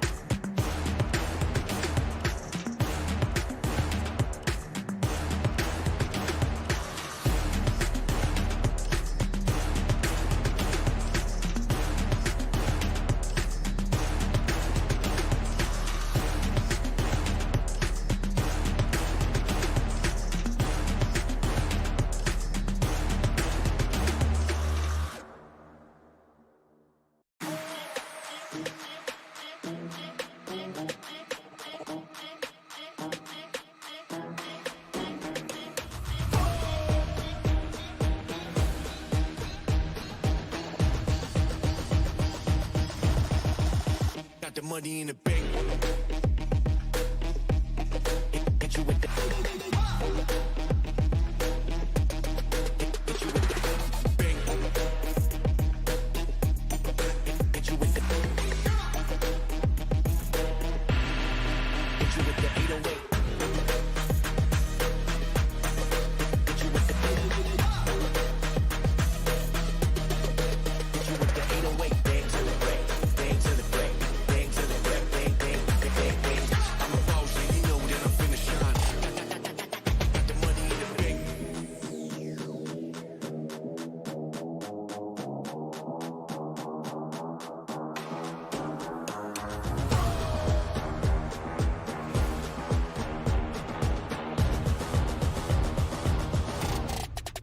Got the money in the bank.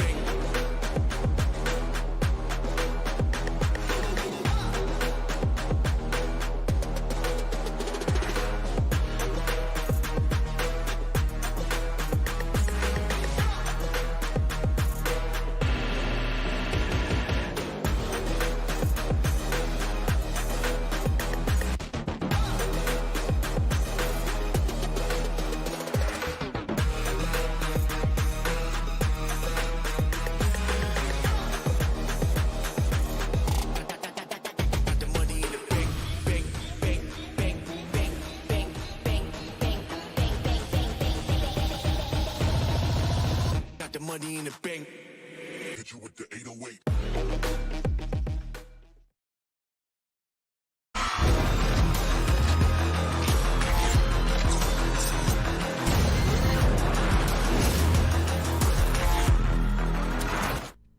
Welcome back. A lot was tested, a lot was learned on Breeze for map number 1, but still, without that said, Sentinels still take a convincing win. Really just building up a great offensive half, all things said here, Dust.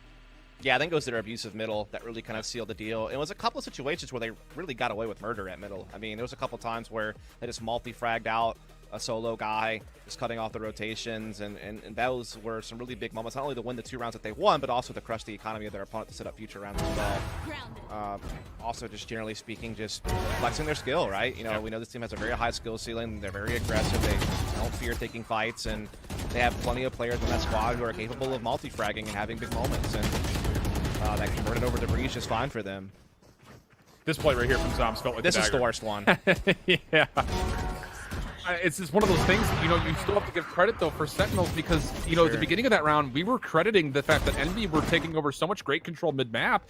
The thing was, they may have pushed the envelope maybe a touch too far, and Sentinels essentially trapped them in that position. They lose to this in the end. Yeah, that's the tough that's part. That's a tough one. Yeah. Yeah, tough pill to swallow for Envy. I feel like they made like 3 or 4 kind of big round errors throughout this game that really made it a little bit easier for Sentinels to close, but also Sentinels played well. I think they played like a composition that I sort of expected.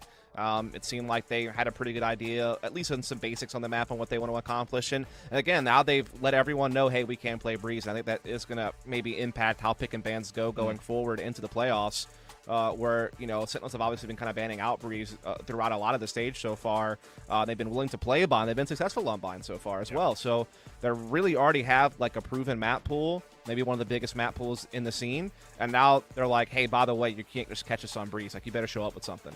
And I love that. I love that from a team like Sentinels, just simply due to the fact that, and I touched this for just a brief moment in the middle of the map, everyone's map pool is about to be super tested because no longer can you just be good at 3 maps and then ban out one that you just don't like to play. Like, you've got to be good on multiple spots. And obviously with Breeze coming into the mix so recently, that figuring out process needs to be attributed very, very quickly. Because we saw a lot of teams at the beginning of Stage 2 going to do the same thing about Icebox, where, or pardon me, Stage 1, where it was like no one really wanted to play it initially until you started to see teams take over. And all of a sudden it's like, okay, wait a second. We've got to figure out what's going on with our map pool so we can become a more complete squad. Now, it is possible that Envy says some stuff too, right? I mean, they That's don't want fair. to show their full hand on Breeze, you know, when they already have a playoff spot secured. I'm sure they did a couple of things that they would normally do. I mean, I'm sure that Viper Wall is kind of a constant for them on the A side of the map, but I think maybe some of their more well-designed plays they might have held off on and just tried to play a little bit more default, a little bit more basic, and holding on to stuff for the playoffs where it's going to be more important. And again, you have plenty of time to develop new stuff on Breeze. You're going to have, you know, a month basically before playoffs start. So yeah, definitely still, you know, a lot of time to work out any kinks. But still, nice victory for Sentinels. Nice to show what they're capable of. At least we get to learn a little bit about them and Envy and like what their philosophies are on the map. And I'm sure it could adjust obviously going forward, but at least we got a little bit of a glimpse. So that brings us into what's coming up for map number 2. It is Bind. Now, we saw Sentinels play this yesterday versus the KC Pioneers, and I know that you and I were both very hopeful that we were going to see a mirror matchup of the Yorus in the play. We did not get gifted that. But for Sentinels, through the open qualifier and their opening match versus Gen G, they did play that Yoru. This feels like another situation where if they were to continue to want to try to feel it out and see if it has value, it very well could come to play here. I would imagine that we will see TENZ play Yoru on this one, just for the sake of the fact that they can take that risk in a match like this. Also, I think what'll be interesting to watch is both of these teams have now converted to playing double controller on this map. Both teams have been implementing Viper with some combination of Astra or Omen. I imagine for the Envy side of things, it should probably be Omen. I've only seen them really play the Astra comp back in April, but their last 4 matches on Bind, they've really been playing the Omen alongside the Viper. And then for the, you know, Sentinel side of things, they've been pretty much playing Astra on Bind almost full stop throughout the entire year.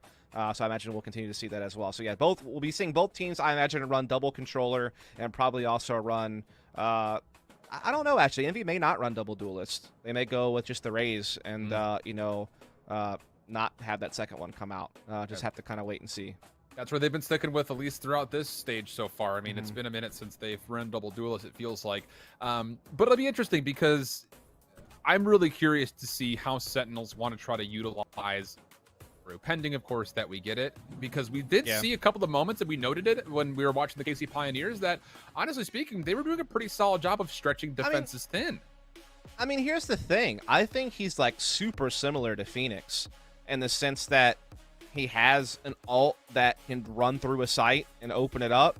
Yeah, he doesn't get a free life out of it like Phoenix does, but I also think his flashes are a little bit more effective than Phoenix's. So he kind of is a pseudo Phoenix in some ways, and so he can do these little gimmicky cool things. I'm not saying that he's as effective as some of the other duelists out there. I think Raze is like prime for Bind in particular. Sure. I feel like if you're gonna run a Yoru or something like that, it has to be in a double duelist composition. You can't sacrifice Raze, in my opinion, on this map. I think she just has too much value with being able to dictate the pace at hookah in particular, and open up options for you, particularly through short A as well if you're not using her at hookah position. So it just depends. I mean, we could see some experimentation, but obviously TENZ also very well known for playing Reyna on this map. Yep. And the one thing I will also say is, like, I feel like Bind's always been a pretty strong Envy map, just dating back even into last year. It's always been kind of a staple for them.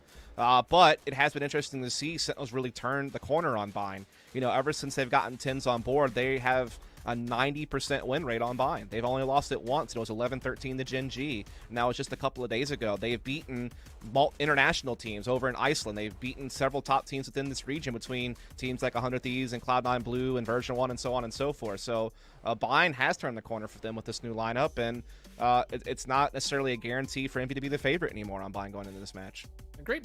Well, there's the frame up for you. We'll step away for just another brief promotional spot, and we'll be back with the agent select for Bind for map number 2 right after this.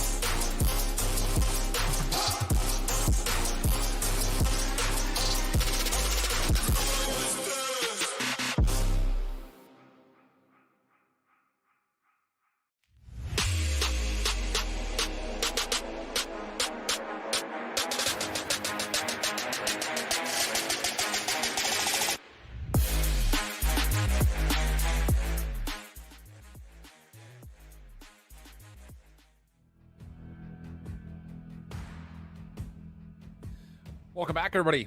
Getting ready to go here for map number 2. It's going to be bind between Sentinels and Envy. Interesting affair on Breeze to kick things off, but we are into the agent select, and big question, is TENZ going to bring out the Yoru? We quickly get our answer. No, not going to happen here. Big fat no. Huge no. Big nope. Not for me. Zam obviously should be getting the Sova. Everything else is basically just going to corner play. Mummy has been playing a lot of Sage lately on this map, so not too surprised to see him do just that. Both teams, again, electing to play that double controller style. So, again, this is exactly what we've come to expect from both these teams throughout this stage and throughout really the bulk of this year. Again, both these teams very successful on bind. For Envy, they've been tried and true on bind for quite some time. You know, throughout the course of this year. They have a 77% win rate on bind with 31 games played, and they are above 60% success on both attack and defense. So just a very proven bind team. Definitely their biggest strength, I have to say.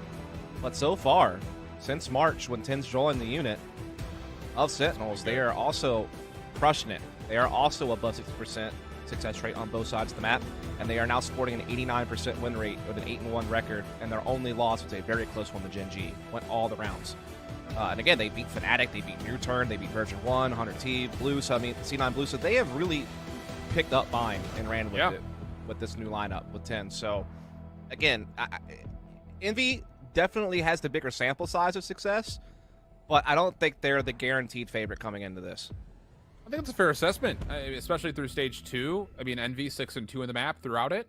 Really strong defense. That's been, I think, mostly established off of FNS bringing the Viper in, one of the first to probably do it in North America at this level to such success.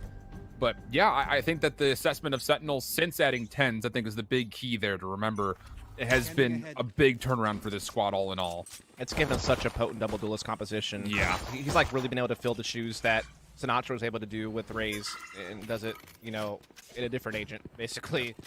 Well, Sick able to pick up the Raze instead as he looking to try to defend against and be looking to attack into short A pretty heavy-handedly. Zoms has stayed behind this poison cloud. Even exchange coming through, but Mummy is able to find 2. Zoms will be denied by the wall. Mummy going to use that as an opportunity to plant. But the retake, try to get there quickly. Dapper gets caught out. So now it is just down to Zoms trying to clear some space as Shazam works from the flank. Mummy wants to challenge, but is only able to push back Zoms. Not able to successfully get the elimination. Shazam on the way in. Gets a read that crashes is nearby. Good shock dart comes out. Recon bolt also has to be destroyed, and it will be. So now it's down to Sentinels. Can you get a little bit further forward as Envy tries to play this from the defensive side of this site? And no one's peeking. I mean, Envy are happy to let the time kind of fade away. Mummy finds his third. Zoms making the play forward, denied by Crashies, and Envy win the pistol. Yeah, very crafty round, right? You're just coming in with your Viper utility, your Sage Wall. You're using it to really exploit short A, get that spike down. And then, despite some tough times, they're able to push deep to the backside of A site and control that area, making it tough for Sentinels to settle into a retake. If they could have picked up on Mummy pushing lamps, maybe that could have changed things. But with Mummy smartly backing up and playing with his teammate, just holding that back line, they were able to come out on top. And so, nice victory there for Envy. Again, loser, this is out of the tournament. Winner will move on to the lower bracket final play against 100 Thieves, which will be taking place a little bit later on. In fact, it's right after this, basically. After, yeah. Yeah, maybe a bit of a break.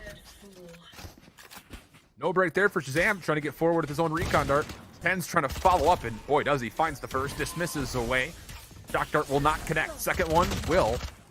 Still an opportunity for TENZ to try to battle back. Not going to find elimination. And meanwhile, over towards A, Sick has also been dealt with. So Envy's offense, with numbers, looking to approach upon this B side. TENZ now getting guarded as well. Forced to go into the back halls. Could get spammed at that wall. That is a spammable option, but not going to come into play, really. Meanwhile, Orb gets deep into back halls, giving Envy further control of the site. They've also still have a player, I believe, playing. Yeah, indeed, it is going to be Mar playing over here towards good position. Does get shut down by Dapper, though. It's a 3-on-3 to still keep this retake alive, but again, inferior firepower. And TENZ is low on health. But Dapper does find an SMG. They can hit this from multiple angles simultaneously. You feel like Dapper should be the second player forward, knowing that his weapon is going to be the difference maker. Here comes the play. FNS for one, gets the second. Now up top, Dapper tries to do the same, but gets cut short. Mummy able to find the trade, and Envy takes the second round. Indeed, they do. A little bit weathered for that one, but they do get it done in the end. And that is going to be the 2-0 lead. Again, Envy picking this map, and again, such a staple of their pool. Definitely want to come out here strong and force that third map, which, if required, would be the pick of Split, with Envy being able to start on the defense if it comes to that. But still a lot left to go here on buy, as we are seeing Sentinels first full buy, Envy on the bonus. Looks like they're going to be going for a little bit of B aggression here on the the Sentinel side of things, trying to push back Fountain and get a little bit of intel. Same opening recon dart from Envy. Or pardon, from Sentinels, rather. This time, there is going to be no follow-up peek. So Envy will have to try to re-clear. And across the middle of the map, same kind of point of contact that we saw. I mean, the kills were happening off-screen, but it's the same players that are in the same situations. They really want to hold this octagon position, too. They're trying to do a bit of a pressure here. They're going to use the boombot as well from Sick, perhaps, to keep the issue pushed. They're really trusting in, you know, Dapper to be able to kind of hold things down at Hookah, and they're just playing double short A, and they're just giving Shower side. So we are seeing Envy gather up for a short A attack. Stars, though, are going to make it a little bit tougher for them to feel comfortable proceeding past this point. And TENZ will be responsible for watching the Shower side hit, which would just be marred for Envy. Zoms, does he get scouted out by the drone? Not tagged, but not going to make a difference. Mummy able to find one. Exchange will be there. Marv had a free angle, but misses the opportunity, and Dapper, who gets up into heaven, finds the kill. So Sentinel's defense holds on strongly to the initial attempt. I think TENZ just got to dismiss in time to get away from Marv there to get into that corner and stay safe, and that's going to prompt Envy to try to make this double back over to B side with their 3 remaining players. They do get the entry thanks to Finesse. It gets it back to a 3-on-3. He's got Viper Spit available to get the spike planted and help hold off this retake from Sentinels, which should be coming any second now. But Dapper around through elbow, taken out. 3v2 situation favoring Envy in a major way. Shock darts trying to clear. There's some thrown in response. Finesse is holding in a corner. And Sentinels, how do you get through this? Even the blast packs becoming a bit of a nuisance. Recon dart comes out, instantly denied. TENZ the first one forward, trying to clear wherever he possibly can. Finds the first, that's FNS down. Now as the hit fades away, Victor going to be tested, finds the first. TENZ on the regen, not going to find the second elimination. As Victor gets the double and Envy stay flawless through 3. Yeah, really nicely done. After getting battered a little bit on that A take, they're able to double back over to B side. Finesse hits a key entry on the site to get Viper Spit down and equal the man count. 30 seconds left. And I feel like the other big frag after this one from Finesse, which is disgusting, by the way, is this one. Dapper getting caught, gets a mana advantage, plus Viper Spit still intact. And even with some efforts here, Victor able to finish things off. So nice lead here, built by Envy. Sentinels back onto a low buy. And so a chance to, you know, extend that lead even further. The offense is looking particularly great right now for Envy. Yep. Their attack has always been so good on this map. Yeah. Oh, Crashies baits out the Ultmador, but TENZ. If you were to tell him, hey, TENZ, this is not a fight that anyone should ever win, he would say, challenge accepted. As he takes the secondary peek and turns it into a 4v4. Decent news for the Sentinels defense. Zoms in the corner, but it's a stinger. Not quite able to capitalize. TENZ eventually falls, but Shazam responds. Opportunity for more as the double peek from the Sheriffs from Shazam and Dapper continue to find value. And Envy have to, once again, turn tail and run. Yeah, smartly done, though. They had the Phantoms, they had the plant. They have plenty of health to spare. Phantoms being picked up, though, by Dapper and Shazam, and they have armor, too. So this makes things interesting. Especially since Dapper has a Viper Spit to help this retake along, perhaps. Shazam with the Owl Drone. Recon Bolt surely to follow. Dapper going to clear some space, try to block off the entry with the Poison Cloud, and actually will commit the Viper's Pit. Mummy wants to take this early, finds the first. Shazam down low, needs to respond in a dicey situation. Not going to be able to find one, let alone even a chance at the second. I feel like it feels like Dapper jumped into that like half a second too soon. Yeah. I think he expected to be fully covered when he hopped down onto that box, and it just wasn't quite extended enough for that to happen. And I think had he waited an extra second, could have been a different situation. Especially since they knew that the other player was back hall, so they basically had him blocked off by the orb. Unfortunate, really, but good job by Envy to capitalize on the chaotic situation. Full buy back, though, for the Sentinels. I mean, that would have been a thrifty round, so the fact that Sentinels even keep it that close is, I think, already marginalized, if not significant success.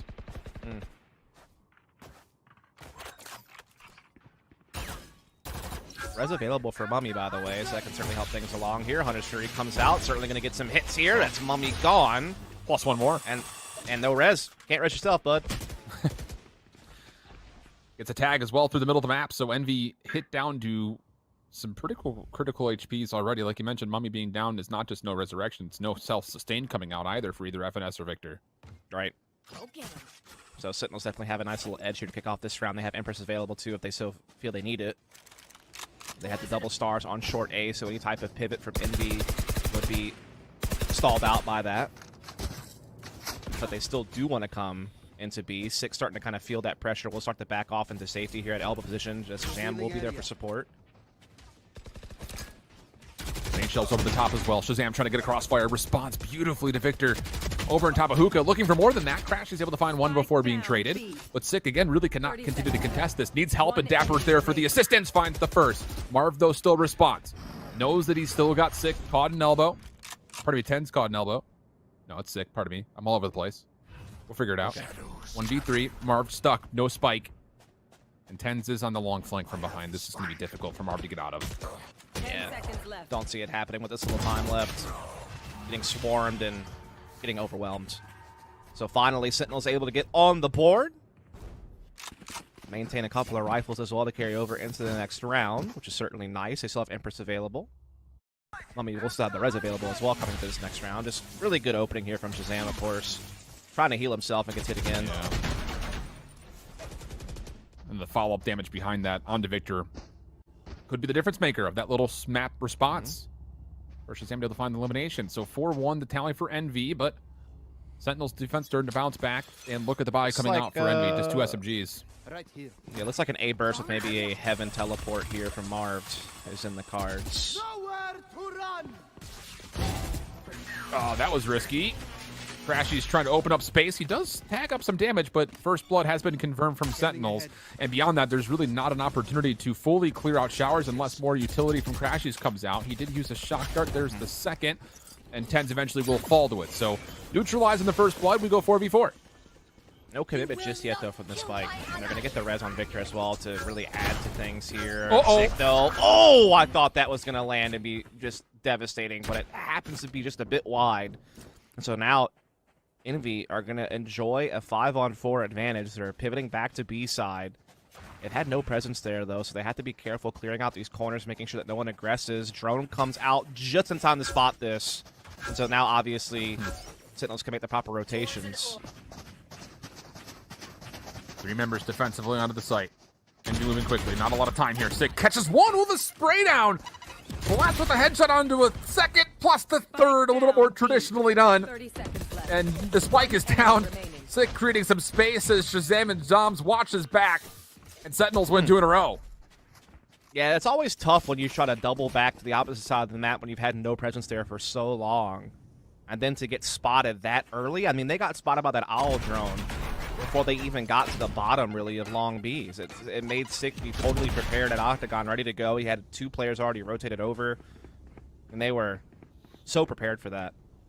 And now Envy has to take a bit of a save here. They have a showstopper for Victor, but that's going to be about it.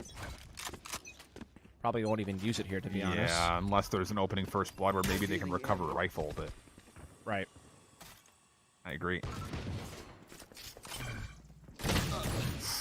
Risky here from Sick, but Zom's here to assist. Yep. First blood again. Well-designed bait and switch kind of play. Plus, you get the orb. FNS trying to sneak through, and Ooh, I'm liking this. yeah, Viper v Viper action. Dapper coming across. Is there maybe some insinuation that they know might not make a difference because Marv finds a kill through Hookah? That's going to pull Dapper back towards B. And now really it's just down to the timing that FNS can find. Do you try to play for the defensive rotations or you try to sneak around the back? Looks like he wants to come around the back. Shazam, not going to expect this. There's the first, wants the second, not going to quite get it. Showstopper now being called. Dapper canceled out. And it's just down to the last 2 Sentinels defenders coming from spawn. Oh my goodness. And now the wall goes out on the back halls as well. They hear both players spamming that wall, so they know both players are coming from back halls. Victor's still concerned there might be a player flank. Tough 2v4 here with this wall in the way. Slow orb also to come through. Sick around the back. Needs to find 2 here. Not even gonna get the first. Bard recovering the Phantom, makes good use of it, and now it's just down to Zombs. 1v4 Thrifty, looking great for Envy at the moment.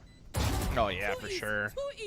Such a great use. I mean, that Viper wall has been there every single round. Again, when you're playing double controller, it's risk-free to just basically keep placing this Viper wall at A side, because even if you want to go B in a round, you can use the Omen smokes, and so it's no problem. And so it conditions your opponent to kind of expect certain things based on that wall. One of the things you don't expect is Finesse to use it to lurk all the way into defensive spawn. And the crazy thing is, like you said, there was this small hope that Dapper had a read on it, but the moment that a kill goes on the B and Dapper has to rotate back to reinforce the site, there's no hope now at stopping Finesse's flank from having impact. Really well done. Unbelievable. Yeah. And then that prompts the showstopper to actually be able to come out and have its value, right? You might have held on to it otherwise, but now that you have the backstab, it's the perfect time to go ahead and bring it out and ensure you get side control. Really well-designed play from Envy. Recon Bolt will sneak through the crevice in the ceiling, allowing Crashies to move forward and get that much closer to his Hunter's Fury. Owl Drone to follow. Informational tools for Envy early being spent. And again, the same wall that's been positioned. This time, Sick is playing top side of the truck. Does see one over the top of the toxic screen. Zom's good for another. And combining for two of the Sentinels defense, plus also the early teleport play from Shazam, if he's even needed. Might not be. Sick has found 3, and now it's just down to FNS. No chance. Pretty good at the game, huh? Oh, man. Not a bad player, you know? Seems like he's really got it figured out. I've seen worse. Sick, Mr. Consistent, man. Going into Iceland, I think he was considered the most consistent player in the region. Yeah, sure, TENZ was the most flashy and probably the highest skill ceiling, but I feel like Sick really made a name for himself within the NA as just being such a constant force to be reckoned with. As that flex, like, secondary duelist, and also play some Sky, play some Sage. Like, just a guy that's just been a rock for this team, I feel like. And that's a big play from him to kind of keep them close against Envy and force another save out of them. Now they just got to not get thrifty. Yep. Because economically in the last 4 rounds, major advantage for Sentinels. Very well could be a 5-3 the other way.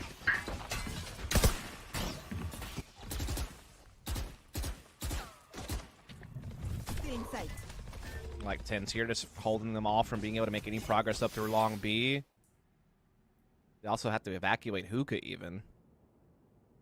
So good pressure here from Sentinels to kind of push Envy back.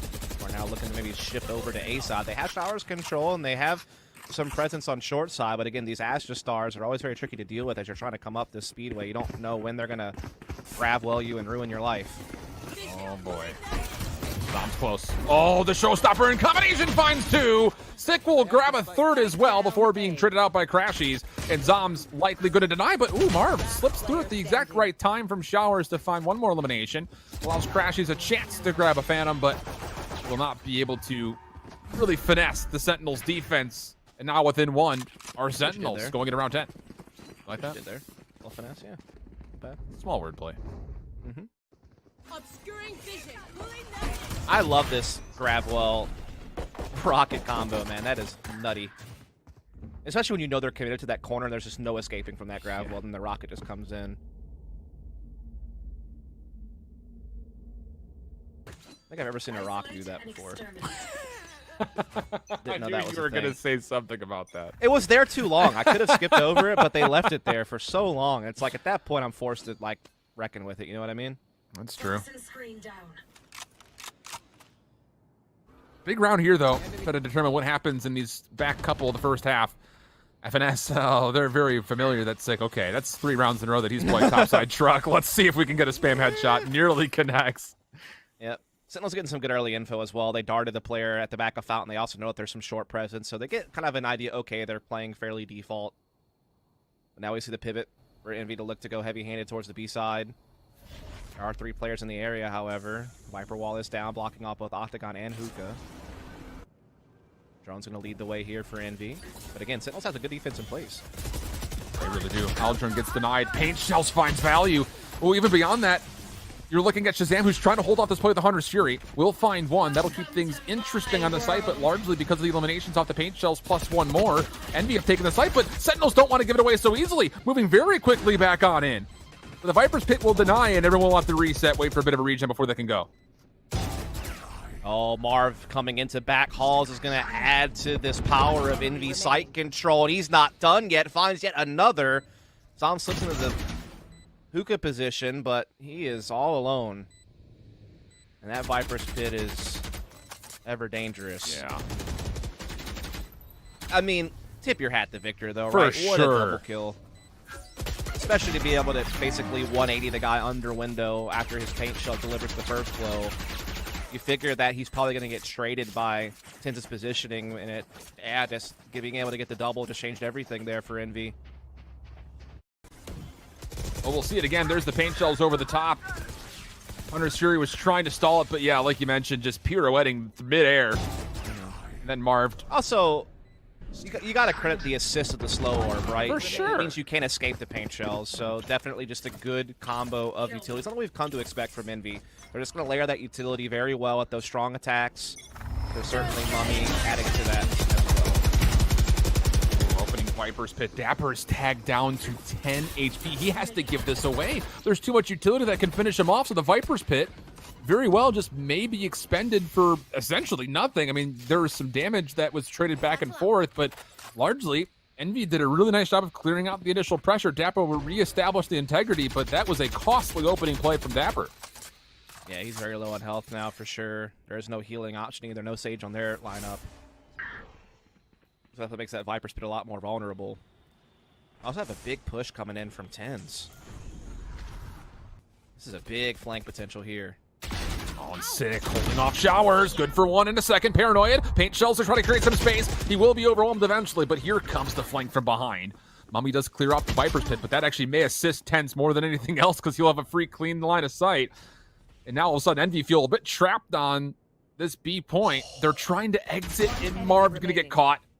Last one's down to Crashies. He was tagged up to half HP by a shock dart. TENZ finishes things off. We go into round 12 looking at a 6-5 count. What a very scrappy half we've seen so far. As Envy had a hot start, had a lot of control early. I think they were up, what, 4-0? Yeah, they were. From that point forward, it's been a back-and-forth affair, and Sentinels have found a way to grind their way back into a close game. As you can see, that's been a little bit quiet from Envy. But they found around here and there, particularly some of their coordinated B attacks, to kind of keep them out on top. But again, when you have both these teams being 60% successful on both sides of the map, keeping the half equal like this, again, makes you feel like it's going to be a close game when it's all said and done. Oh, my goodness. Okay, Sick. Why don't you calm down there, buddy? Just confidence. Reeks of it. Not going to get more than that, though. Resurrection will come through. Hunter's Fury trying to respond. Dapper on the quick flank. No problem. Zoms also has an angle. Find one more beyond this, but the trades are just back and forth. All this action happening right outside A mid. TENZ into the Empress. Defensively, will have an angle at this. Avoids the shock dart. Crashes, of course, knows he's nearby, but it's not going to make much of a difference. The dismiss comes through. TENZ will reposition, and it's down to a Victor 1v2. Does have the showstopper. Knows that TENZ is holding the left. Finds the first. Does he expect the second showstopper out of the mix? But Shazam finds the elimination first, and will finish the first half at a 6-6 tally. I need a slow-mo of that because that is insane. Because Victor does everything right there for Envy. It's a tough 1v2 where Spike is down and he has to fight. He goes up top, and then Shazam's like, nah, bud, you're coming with me. And I get the kill first, so I win. Oh, my goodness. Shazam, what a hero. That's a tie game now. Whoo, buddy. That's the first time I've seen an interaction like that, too, to finish off a round. Yeah, I mean, it's rare to see a round end on something like that, that's for sure. And a half at that. Yeah. What a cool finish. And what a recovery from Sentinels, going down 0-4 and then coming back, tying up the half. Now they get to go into their own attacking side, which, again, they're very successful on, man. You can't sleep on their attacking side. Even when they lost to Gen G, they had 8 attacking rounds. Yeah, I was about to say, versus Gen G, there was a big display there, and okay.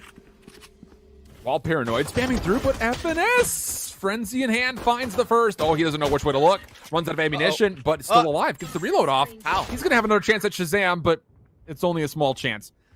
And you're going to reinforce this defensively. TENZ watching the cross out of U-Haul. Recon Dart will reveal some area, but Envy are very apprehensive to peek. And rightfully so. Wow.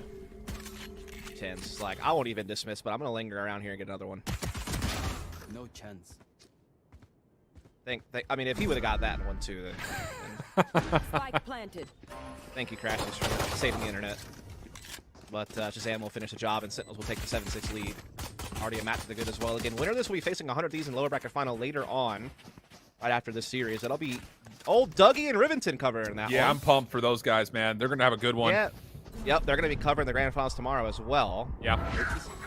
This is our last match. Well, maybe. We don't know. Could go 3. How Facts. dare you, bias caster? I should have said series, dude. I'm sorry. That's what I meant. You know what I meant. Come on. You ruined my whole, like, sad thing. I don't know if I ruined it or built on the dynamic of it. I guess. New duo. We're still fleshing things out. That's true. First tournament together. It's been a blast. It really has been. I mean, we've had nothing but great games. Oh, Every yeah, single time we've been on the mic, it's been That certainly a treat. helps. Certainly Take helps. flight. So we are going to see, obviously, the save out of Envy into this one. Shazam scouting out short with the drone. Spots Marv on the site. Doesn't know about the rest, though. There's like 2 players towards showers. There's definitely a big stack here. But it seems like it will still be avoided. I mean, they're working through hookah. The spike's coming through. MTB bomb site. They're going to find that out pretty soon. And so it seems like Sentinels are taking care of business. Poison Cloud will enable TENZ to move a little bit further forward. Crashy's just checking to see. But how about the free take for Sentinels? I mean, they have to be sitting here saying, hello? TENZ? Watching the cross. There's one. He'll have a chance for more. Doesn't want it. Just backs away, knowing that his threat could be coming in very quickly. Now he'll hold his angle. Spamming things down. More damage. No eliminations. More to come. Gets the reload. Oh, boy. Oh, boy. Oh, boy. All right, well, recovering a rifle, or SMG, I should say, are Envy, but this is, of course, very much so well read. Spike has been planted, and Sentinels are just going to entrap Envy behind this play. Yeah, they're taking so much damage, even if they did take 10s down. That retaking is going One to be enemy remaining. tough. They're so vulnerable, and yeah, Sentinels down, mopping up the floors with the remains.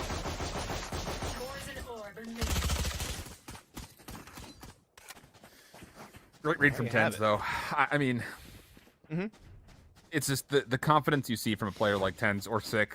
Both instances we've had so far, it's just, yeah, I'll still hold this aggressively. And I mean, Envy, you know, is going to have to be trying to pull something up their sleeves here when it comes to what are we going to do in an anti-eco round, second round of the half after losing the pistol.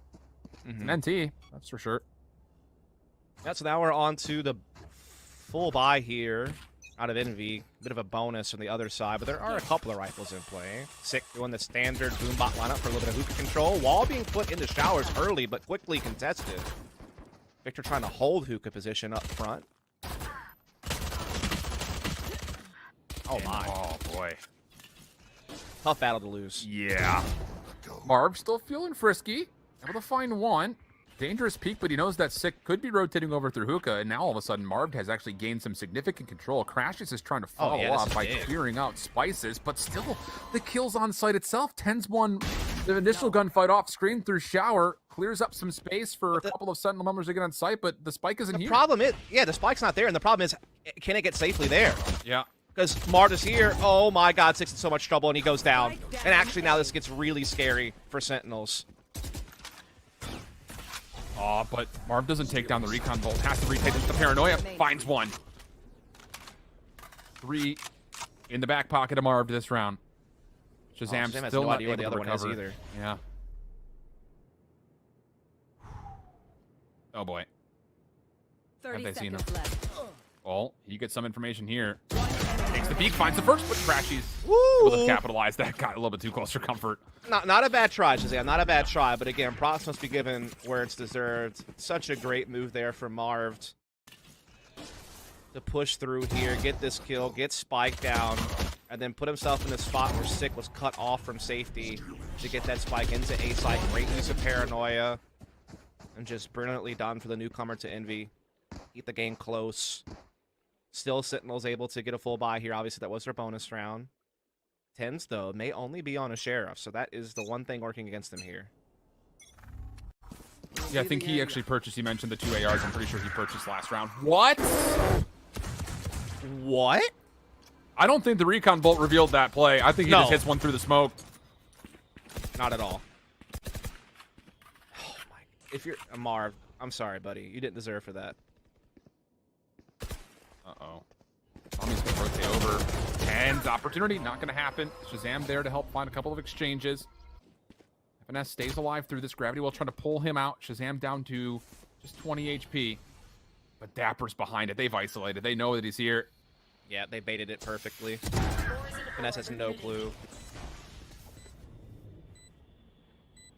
And the spike goes down. So 2v4, Judge and a Phantom for Envy on this retake attempt. Sick playing very far forward is going to be responsible for the link. One enemy remaining. Catches Victor. And then Dapper finishes things off. Sentinels clean and great isolation through Shower to win the round, really. We got to see this 10 shot, I Yeah. feel. Was it his first bullet, too? Yes, it was. Revealing area. Yeah, the recon bolt wasn't there yet. Oh, my God. How unlucky do you have to be? I mean, Enemy remaining. obviously, it's the awareness to know like where someone could possibly be and lining that up, and yeah, definitely credit to TENZ, no doubt about it. But I mean, don't expect the buzz cut to happen like that before the recon even blooms. Okay, Victor. Tries to catch the timing off of the Boombot play, but misses it. And that's a great first blood coming out for Sentinels. Barrier orb coming down for Mummy. Sick in the corner. Does he actually check Crashies? Does not. So big first elimination here for Crashies. Tying this up to a 4-4. Low on health though, and Sentinels make sure that he can't collect that weapon. They shuffle it backwards. That's a really good thought there from Dapper. They have a 4-on-4, and they've made sure that no weaponry has really passed over. They still have presence over on short side thanks to Shazam's positioning here. Who's keeping presence and keeping them interested. Meanwhile, they're coming into now an empty B-bomb side because Envy are forced to gamble. They had to lower firepower. They had to bite on this pressure Shazam has applied. They have to respect it. And that means that now they have to play a retake on B with, again, this limited firepower. Now, they do have a Viper Spit. They do have a Hunter's Fury. They could maybe try to throw something cool in there, but you imagine they're looking to save that next round. Oh, and look at the post plant from Sentinels. You got Shazam watching the initial cross out of Spice. TENZ, of course, in Hookah. Knows that Marb's on the corner. Although Mommy does win one gunfight. So Shazam falls. Flank becomes a bit more vulnerable. They're not going to know what's coming through screens either. This is still doable. Salsa's a good position, though, as well, to watch Finesse come through alongside.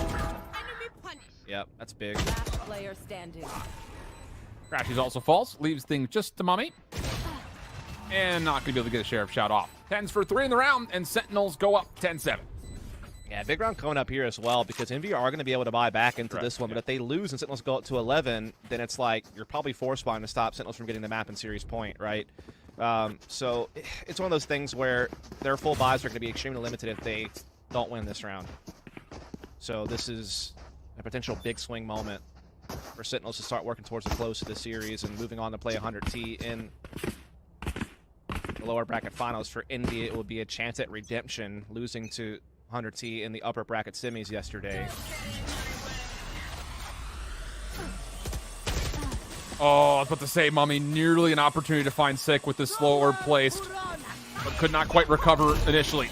Sick very quickly moving through. Showstopper not going to be needed as TENZ finds the kill and a Crashies, no problem. Shazam also efforted in the Hunter's Fury, and this Viper's Pit that was spent through mid is not going to have any significance defensively for Envy. No, I've never seen someone more screwed than Crashies in that round. For real. He was darted, getting hit by a Hunter's Fury, and getting jumped on by a Showstopper all at the same time. Like, what is that guy supposed to do at that point? And oh my goodness, Sentinels are just not letting up. Marv is going to have to watch this round come to a very anticlimactic conclusion. I want to see that from Crashy's perspective, because I just feel like his screen must have been full of LEDs. Just all the RGBs were on his screen. Just no way he could really handle that. Just such a big opening pick from Sick, and they were so quick to capitalize from that point forward.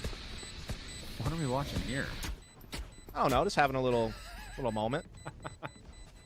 Little bro moment. There it is. Sentinels for 11. One Phantom save thanks to Marv, but buying around it's going to be tough, and they kind of have to. You don't want to give Sentinels a free map and series point. It's just, you go into a round that, you know, we framed up as a very important one in the scheme of things, and Sentinels just throw the kitchen sink at Envy to a point where there's no way they could ever respond to it. I mean, you mentioned Crashies being isolated, but he was one of many Envy players that just didn't have a chance to respond. No, I mean, just the timing. Sick kind of beat the slow orb and just gets Yeah. such a big entry to unlock. Like, when you have Hunter's Fury and a Showstopper coming into B site and Crash is alone, like, there's just nothing you can really do. Such a big hit from Sick, and now he's going to once again put that hookah pressure on with that boom bot. Slow orb comes in yet again.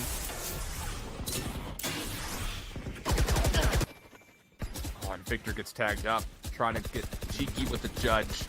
Aldrin's going to clear out this poison cloud. Snakebite was also spent. Sick still having some fun with explosives here in hookah, including the paint shells, which is really in a good spot. Mummy's going to be able to give up this angle and still gets tagged up. Will be able to self-sustain naturally, but early pressure from Sentinels, not bad at all. Yeah, they're giving up Octagon. They're doubling up on hookah, and again, they avoided at least a really big loss there. Marv also being able to catch a kill over towards short, so this is actually looking pretty solid for Envy. They still have a nice little crossfire here on hookah position. Dapper could very well run into it and come into a lot of trouble. Yeah, they have to give up hookah and long B because of that, but they're calculating that. They already have a man advantage, and again, they're going to maintain hookah control most likely. Difficult fight here for Crashes, though, with an SMG. Or is it? Catches Sick off guard. Also, the information, the spike is down, so here come the defenders very quickly on the rotation for Envy. Dapper, mid-map. Nice response to Mummy.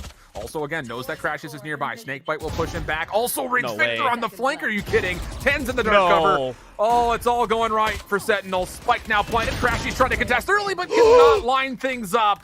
It all falls down to Finesse. How does it so rapidly spiral down the drain for Envy there?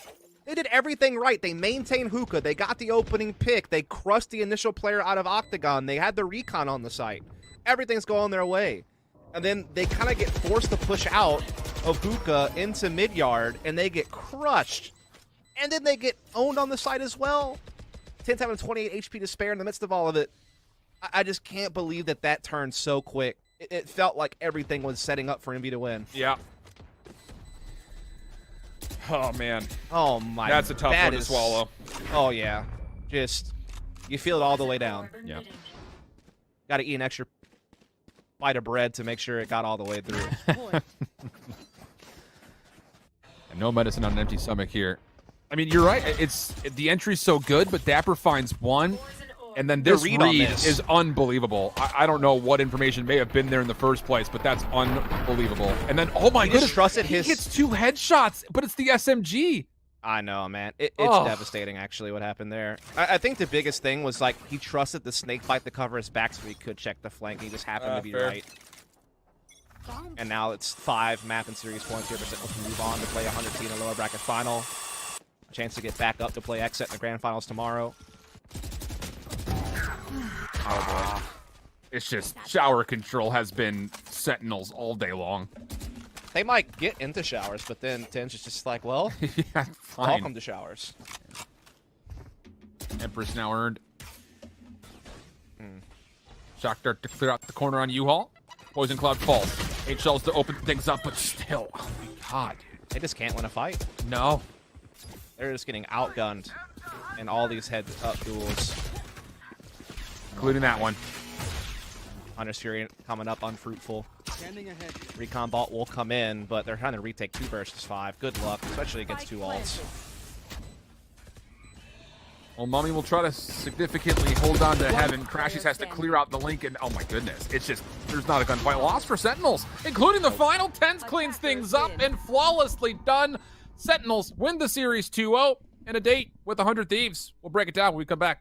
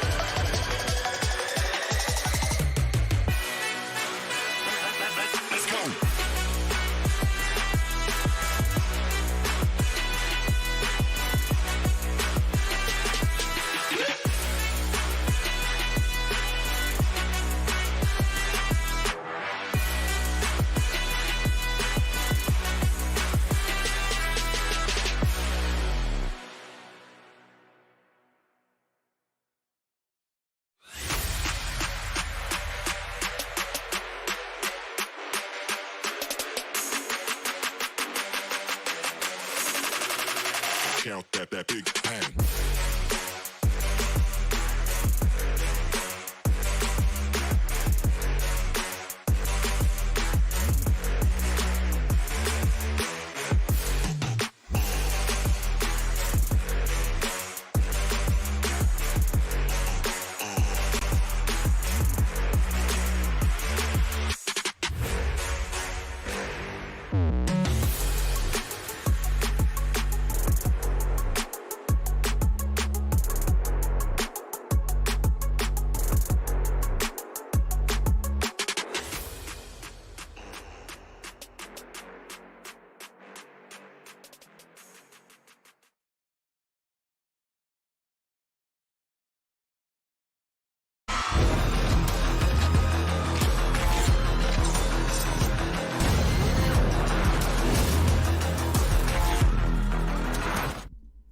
Welcome back there, friends. I hold shift with Dust. We've come to a conclusion here in the lower semifinals. Sentinels take the edge 2-0. A lot to learn from what we saw in Breeze from both squads, but on Bind, things really kind of crept up to the action that we expected. Still very volatile and maybe a little bit loose at times, but Sentinels just thrive in the chaos so well.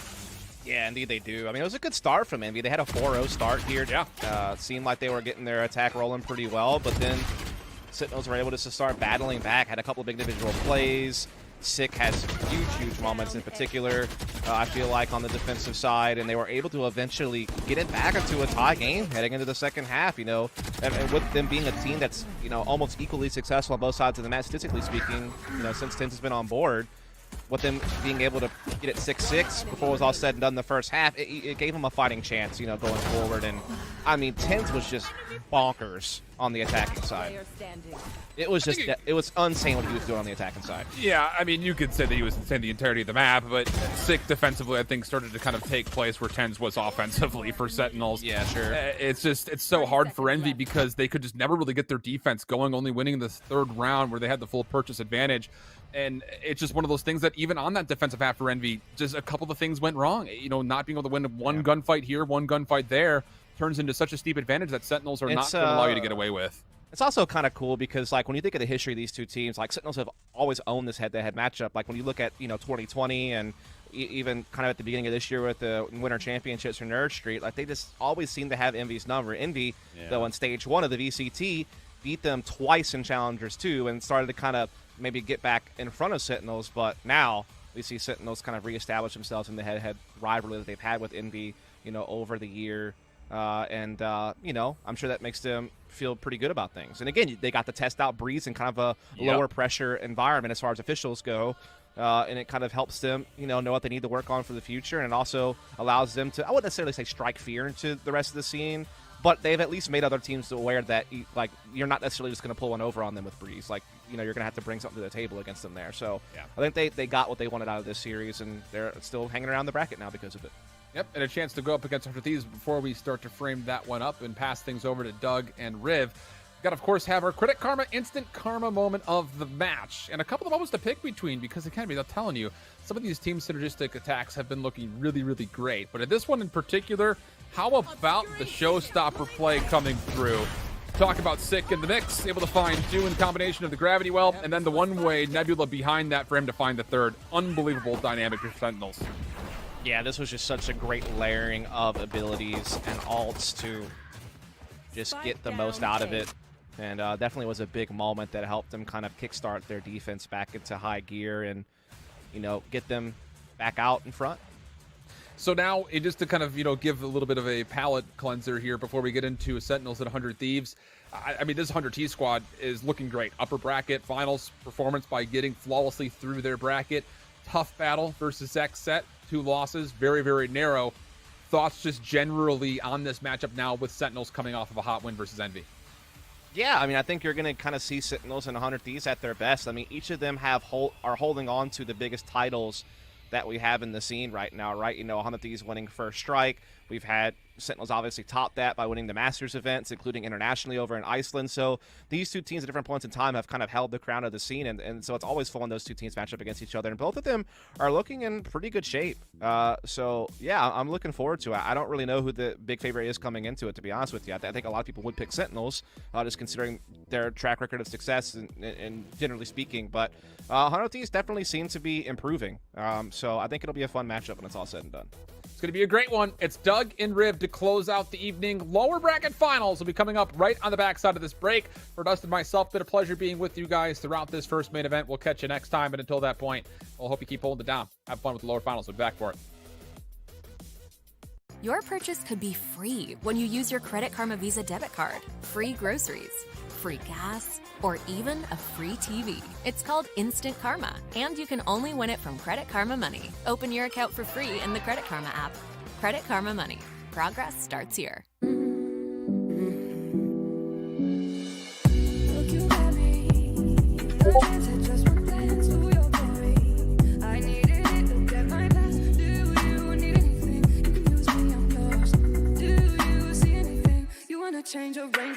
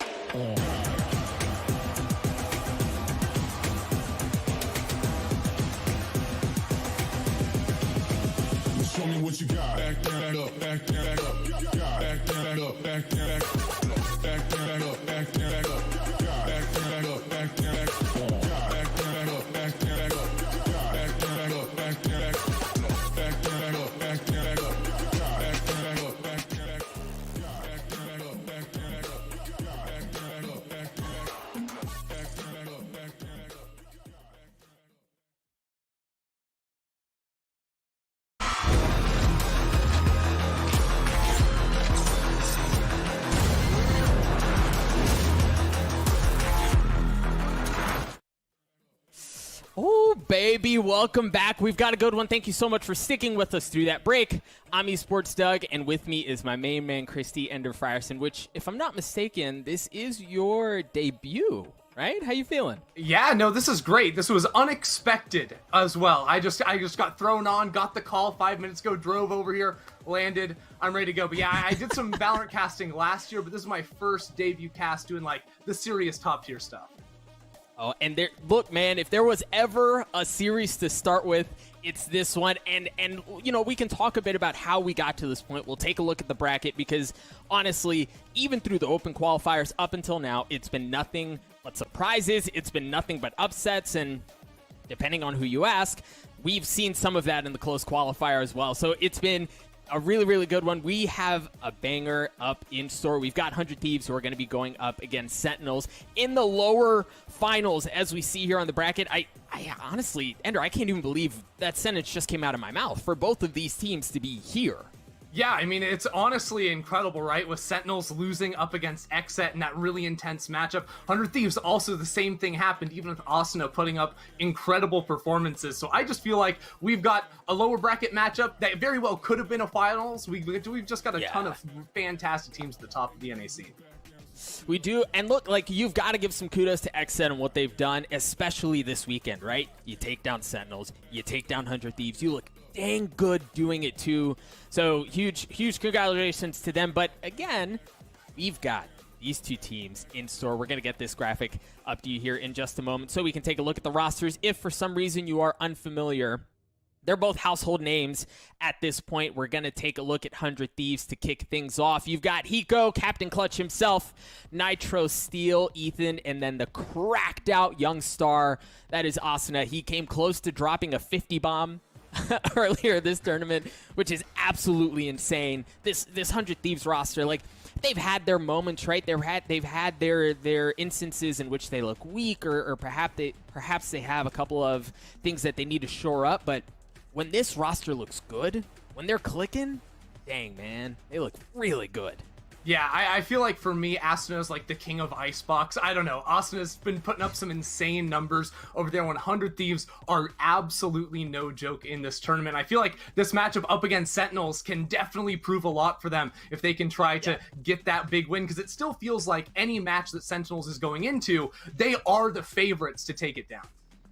Which is reasonable, considering you go to an international event, you don't drop a single map, so we understand where that narrative comes from. But as we were just talking about, let's take a look at Sentinels. Now, Ender, I want to get your thoughts on this roster. Obviously, they are prolific in their success. Their name carries a ton of weight behind it, but what else can you tell us about this Sentinel squad?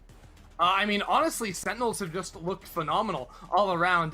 Just double check and make sure my right microphone was coming through. But Sentinels, you know them, you love them over from Masters and competing in Iceland. And they've continued a lot of the same, right? I think we've seen some of the closer matches throughout the tournament that maybe we saw the last time they were going through the Challengers phase. But this is a team that when it comes down to the clutch, they are going to be turning it on. And I feel like after losing that set to XSET, they're the team that just bears down, right? There's going to be no more mistakes. There's going to be no more leeway given from here on out. Yeah, it should be a ton of fun to watch. Again, you've got two tier 1 names who you probably didn't expect to see at this point in the tournament. They have qualified for the playoffs that are going to be going down here in just a few weeks, but there is still plenty of seeding and there is still plenty of moolah up for grabs. Speaking of both 100 Thieves and Sentinels and the stars that really from top to bottom populate those rosters, there are two players that we are going to be taking a look at in particular. And who else but Asuna for 100 Thieves and TENZ on the side of Sentinels. We was actually having this conversation last night.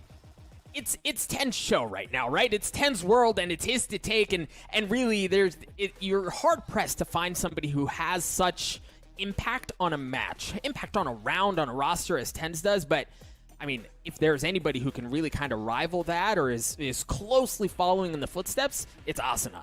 It's definitely Asuna. I mean, he's put up some just ridiculous performances. I said a little bit earlier, but like Icebox, I feel like is his playground. You know, like he knows exactly where to be. Is going to time you. Is going to shoot you in the face. It's going to be no fun at all if you're going up against him. So that's the map that I always want to see him have a chance to prove himself, because that's a map that I feel like you can have a little bit more individual agency. You know, lurking up through mid, getting into kitchen, doing some things on your own. On the Jet in particular, you can have a lot of fun.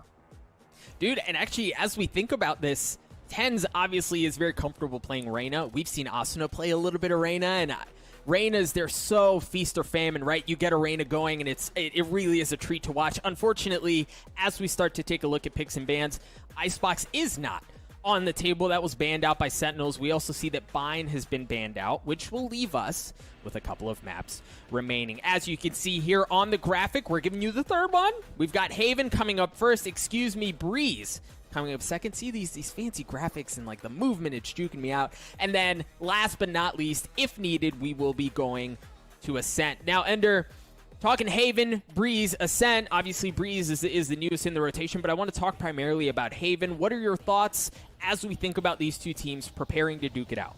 I mean, for me personally, I feel like Haven is the most fun map to watch pro players, you know, duke it out on. You can do so many aggressive things, especially on defense, you know, playing really strongly for lobby control and seeing if you can work quick flanks into your opposition. And that's an area of the map that we know Sentinels have loved to attack in the past. And it'll be sort of up to 100 Thieves to make sure you can stop that at the source, because if you're not strongly playing for A main control, if you lose control of that and aren't quickly jumping onto sites around the map, you can definitely lose a lot of space and get punished for that later on. Yeah, I think you're absolutely right. We're going to talk about that A main area depending on, you know, what side we're on. That's a place that there's just such a pivotal area of the map to control. I think we also need to keep a look at C long, 100 Thieves in particular. We're going to see Nitro try to aggressively get back into C and wreak havoc if they try to hit those on the attacking side. So it is going to be a very, very good one. Folks, we are going to cut to a very, very slight break. It sounds like we need to make one minor adjustment on the technical side, but when we return, the highly anticipated match between Sentinels and 100 Thieves, don't go anywhere.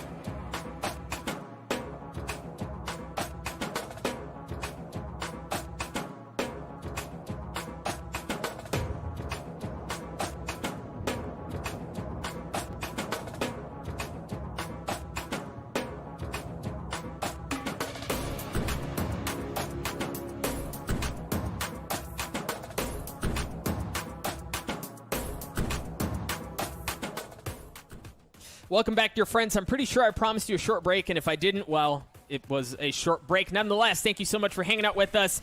Doug, with me is Ender. We have a banger of a series, so without any further ado, let's just get into this bad boy, right? 100 Thieves, Sentinels, going the distance in the lower bracket finals. We have the maps. We've got Haven, Breeze, and then, if needed, we will be going to Ascent.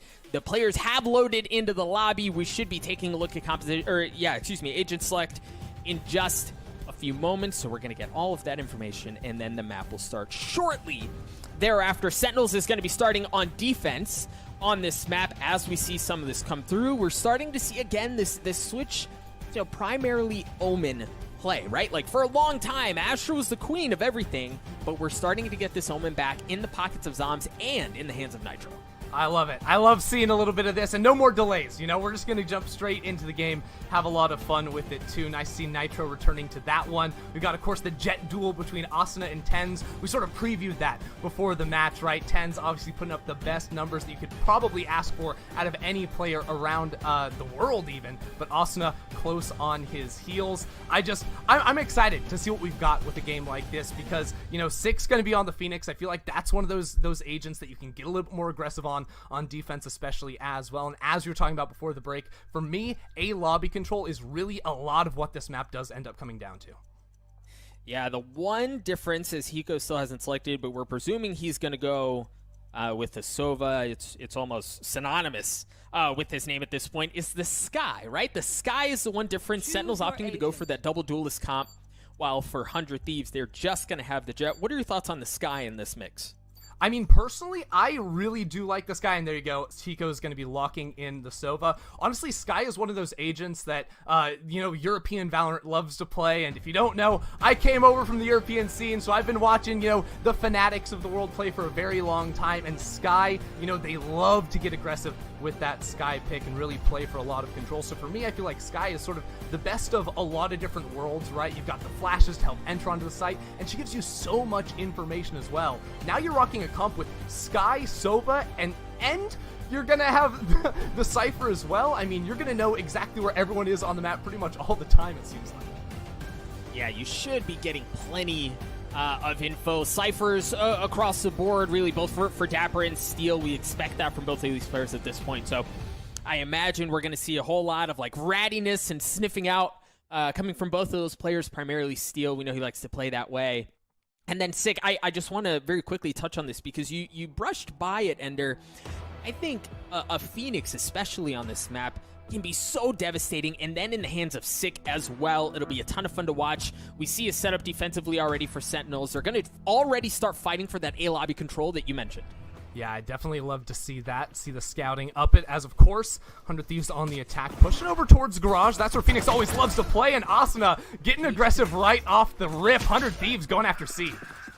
Asuna already starting off for two, looking for a third. The flash is going to hit the back of the site, but nothing doing quite yet. 100 Thieves is going to have full access onto C, get the spike down as well. They also have tripwires, ensuring that nobody comes around the flank. So for Sentinels, it's going to have to be through Garage if they can somehow establish control, and so far, that does not seem to be the case. Zombs has dropped as well, leaving TENZ, a battered and tattered TENZ, just with 13 health, and Shazam to try to take back this 2v5.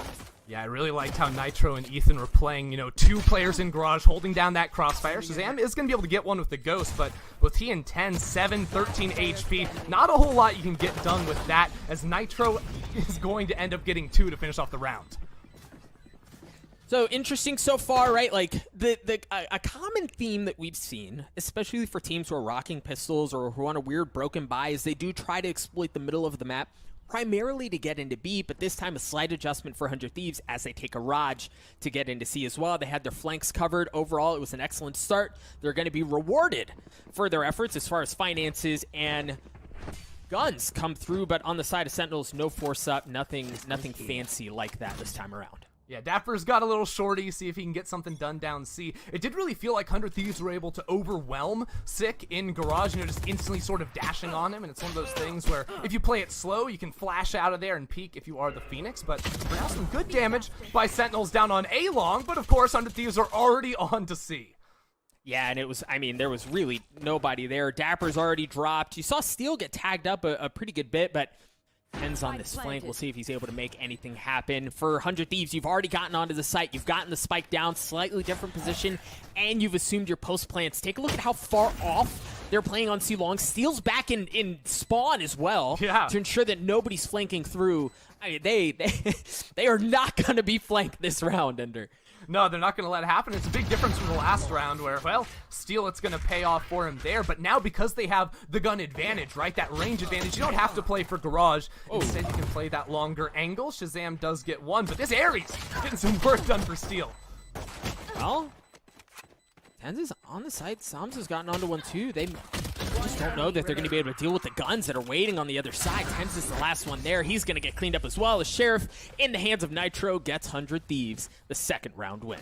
Yeah, Nitro didn't even lose any armor, so I think sitting on that Sheriff can go for an upgrade here. Not feel too bad about that one. This is where Sentinels, you know, they're going to be able to sort of match in guns, maybe push ahead as well. And or 100 Thieves, we'll see what they've got, because right now they're sort of post up around A long. We saw Sentinels 2 rounds in a row, really trying to play down there with the Sova, get information, see if they can push down that area as well. But this time, Sentinels are setting up a little bit more over towards that C site. Duelists on that area. And the Cypher to try and lock down A. Shaw at this point 2 points away from having the Hunter Fury online. That's really it for now. You know, much more of a tempered approach from 100 Thieves. Yeah, you know, one of the things that I do love, you know, we were sort of talking about the Phoenix earlier, is like his ult is only 6 cost, right? And that can be a really strong ultimate, especially when you're feeling it. Pushing on out, you can get through that very quickly, but Sick, only 2 charges here, 2 kills to his name. Shazam almost just swung right back into the Ares. That would not have felt very good there. Well, that's a bad day. If 100 Thieves continue these efforts, they're going to walk into a good bit of utility from Dapper. You've got the tripwires held up long. You've got the tan there as well, and then the shock darts coming through from Shazam to make sure that nobody walks through for free, and that looks like it's exactly what's going to happen now. There are no ultimates yet. See, the smoke's already starting to come out through Heaven. Nitro wants to make the entry. Flash comes through from Ethan. Haven't been able to dash in quite yet. Shaw still holding on tight. The tags have been through. 38 seconds left. You really got to commit here. Dapper's already good for 2. Zoms is looking to get a couple through smoke as well. My God. A couple through smoke as well. My gosh, it's been a firing squad as 100 Thieves are just down to Hiko. He gets cleaned up as well. Sentinels get on the board. Yeah, you spotted there the double trip setup down A long. You know, 100 Thieves just kept running into that. And Sentinels were in perfect position to spam out of A Heaven, gun down a couple of kills right there. 100 Thieves obviously on low guns, but a really good hold there, even with the paranoia coming through as well from Zoms to shut down that take. Yeah, I think that's a really good call on that double tripwire. We'll keep an eye on that, see if they continue to play that out. Looks like we may have something similar. From Dapper, slight adjustment. This time it's going to be split on long and short as we continue to highlight the fight for A lobby control. This time for 100 Thieves, they're back on a full buy. They rode the bonus out. They're sitting pretty. And again, much like the previous round, this seems to be a bit of a defaulty poke and prod, see what you can find, and then make a call. Yeah, see if anything's going on in Garage. They see the Phoenix is playing pretty deep over towards C side. And you'll also notice that Cypher this time put very far tripwires forward, so he can just anchor down A, and the rest of the team get some stuff done. Shaw's gets a tag there onto Ethan. That'll be some good damage. Yeah, but that's all it is now. And, I mean, they had some info, Shaw did at the very beginning, about where they might be, but, I mean, now that they're starting to cause a ruckus, they should have a decent idea of where the members of 100 Thieves are, but they're just going to feel things out. Steel? Oh, Dapper should be able to hear that. Okay. It was the audio cue. It was the swing. The tripwire got killed. Dapper swings out, and the neural theft is going to come online, give 100 Thieves position away. Yeah, it was kind of a ruse, though, as the rest of 100 Thieves are onto the B site. Back site never cleared, but 100 Thieves just want to play the post plant. They don't need to push in for any of that, but TENZ takes the upper angle and is able to get the first kill. Now, Austin has a Blade Storm online, but there are shock darts, right? And there's nobody taking space away on the sides. Now you've got Dapper working his way through short as Asuna continues to kill one more. Speak. Ethan still in a good position. Keep an eye on Dapper. Keep an eye on Dapper. He goes around the corner. Dapper cleans him up. Dapper gets dropped, but it may have been too much. The defuse is coming through from Zoms. Asuna with 21 health. in a 1v3, Sith was so weak, but it did not matter as he gets the kill. Sentinels tied up at 2 apiece. Excellent hold there from Sentinels, and you can see by not giving up the back of the B site, 100 Thieves didn't have much in the way of post-plant utility. Just a couple of shock darts, and that's not really going to force them off the spike for far too long. 100 Thieves had to put themselves in positions, had to make that flank from Austin work, and it was good for 1, but 1 is not enough to win the round as Sentinels bring it back 2-2. TENZ with an operator this time around. Looks like he's going to play the middle of the map. Meanwhile, for 100 Thieves, pistols across the board. This will be a first chance to see how they like to play things out. Sick with the curveball. Spotted a couple as well. See if Asuna can make something happen with this plate switch. Oh. Oh my gosh. Yeah, I mean, he's been able to overwhelm before. Look at that, though. Asuna just jumping on over the back. It's not going to be enough, except for a couple of kills there. I mean, that's given, yes, the guns that they had, though, that feels like at least a decent win at this point. You're trying to hurt economy, right? That's the best you could do. TENZ coming down from the top rope, getting a couple kills. Dapper gets to last. Sentinels did drop 2. They dropped Zombs. They dropped Sick. But Sentinels take the lead. Yeah, TENZ heard you talking about how, 100 Thieves, they're happy to get a couple of kills with a low gun, so he whips out the classic and gets one for himself right there, of course. You'll love to see it coming out from TENZ. He just hops over the truck. It's beautiful stuff. It was such a good setup, but again, like you said, it was a better hold from Sentinels. Now we still got that op in the hands of TENZ. This time he's going to be playing down too long. Rifles, 400 Thieves, and also worth noting, you've got the Seekers, you've got the Hunter's Fury, and you've got Nitro with the From the Shadows. They aggressively like to hit A when they have some of this utility, and there it is. Nitro's already getting onto the back of the site. He's gonna stick it. Wow. The Mad Lads all the way in the back of the site. The Seekers are out as well as Asuna's good. On to 1. Dapper is dropped. Shaw holds fast. The paranoia comes out, though. You've got to deal with Nitro. Here comes the Reddit back as well, coming out from Sick. Seiko dances around the site. Sick gets cleaned up.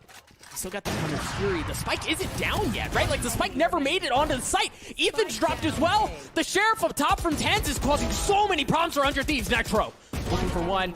Nitro looking for 2. Oh. Nitro not able to get the 3rd as Zom snatches the round away. Zoms takes it at the end, types Omen Diff in chat. It's all good for Sentinels taking that round. I mean, it looks like they got caught a little bit by surprise at the start. 100 Thieves, the first couple rounds, they've gone really fast. But since then, they've taken it a little bit slower, played a little bit more for control, hitting late. That time, they're straight onto the site. But Sentinels, they were able to recover so well. And, of course, Zoms comes in to finish the job at the very end. With that in mind, it looks like 100 Thieves are still going to be able to buy a bit. Well, they've lost the last 4 rounds. They had to buy in the previous round. You've still got TENZ with he's going to get a shot. He's good for 1. Dodged the drone right there. They didn't know he was back there. Played off that timing so well. All of a sudden, the take gets slowed down. It's so hard to punish him because now Dapper's here to help him out in the back of the site. Gosh, even with that, look at Sick! Look at Sick! He's in Higo's lap! The Hunter's Fury was channeled through, and yeah, the 3 bursts came off, but Sick was literally there. The spike is down in the middle of no man's land, if you're a fan of 100 Thieves, as they get cleaned up as well. 5 rounds in a row for Sentinels, and here's the thing, Under 100 Thieves, the hits have looked good. Right, like they've used their utility, they've combined their ultimates, they've gotten good space, but it just seems like Sentinels has been a step ahead. He goes like, wait a second, I don't have a Phoenix on my team. All of a sudden, this guy 6 just stared him down and gets the kill. No, you're absolutely right. Sentinels, I mean, they have gotten pushed off the site at the very start, but not that round, not at all. I thought TENZ's play was beautiful, being able to hold down the site, buy time for the rest of his team to come in. Sentinels have responded to the hits that 100 Thieves have thrown their way so well, and this is the Phoenix aggression outside of Garage. I love to see him peeks again without even a flash. Remaining. Spike down mid. Folks, if you blink, you miss that one. Hiko's the last member remaining on the side of 100 Thieves this round. Sentinels did drop 2. And Hiko has upgraded a weapon. He just doesn't have any armor, right? And he's walking right into where TENZ is holding with an op. So TENZ is going to clean that up. Sentinels get to 6. And I think the really impressive thing about this round was, again, like the read was just good, right? You saw Sick with the curveball right through double doors as soon as the round opened up. He aggressively peeked through that, understanding they want to fight for middle control there, and it was just like easy at that point. Yeah, absolutely. It's been 100 Thieves' default is playing for that area right outside of Garage, trying to see what they can, if anyone's going to peek out a B, anything like this. And now, well, when Phoenix is playing so quickly against you, it can be really tough to do. You can see the switch up. Now Cypher back to that C site with trips inside the Garage. So much slower, much more passive hold after just running over 100 Thieves there on their eco. Dude, what a set piece for A lobby control. Both Shot and Sick were 1 point away from having their ult online. They swing out as TENZ is there as well to hold down short. Sick gets the run it back from getting that ultimate orb. That's going to bring it online as well. That was pretty to start off that round, but we'll see if Asuna can make anything happen. He's gotten onto C. Nitro's close behind. But the spike isn't there, right? Like, this is all a ruse. Going back. So here's the thing is I think Steel was able to hear TENZ backing up on A, but you'll notice TENZ hasn't fully left that site either, so a little bit of mind games trying to play this game of chicken. Did that Jet actually leave the site? That seems to be the read for 100 Thieves, but now as everything is slowed down, it all comes down to the lurk. Look at Asuna's position inside Garage. I love that we're highlighting him for a moment, because it is Asuna to break open this round and win it for 100 Thieves if this pays off. He's got to get a kill here. He's got to get a kill onto Zoms. No, nothing doing. Zoms wins that duel. Sick. Using the run it back. The flash to drop down. Not able to get anything quite yet, but it does deliver onto Hiko. Gets traded through. Nitro cleans that up. Nitro looking for a second. It's not going to matter. Sentinels held fast. Right? You called it. TENZ never left. And then as soon as the hit started on A, they were able to rotate quickly because they never bit onto C, and they were able to extinguish the fire. Yeah, it's the patience there from Sentinels, knowing how 100 Thieves like to play in these situations as a tactical timeout is called, presumably from 100 Thieves. I mean, that was a really tough round, because I think a lot of what 100 Thieves did was positional play to put people in positions where they could flank. First it was the Cypher down towards A long, then it was Asuna in Garage, but Sentinels read everything, never leaving the site, knowing that, hey, after 100 Thieves took control over C and pushed in towards that site, there was still a Jet that was unaccounted for, a Jet that could lurk through that area. Zoms had the read on that one, and now 100 Thieves are sort of grasping at straws because their defaults haven't worked out in a while. It was just those 2 rounds at the start playing off the pistol that went well and were able to get them round wins. Yeah, and so oftentimes when we think about attacking side on Haven, we talk about conditioning, right? Like, we talk about manipulating rotations. We talk about giving eye candy to force the defenses to bite on something that they maybe not want to because of how difficult it is to rotate across all 3 sites. And Ender, the thing is, 100 Thieves have done that, right? Like, they've showed some of those looks. They've hit hard and aggressive. They've hit defaulty. They've tried giving some looks elsewhere and then hitting your opposite sites. But Sentinels has just been a step ahead. Yeah, it's been tough, and now you can see 100 Thieves. They took the pause, and they want a little bit extra time. We'll see here if they end up going for a faster hit, or if they just go back to the default approach they've done a couple of times. Asuna's got the spike in his hands, just trying to push up towards B, but that could end up getting in no man's land if he pushes too far in. Yeah, Steel's already dropped. Asuna's going to fall as well. They're just pistols on the side of 100 Thieves, so you know they're going to try to hit mid. Ethan just like he hops his way through the site, but is met by Zoms on the other side as well. So the spike's in a pretty brutal spot here. You don't have much as far as guns. Maybe, I mean, if you can hurt some economy, you've got something cooking. But kind of given how the half is gone, really, that's all you can ask for. A flawless round for Sentinels as they take a 6-round lead. Yeah, so this will be the round where we see what 100 Thieves were cooking up. You know, I have to say it, I love seeing the Odin in Zoms' hands over 4 Sentinels. This is, Haven's a map where you have a surprisingly large amount of walls that you can bang on through, especially if you're playing off the Cypher trips inside Garage, these types of things. So we'll see if that ever comes into play, a little bit more of a niche interaction there. But as you can see, Sentinels playing real strong over towards that C site. Currently 3 players, and where 100 Thieves have previously been playing for mid control, maybe this is a read for Sentinels. They're like, okay, maybe they're trying to come up with a different strategy, one that doesn't revolve so much about pushing towards Garage or mid. And Steel getting popped instantly. Tried fighting for A lobby control. Got taken out. You see the flash coming out. The smoke is gonna block vision from A link onto B. Asuna has gotten onto the spike. And it looks like, yeah, he was able to get the spike down. Hunter Fury has come out from Shazam as the Seekers follow shortly thereafter from Ethan. And that's going to give them so much space to work with. But look at Sick. I mean, Sick's pretty far up. They're gonna Yeah. put the wall up too. Sick on the tap. They're trying to draw out, like, you've got to draw out some of that post-plant utility. I love that counter from Shazam to push off where Hiko would normally be. Trying to clear that out as just chaos ensues on the outside of the site. Hiko's still trying to dance his way around. Still got something, but my gosh, Sentinels, they just go full send, right? Like, they shove it down their throats. They don't give up an inch, and they get to 9.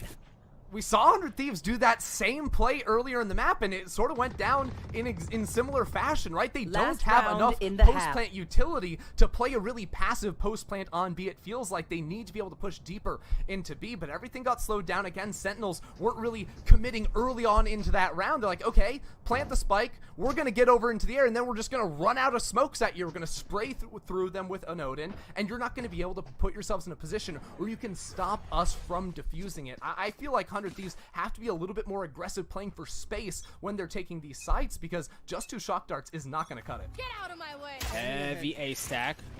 Late thrown online. TENZ with the op has taken short control. He spotted steal. My goodness. Just a pixel that was there, but that was all he needed. Flash is going to come out as it looks like they're still going to try to hit the site. Nitro has gotten on good for 1. He got up top again, got a second. Asuna gets in on the action as well. Smoking off Heaven. This is probably the most breathing room they've had in a little while, Under. Yeah, the TP up into Heaven, working wonders for them. Sick, we've seen this before. Flash drop, can you get it done? He can't. Nitro gets his 3rd of the round. Oh, excellent paranoia as they understand where Zams is. Asuna goes in, cleans him up, and 100 Thieves stop the bleeding, although was it too little too late?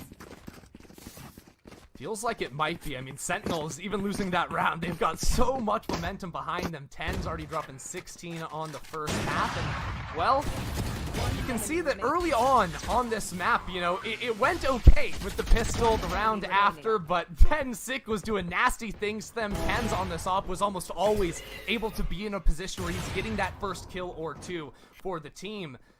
And they're saying the post plant's not really working out in 100 Thieves' favor. Oh, and for Sick to like let the Hunter's Fury finish, to watch it happen, let those last 2 shots go through, and then get the kill. It's just Sentinels are feeling themselves, and when a team like this is feeling themselves in this way, it's difficult to deal with. We'll see what 100 Thieves can do defensively here in this second half, as Sentinels have made full intention that they want to go away. Yeah, they've just simply backed up, playing a little slow. Look at that tripwire. Look at that thing, a little cross thing. I've never seen anything like that. A little bit wild there, trying to catch the Sentinels players as a dart gets into the back of sight. Will get destroyed. And Steel able to get his. Hiko gets 1 with the shock dart as well. Asuna with a decent idea where TENZ is. Spike got picked up again by Zams, but they haven't really been able to get onto site because nobody's able to get past Asuna. The guy's just like a man possessed, of course, as I say that. Zams gets 2 filthy ones, taps on the spike, but Ethan was right behind him the entire time. 100 Thieves take a desperately needed pistol.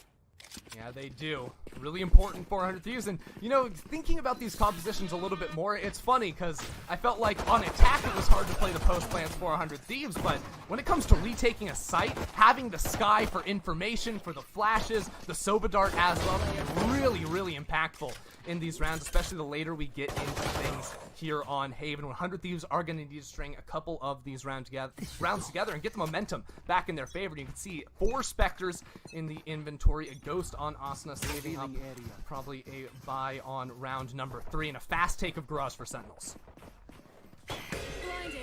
Yeah, should 100 Thieves with this gun difference, yeah, you start to feel some of that with Ethan getting those 2, yeah, shot traded him out. Spike is down in Garage. They're going to walk right into Nitro. But Dapper in a great timing, great spot. It also happens to be the last member remaining. So it's a 1v3. Asuna is very weak. And Dapper has managed to upgrade a weapon. But that's the thing, right? Like Asuna and the rest of 100 Thieves, they know exactly where the spike is. They're just squatting on it. There's really no easy way for Dapper to get through, pick up the spike. And then even if he does manage to do that while preserving health, he still has to plant the dang thing. He's like, man, what do I do here? It's a lose-lose situation. Has no idea where anyone is, and Yeah, he sees the spikes, like, oh man, it looks so juicy. No one's here. I got it. Boom.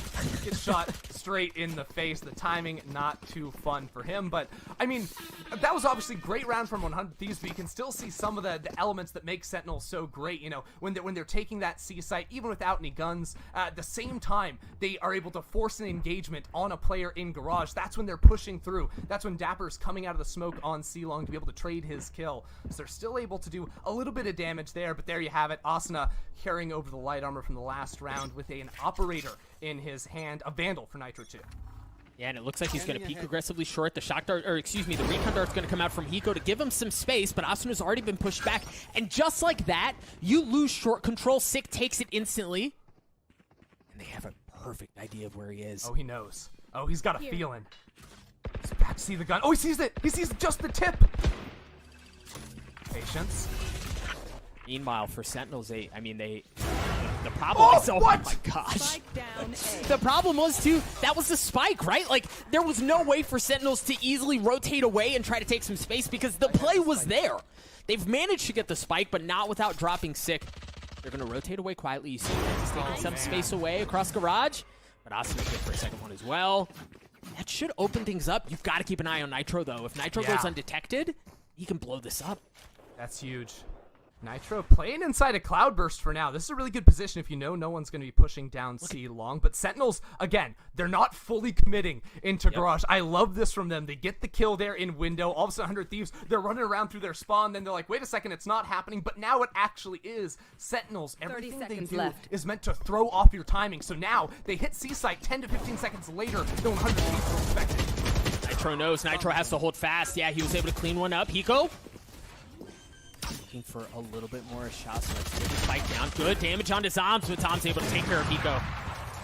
53 health and a dream. Asuna's there as well. Shazam drops.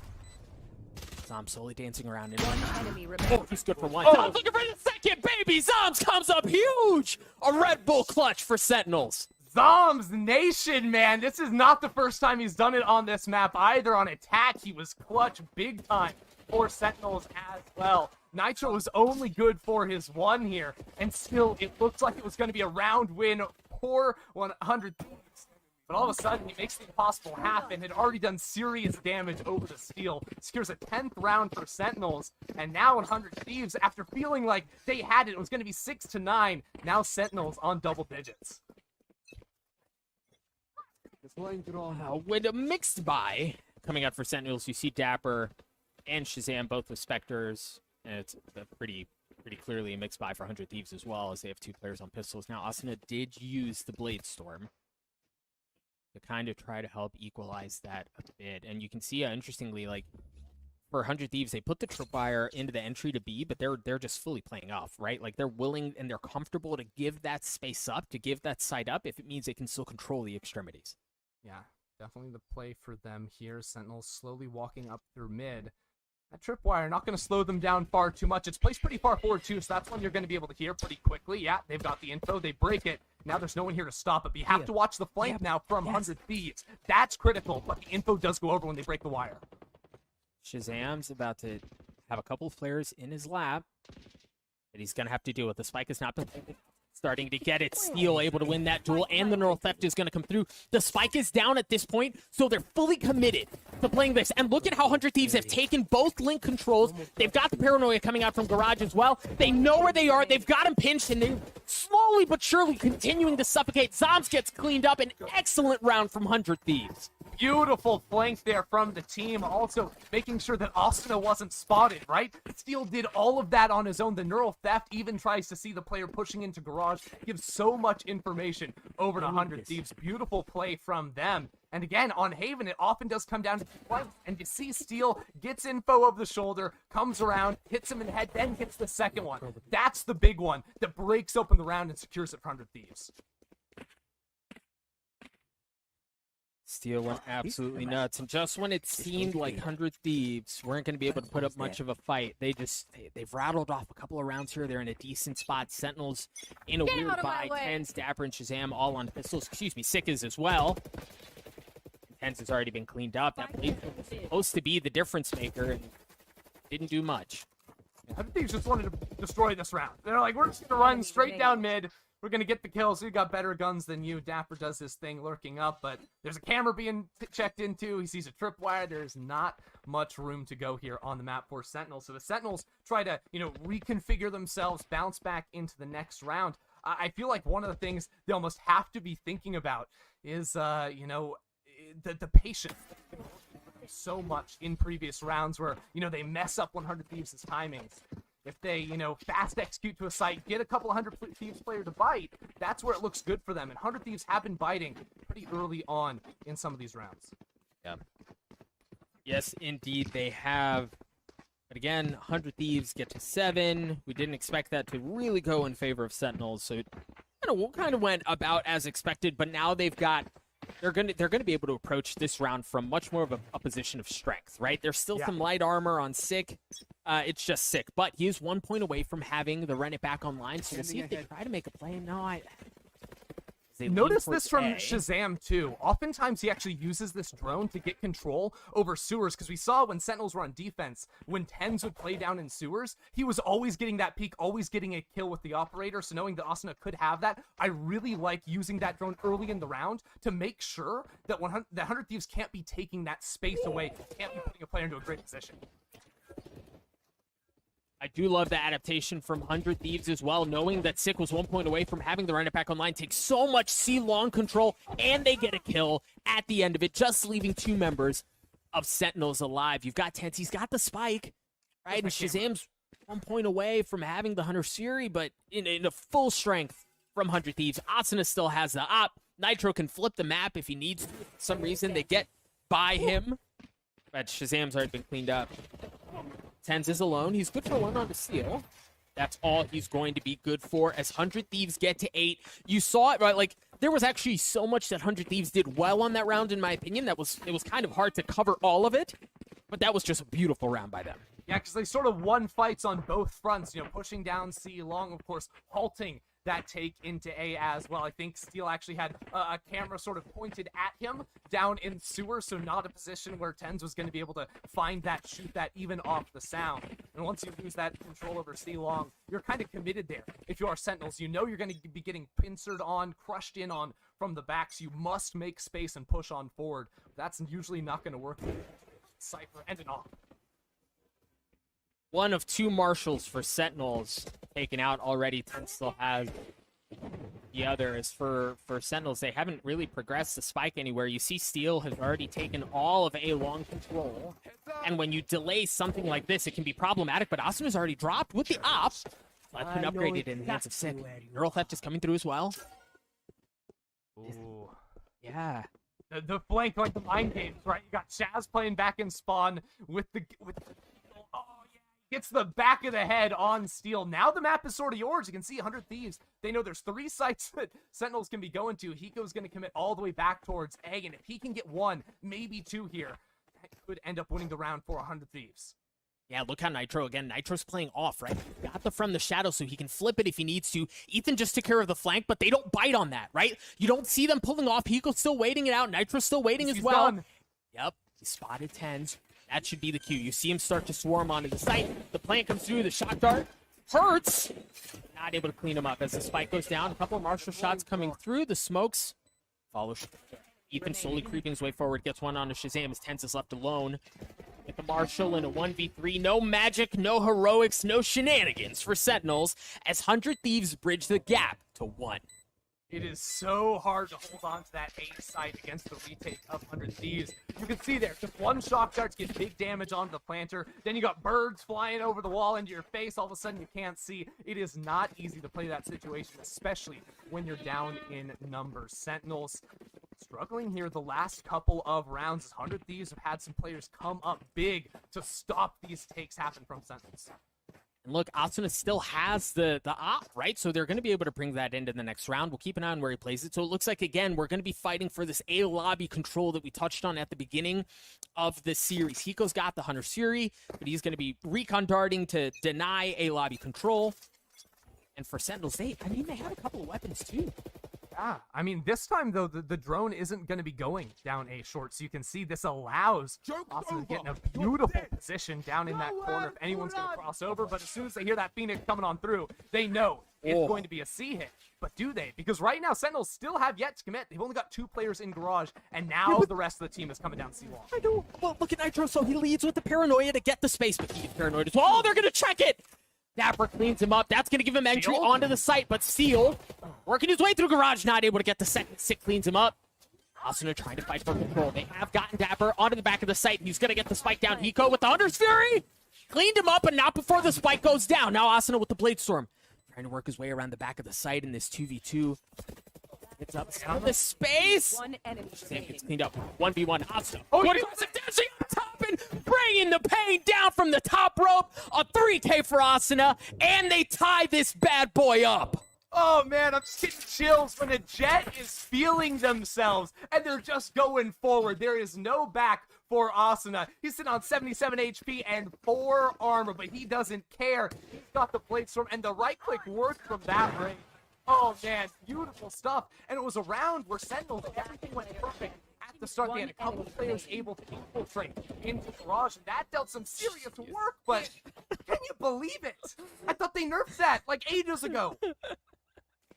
You just, when you see duelists feeling themselves, it really is, it's a treat. It really is a treat. Asuna still has that up. You've got rifles on the side of Sentinels. And we're seeing this fight for A lobby control. No aggressive space taken away down C. Nothing down A as well. They're playing this one far more conservative. I swear, if Austin is able to get a tag, anything like that, he checks it after the round. It's just the ultimate confidence boost. Like, you can do absolutely wrong. Look at Ethan. He even gets info on the spike. Sentinels have no idea what happened, have no idea that even could happen. After so many passive rounds, Ethan just waltzes straight up mid. Now, if you're Sentinels, I mean, look at how carefully they have to work to try to take this window control back, right? The secrets have come out as well. They're going to, gosh, they know exactly where they are. They're just huddled back in attacker spawn. They haven't made very much progress at all now. If they continue to work their way towards C, they're going to find out that it's free. But for 100 Thieves, they're going to find that out pretty soon as well. Zom's hitting. Zom stuck it. Zom stuck it. 6 already good onto Nitro. Zom gets onto the back of the site. They're going to smoke off defender spawn as well as TENZ gets the spike down. Yeah, Steel going to be really slow to find that flank too. You can see only now entering into A lobby, and Shazam has a suspicion something like that may be happening. Now with Steel getting the flank and no one playing towards C long, everyone on Sentinels are sitting ducks on the site. They have to trade off each other perfectly here not to go down. And Ethan just flashed Garage, so now they understand that they can work that way if they want to, but they're not. It looks like they're trying to wait on Seal, but no. Asuna dashes in, gets punished by TENZ. TENZ going aggressive. TENZ good for 3. My goodness, the duelist does it again. Now Seal in a 1v3. The round is far from over, but it's just continuing to tick away. I don't know if Seal's going to have enough time. TENZ just goes absolutely bonkers to win that round for Sentinels. You know, there's a reason. Before we loaded into this map, we're like, hey, Asuna and TENZ, kind of the guys to watch. We just saw them put up insane carry performances in back-to-back rounds. There was nowhere for Sentinels to go on the site. They were stuck there, but TENZ said, actually, we're not. I can just run through 3 players through smokes. Like, what is going on? How do you have the confidence to do this? It's like he has no cares in the world, knows he's going to get what he needs for Sentinels to take the round. So Sentinels win only their 2nd round of the half to take the lead back.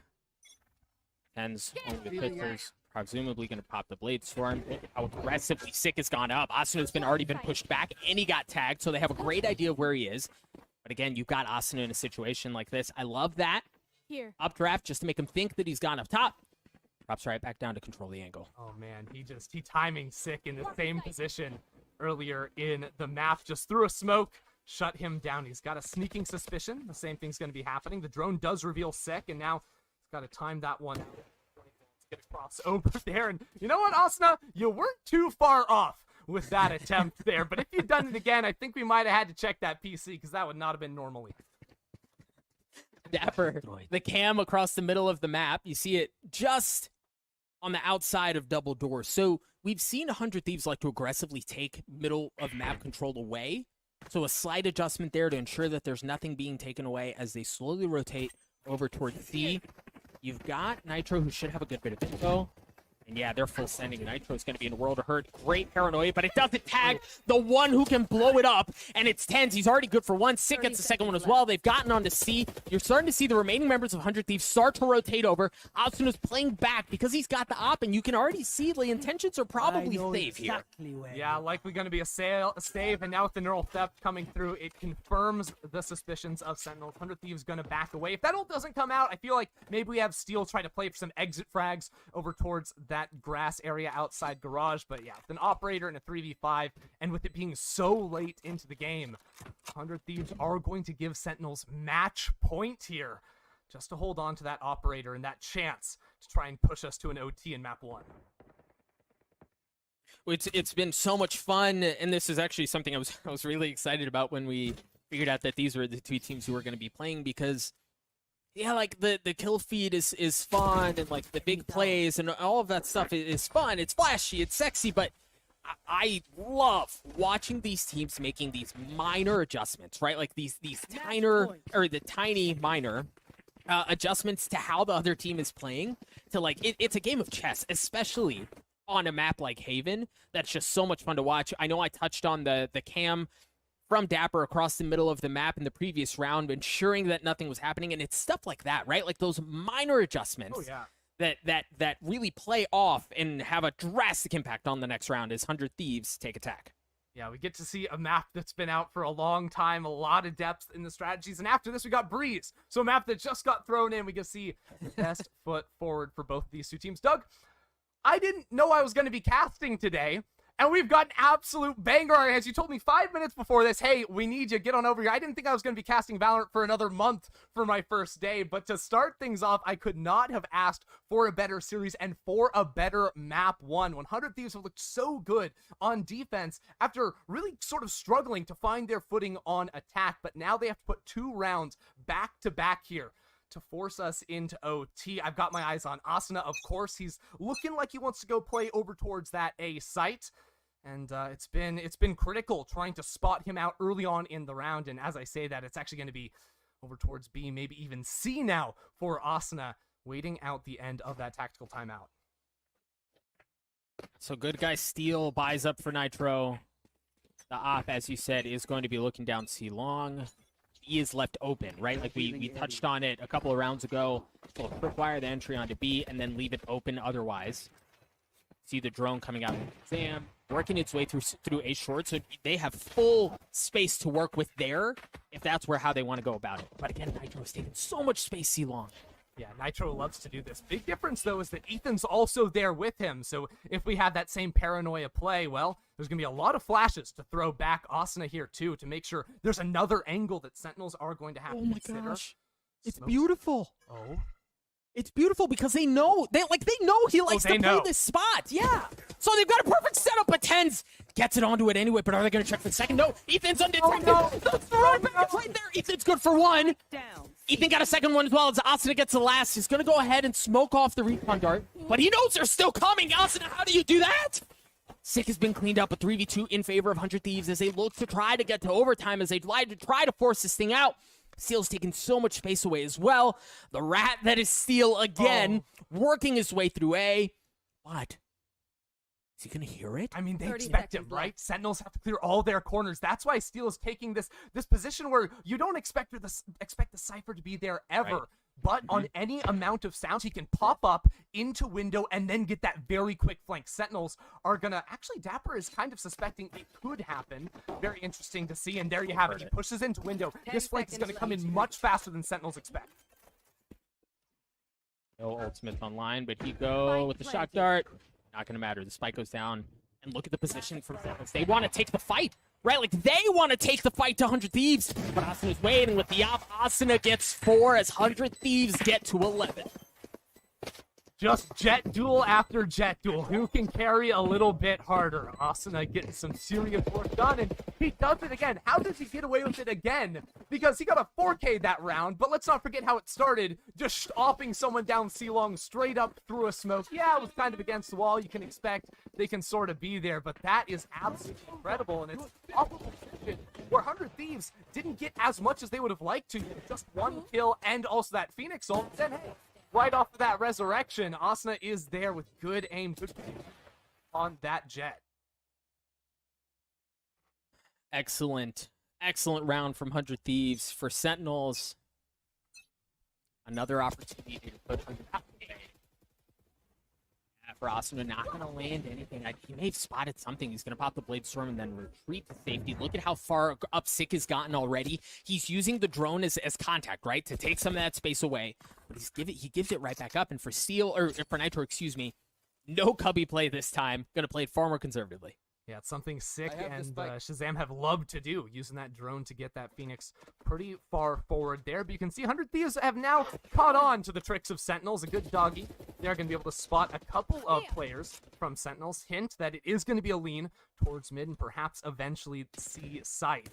We'll come down to garage control because 100 Thieves are all in here. 2 players trying to make it so no one can get through double doors. Just over 50 seconds left in the round. And as the time continues to tick away, options continue to dwindle for Sentinels. It looks like they're going to have to hit C. They've already taken a great amount of garage control. Asuna's going to have to go nuts again. TENZ is already offline. Asuna not able to get what is Shazam snaps on him. They continue to push their way forward onto the site, and it looks like it's happening, ladies and gentlemen. But it's going to drop down to a 2v2. The spike has gotten onto the site. You've got Steel and Hiko to force OT to take one more. Spike isn't planted, and Shazam has the Hunter 3, but he's not in a great spot to use it, right? Like, if he could get down to long, he can use that in his post plants, but it's a bit stuck here. He has a really good idea of where they're coming from. Oh, creeping his way forward, not able to get it. It's just going to fall down onto Dapper. Dapper's going to drop it as well, ladies and gentlemen. For the first map in this best of 3, we're going to overtime. I love it. In a map that's been all about the 2 jets, the final round to make it to OT, it's Cypher v Cypher, Sova v Sova, and it's 100 Thieves that take it. Now we got a little bit of extra time, 45 seconds to gear ourselves back into things. Let's not forget, this map has been so defense-sided today for these 2 teams. So winning a map, winning a round on attack is going to be so huge when we go into this OT. Player standing. Great setup. I like what Shazam and Dapper were trying to do there, as they had a great crossfire from backside and around the middle pillar, but it was just too much, right? Like, excellent response from 100 Thieves. Hey, for them to get to this point, as you said, it's been so defense heavy that if you're Sentinels here, you've got to feel really good. You've got TENZ on the op, a glass cannon, because he's not able to afford any armor. He's also not going to have Cloud Burst. He's peeking down C long for now, and for 100 Thieves, man, it looks like they want to go B under. Early op picks for TENZ have been huge for Sentinels, as has been their mid-round decision-making. 100 Thieves and their post plants have been really hard to hold on to, so going B is a bit of a surprise. We'll see if they can change it up and push deeper in, but it seems like it's a bit of a ruse again, as we do have Nitro 10 water down C long. Jet diff, TENZ gets the kill. And they drew out the paranoia as well. Now they're going to have to reconsider things. They have no information on A. Don't know if anyone's pushed. I mean, they know that no one's pushed up at least as far up to the tripwire, but they don't know if they have long control or short control. So the options are you go back C or you recommit B. That's going to give... that's not a good sign either. Looks like they're going to try to hit it anyway. Take a look at Nitro. He's playing patiently, waiting for it to come through, but Doms gets cleaned up. Steel looking to go aggressive. Steel getting a second as the spike goes down, not able to get the third. Dapper trying to blast his way through. Remaining. Sick gets onto one as well. It's a 1v2. Nitro, we were talking about him down too long. He's in a 1v2. The spike has been landed. And look at it. Members of Sentinels are looking for him. The paranoia may have hit, but Sick is going to play patiently. He's going to have to swing. No, the timing! Just by a microsecond. Looks away, and that's exactly when Sick strikes. So unlucky there for Nitro, and he was so far away, he felt like he was pressured to really run back towards that B site in case there was going to be some sort of defuse there. But let's not forget that is Sentinels winning a round on defense. They must get a win on attack to make it happen, and very similar to earlier in this map, the first half, it was initial pick for Sentinels. TENZ somehow getting a kill with the shorty there, because why not? He's got a classic kill versus Rifle's got a shorty to add to it as well now, too. But Sentinels, they're geared up for a fast A-hit done. Yeah, Asuna, glass cannon, op, middle. not going to spot the aggressive hit here. You talked about them going in hot and heavy. That's exactly what they're doing. Sick with the flash on long, working his way towards short. And look at how 100 Thieves are already adjusting, right? You've got Ethan and you've got Asuna who are already pulling off towards A, so they should have decent strength. Sick has already been spotted as well. Great hot hands to push off Asuna. Look at him tank it. Ethan gets cleaned up. And well, Steel's in a great spot. Steel's good for 2. He gets cleaned up. A 3v2, a slight 3v2 in favor of 100 Thieves. Asuna's just got 11 health. Eco gets pushed off. The paranoia is excellent. Spike down. Shazam is left alone. And he's been spotted. He's good for 1, not able to get the second as 100 Thieves. Eco gets the 3rd, and we're going another round. Look, everyone, if you're watching, buckle up. If you need to run and grab a quick water, do it fast, because this may be a very long OT. Teams have been equally matched so far, and this time it's Steel able to come up big in that position, right outside of long, and it's because, you know, Shazam a little bit slow to push out down A long, all those players funneling out of sewers. Well, you got to worry about all these different angles. You got to worry about heaven. You got to worry about, you know, a link, right? All these different things got to be wearing on you. And Steel hadn't played there just yet. So now it's 100 Thieves starting to go fast towards A. Didn't tag him. Yeah, maybe. I mean, they're walking into TENZ's op. And look at them. Now they're starting to pull off. Nitro's taking the spike. He's already working his way towards C along with Steel. And you're just leaving, we talked about eye candy, right? They're leaving enough here to entertain, to make them think that that's where they want to go. TENZ gets pushed off with the op, and as soon as TENZ gives up that angle, they rotate away. Yeah, that's big. You sacrifice a little HP there, you're going to be fine because you remove the dash from TENZ. Such a big playmaking tool, and, well, Sick, a little bit isolated here. Doesn't have any flashes left to work with either, so if 100 Thieves are quick on this one, there's only 2 players to stop them. Oh, Asuna's not able to, he's not able to leave the runway. Steel gets cleaned up as well. Now Sick, who's back on site, is still there. He's got no armor. Oh my gosh, that shock dart hurts. Great paranoia though, but he can't follow it up. Right, like there's nothing he can do with that. Shazam's been cleaned up. Ethan looking to go aggressive as TENZ gets 1 with the op. Ethan. Around the pillars, Ethan. Oh my gosh, a shorty again? Out of TENZ? Eco gets cleaned up as Sentinels take the lead once again. A 3K for TENZ. You know what? Why not? And I have to feel like, the stress that 100 Thieves are going to be on. Like, if we assume this goes deep and it's just defense winning over and over again, because Sentinels started out on defense, they get to always be at match point again and again and again, putting 100 Thieves' backs against the wall. And you saw in a position like that, 100 Thieves, if they, you know, burst out onto C site, it's going to go great for them. But they don't have perfect information. They take it a little bit slower to make sure they can cross off, you know, dot their I's, cross their T's. But at the end, it allowed Sentinels to get on over there and show up big time. This time, again, fast over towards A for Sentinels. And they are now slowing it down, but 5 players ready to attack. For 100 Thieves, using Sky utility to ensure that there's no one working mid, so that the possibility of a fake is gone, right? Like, they know that's where they're going. TENZ has already dashed onto the site. Asuna cleaned him up. Eco with 33 health. He's going to fall as well. As, ladies and gentlemen, it looks like the attack might finally break through. 100 Thieves just down to 2 players. They're not on the site. Sick has a freaking run it back in an OT round, as he's just been so instrumental to get them to this point. 100 Thieves, they have a paranoia and 2 birds. Trying to get blinds off. They get some info here, but everything gets halted with that fire on the ground. All of a sudden, 100 Thieves against 4 players. They have to act quick because it's a 2v4 in a post point. There comes the second flash. The paranoia's going to follow as well. Sick trying to do it. Do the smoke. Not going to do it, but Dapper does. Ladies and gentlemen, the overtime marathon is over. Sentinels take map 1. When we return, map 2 in this highly contested best of 3. Don't go anywhere.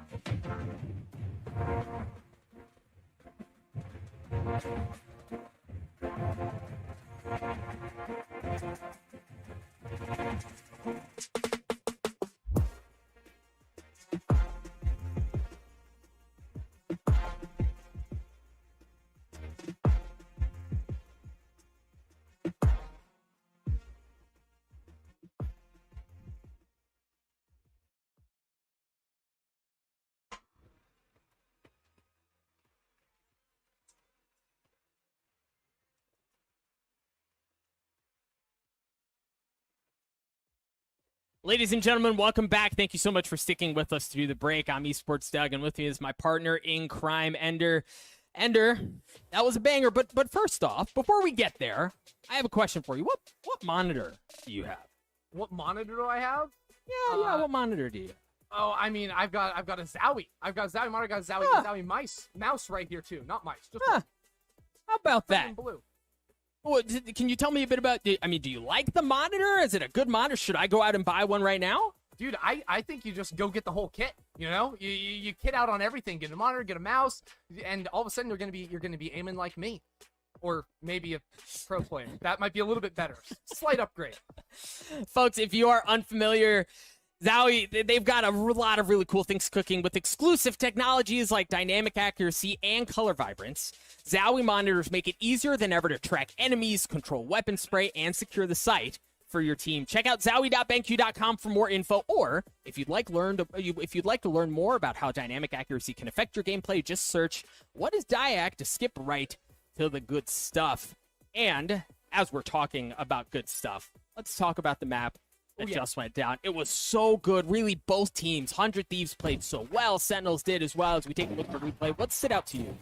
Look, what stood out first is I should have quit League of Legends a long time ago, because this is just way better, way more fun to watch. I mean, it was really interesting to see sort of how both teams completely took over on defense. It was so hard for these teams sort of hold on once they'd actually take the side. I think for Sentinels, a lot of their strength came in their mid-round decision-making, as well as how they played off each other. That's sort of to be expected, and ultimately not biting a lot of the mind games that 100 Thieves were trying to play with them.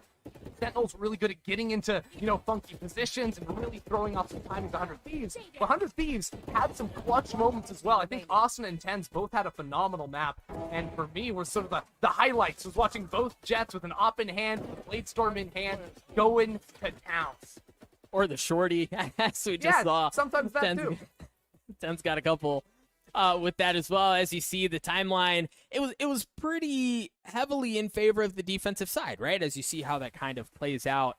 But I think one player that we probably didn't talk about enough, considering how, yes, Asuna popped off, right? But for 100 Thieves, like, Steel had a couple of huge moments. Oh, 100%. Steel especially sort of like playing that flank game. That was how they were able to win a lot of those defensive rounds, was, breaking the tripwire, going on straight through and still getting that first kill, or even two. He had a couple of great rounds over on Sentinel's side as well. I think in those clutch moments, the 1vx at the end, Zoms had 2 or 3 rounds that he was able to pull away just barely as the last player alive for Sentinels. So it wasn't just all Jet shows from both of these teams. Early round belonged to the Jets. Late round, a lot of the times, came down to those crucial members for each team. They did indeed. As we mentioned, it was a ton of fun to watch both of them go at it. And I have good news for you folks. We've got another map in store. Up next, we are going to be playing things out on Breeze. Let's take a look at the graphic one more time to see where we were, where we're going, and where, if needed, we'll be headed. We just saw things go the distance on Haven, a 15-13 clash. But as we said, we're going to be heading over to Breeze next. And then, if needed, we will be headed to Ascent. For Breeze, 100 Thieves is going to be starting off on the defensive side. Now, as for what you've seen on this map, what are some things you need to keep an eye out for?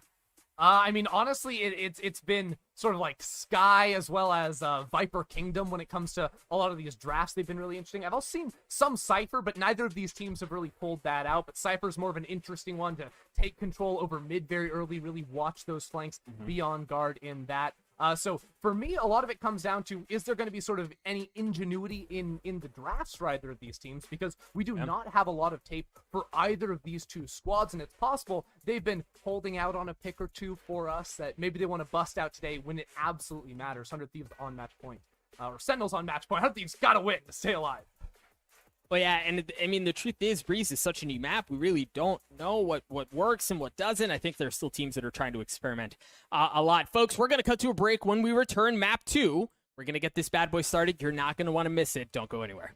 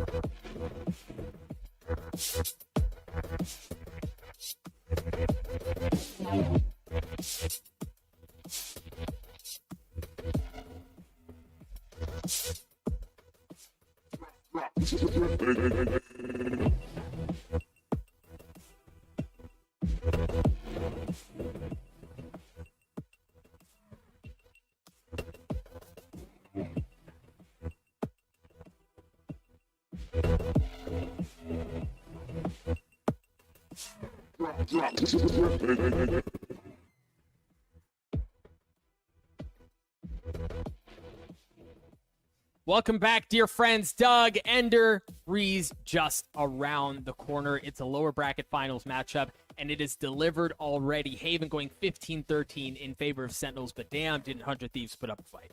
Oh, it was a crazy map, you know, especially with 100 Thieves having to really battle back from a deficit. You know, we tried to steal a little bit of justice with the flanks he was able to get off on that Cypher, and a lot of the great strats that 100 Thieves were able to throw Sentinels' way. And now I just want to see the evolution of that with two teams that we haven't seen a lot on a brand new map on a stage where it all comes down to this. You know, 100 Thieves have to be able to beat Sentinels to force us into a map 3. Some of the picks you got to keep your eyes on. Of course, the Skies, the Vipers, you almost have to expect are going to be coming on through here from these two teams.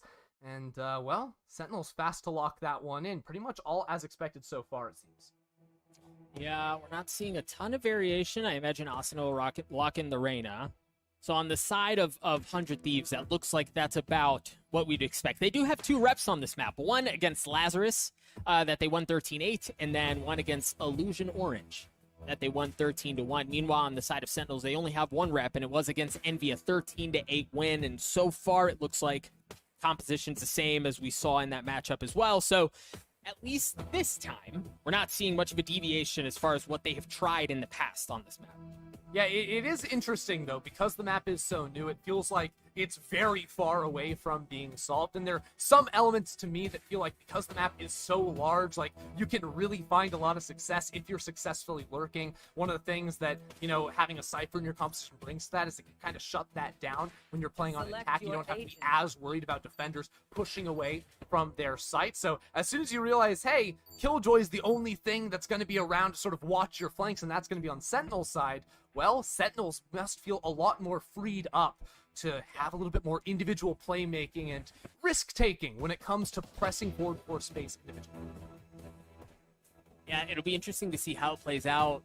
And you know, I think it was you, actually, that mentioned prior to the break the difference between Killjoy and Cypher on this map in particular, right? And like, what has greater efficacy as far as controlling the map between those two. It's interesting that at least on the side of 100 Thieves, they're opting to go without any of it. I love Ethan on the Sage. I love Sage on this map in general. So a couple of really nerdy wall spots that you can get really deep side angles on.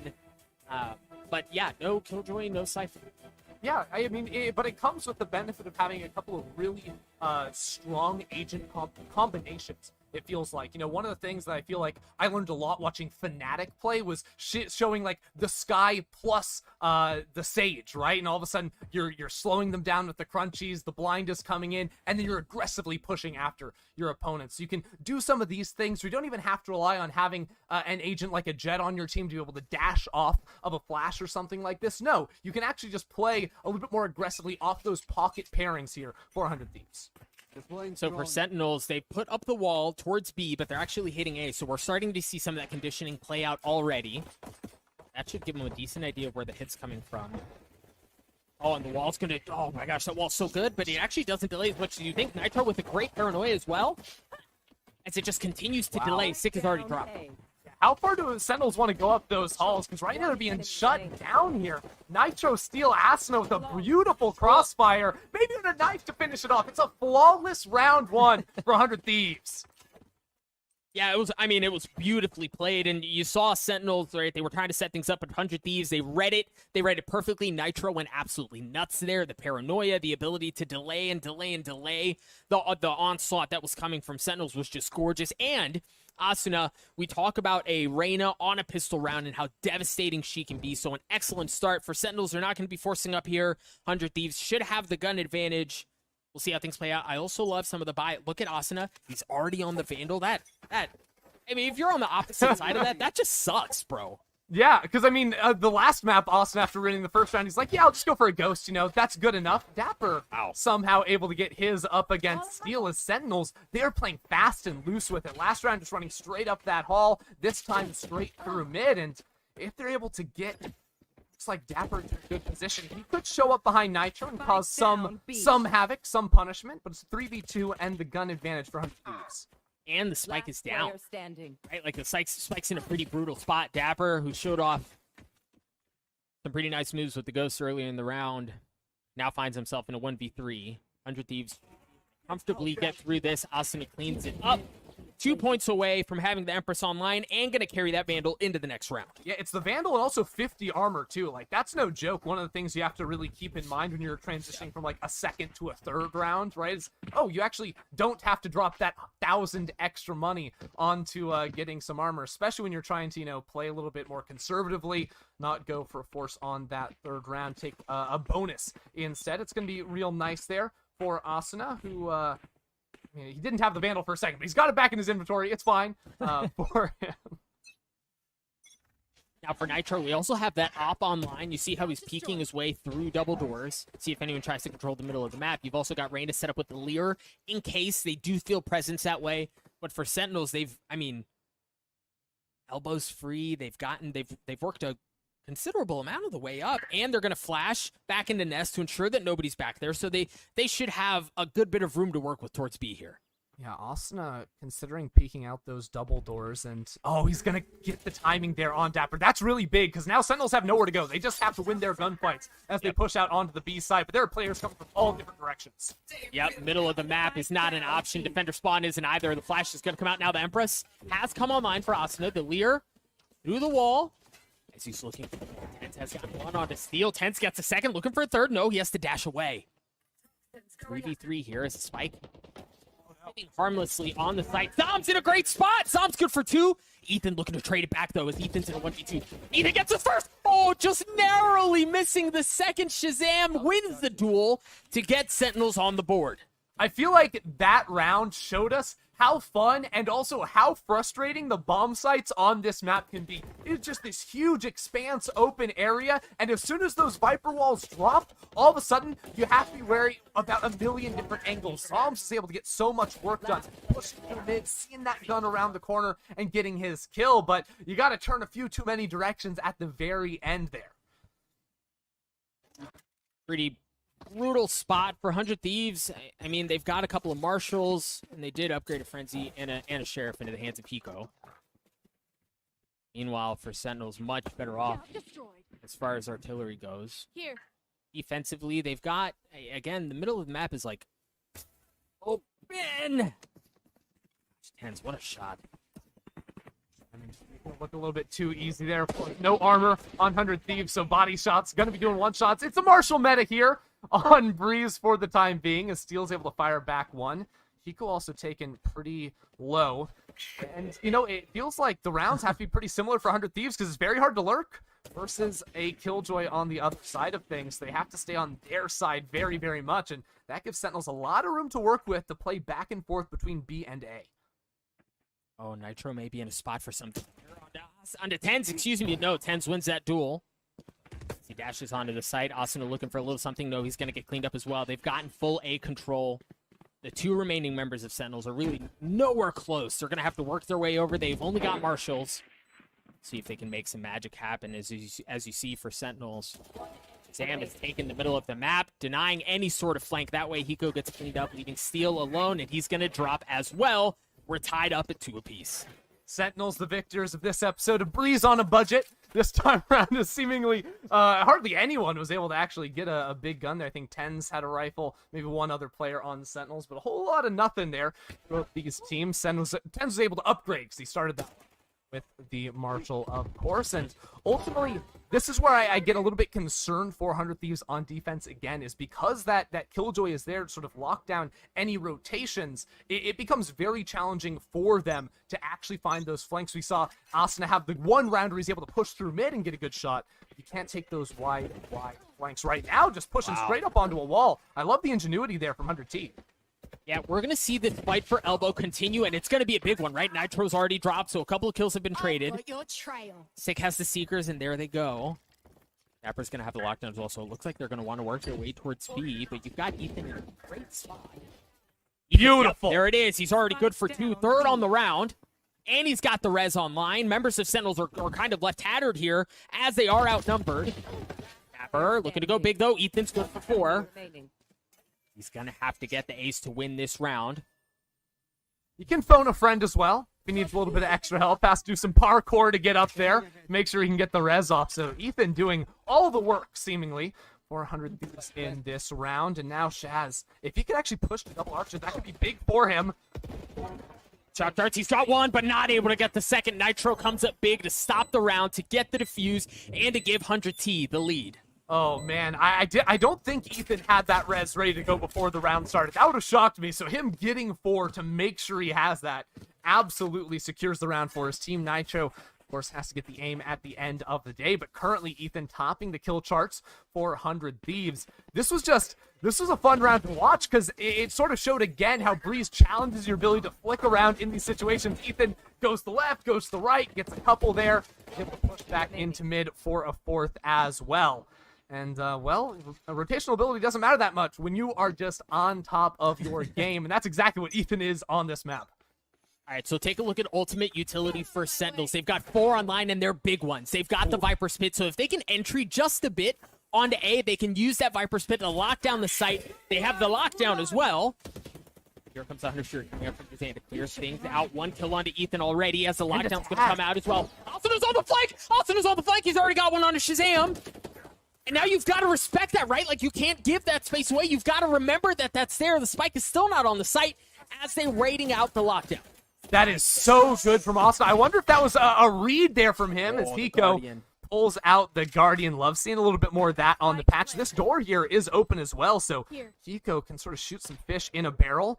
And though playing next to the door, this is the duel that makes or breaks the round between Steel, but Steel bangs him through the wall. Freaking Galaxy Brain Steel wins that out onto TENZ, leaving Dapper alone. Now, Dapper has a really good idea of where Hiko is. Dapper's good for 1, 8 health, 8 bullets in the 1v1. The first shit's gonna come out. Oh my god, Steel snaps on him to win that duel, and he's gonna get the defuse. Steel went absolutely bonkers this round for 100 Thieves. How are you gonna do that to him, Steel? It was supposed to be a fair fight. It was supposed to be an honorable duel, and he's like, wait a second, I've got a sneaking suspicion. Boom, boom, boom, gets the kill. Easy job done right there. And let's not forget, the round was sort of ended there with that great play from Steel, but it started with Asuna going fast on the flank, pushing straight through halls, and that's the sort of stuff I love to see. You hear so much noise over towards A, you take that bit of a gamble where it's like, you know what, I'm just going to go through here. If someone's watching the flank, it's rough, but I have a feeling Sentinels are going for that fast hit. A couple of those fast hits maybe in his brain still from Haven, and definitely helped 100 Thieves get chaos going for them in their favor that round. Hiko still rocking the Guardian here as Ethan's going to have the Bulldog. And remember, the Viper's Pit is now online for both of these squads. Nitro also having the From the Shadows to flip the map. It's fully committed onto A here.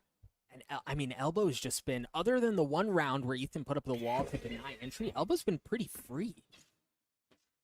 Yeah, they've just sort of given that up, given up a lot of mid-control. The bird there from Steel should have given the information. A couple players got blinded, so off of the shots there too. And the drone, they say we're going to drop down at Viper's Pit, but Sick is able to get his difference of the sky there. And with TENZ pushing in towards mid, like, this round could end up looking pretty good for Sentinels if they're able to break this fight. Yeah, and either they rotate back around or they push back into it. Ethan's got a huge kill. Gets traded out. As TENZ gets worked back in the site, you hear the From the Shadows was channeled, and then he actually took it back. So the spike is still sitting in the middle of the map, right? They haven't committed onto anything. As the Viper's Pit still continues to cause problems. Oh, considering going in aggressive just on the other side, but there are 2 people there. Turns out it's going to have to be Sunasunu. Drops. Hiko gets cleaned up as well. And it's actually just Nitro now who's alone. He's going to pick up the op, but I imagine he's going to want to save it here. Yeah, maybe peek for an exit. Get your one between those double doors and then back away. Doesn't feel like taking that chance. And, well, Sentinels are going to have plenty of time to play with here, planting it with 8 seconds into the round. So we have a little bit of time. 100 Thieves can start to think about what's to come in the next round. Have a healthy advantage here, 4 rounds to 3 once this one does go off. And, you know, these rounds have really just come down a lot of the time to individual execution on the site, you know? Not too much big brain, apart from, you know, some outplays there from Steel earlier on the map, but being able to break that Viper opened up the site fully there for Sentinels and allowed them to push in pretty freely. Yeah, and, you know, we talked about elbow control previously, right? And how it's been pretty easy for Sentinels to establish control on that area of the map, even with the Viper's Pit there. After they got the kill onto onto Steel, they could have rotated off. There was still plenty of time in the round, right? There was still over a minute left where they could have pulled off to B, knowing that the Viper's Pit was there, but because they had elbow control, they were able to work their way up, get a couple of kills too, and then finally end in their favor. So we'll see how elbow control continues to be a talking point here. Will it be something they continue to establish? Now, the other thing I want to mention very quickly for Sentinels, that Viper's Wall has gone up B every round. Every single round. So the second that changes, that's a huge cue.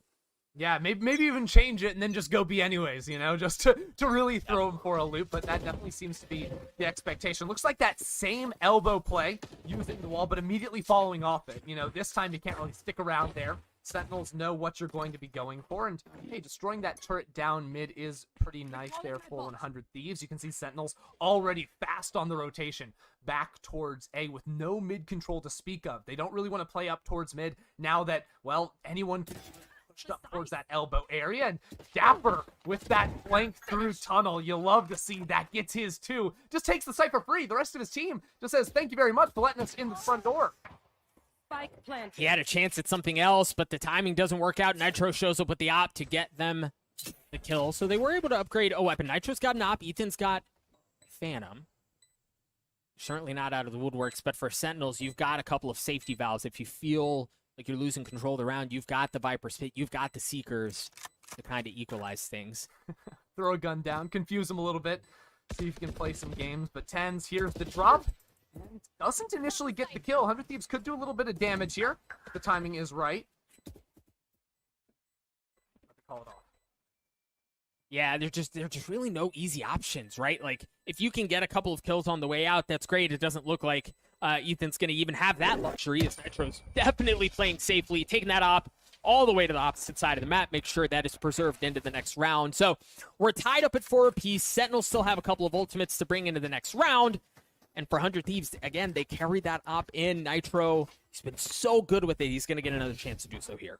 Yeah, one of the other, like, sort of ult combinations that I feel like can be really important on a map like this. We know, like, the Viper's Pit is so good at just controlling space on these vast open bomb sites. Well, Killjoy ult to try and clear people out of that, too, can be very influential if you have both of those ups. Just 1 point away there for Dapper before Sentinels could try to combo those or even use them to force Hiko out of his own ult.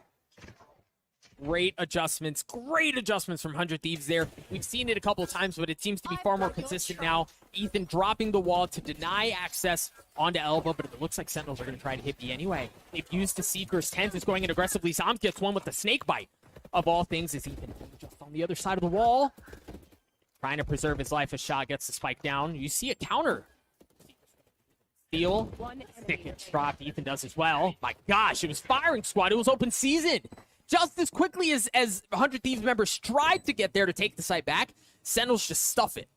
Yeah, no, I really like that very forward, very aggressive post-plant setup there where I believe it was Sick that was pushed all the way up right next to double arches, and you've got a couple other players back on site ready to play off of it because of the way the arches are angled. You know, it's really hard to be covered from every single position on site. So if you do see Sick on that close angle and you sort of push off to the left there, well, then someone's going to be able to see you have that line of sight from deeper on the site. Really like that from Sentinels when they're able to burst onto the site quickly and they know 100 Thieves can't really hold their own feet and have to be playing back to a CT spot. Sick manages to clear out a good bit of the middle of the map. You've also got Dapper dropping the turret across middle to ensure that no one's pushing up. For 100 Thieves, this is just a pistol round, right? They have a couple of Sheriffs and a Ghost. They don't have much to work with. They've got a dream, too. Dream to win this round. That is true. You can't underestimate that, Doug.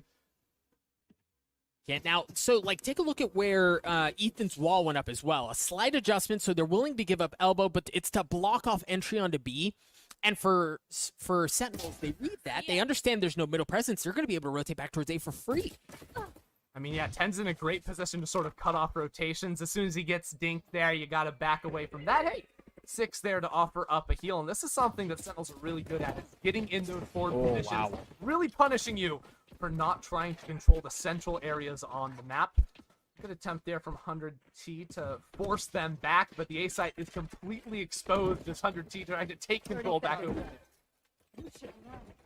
Ethan has managed to upgrade a Phantom, but it seems like Sentinels want to make sure that this one isn't going to be a problem. They invest the lockdown. Ethan's already been dropped. Great flash, great shots from Dapper as well. As it's just Hiko and Nitro that remain, and they've got nothing but pistols. No shenanigans this time around. No blast through the wall. It looks like Dapper's going hunting. He's not able to get to land the shots onto Hiko, but it looks like it may have been a bit of a trade. He wanted the knife. It doesn't matter. Sentinels win the round anyway. You'll love to see it there, having a little bit of fun at the end of the round. You know, that lockdown's an interesting one, because it's hard to see where exactly Sentinels are in terms of their economy, but that's the type of play when, well, 100T are on an eco, they've only got pistols. You probably only commit that if you need to hold on to a good amount of guns. And yeah, they've got approximately $1 million in the bank, so maybe a bit of an over investment. I don't love that one for them, but it definitely sucks the life out of 100 Thieves. They don't feel very good at all after that one. No, but I think at this point, they're still in a great spot to make this half a competitive one. They have the Empress in the pockets of Asuna. But again, similar path from Sick, right? Work your way up elbow. There's no wall there. You can take some middle of the map control away as well. There's that delayed wall that we saw from Ethan in the previous round, denying entry onto B.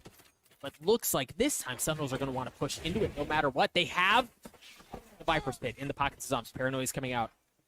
It's Nitro looking for a little bit of action, and it's all just a ruse, as it looks like Sentinels are going to rotate away. Asuna, though. Asuna's in a great spot. This is huge. Actually finding a flank without being spotted by the Killjoy turret. How patient is he, though? Get one? Yeah, but, I mean, look, 6-6 right behind him as well, but he just masterfully manages to get away. Sick manages to get the kill. He's got the spike. That should give him access towards A. But again, you still have so much time, too. You can pull back. Yeah, keep your eyes on TENZ now, because now TENZ has worked all the way up through mid, can hop up into Nest, and now could get a timing on Nitro. It's a 4v3, and he could just make it a 3v3 with the pressure from behind. Oh, he's going to get it. He saw the barrel. He gets the kill. Nitro steals on the flank as well. Steals good for one. He's got the flash as well. Who's flanking who, Doug? To give him a little bit more space. Steel manages to land the shots. Excuse me, it's actually Ethan who gets it. It's now TENZ, who was on the flank, and the slow burn is now alone in a 1v3. Steel with the moonwalk out. Lands the shots with the Vandals to clean up TENZ and get themselves to 5. Wow, what an interesting round there. You know, Asuna finally is trying to commit to that flank, something we haven't seen a whole lot, but he's the player to do it on 100 Thieves. And we'll get that Viper initially. Uses the Dismiss to buy a little bit more time. At the same time, I think Nitro was getting an off kill over towards B. And once the Killjoy went down, it seemed like 100 Thieves just went all in. They're like, okay, we're going to run straight down to, we're going to run straight down mid, and we're going to be flanking the team that's always flanking us. So while they were in attacker spawn, all of a sudden TENZ is in defender spawn. It's this entire long dance as both teams come in from behind.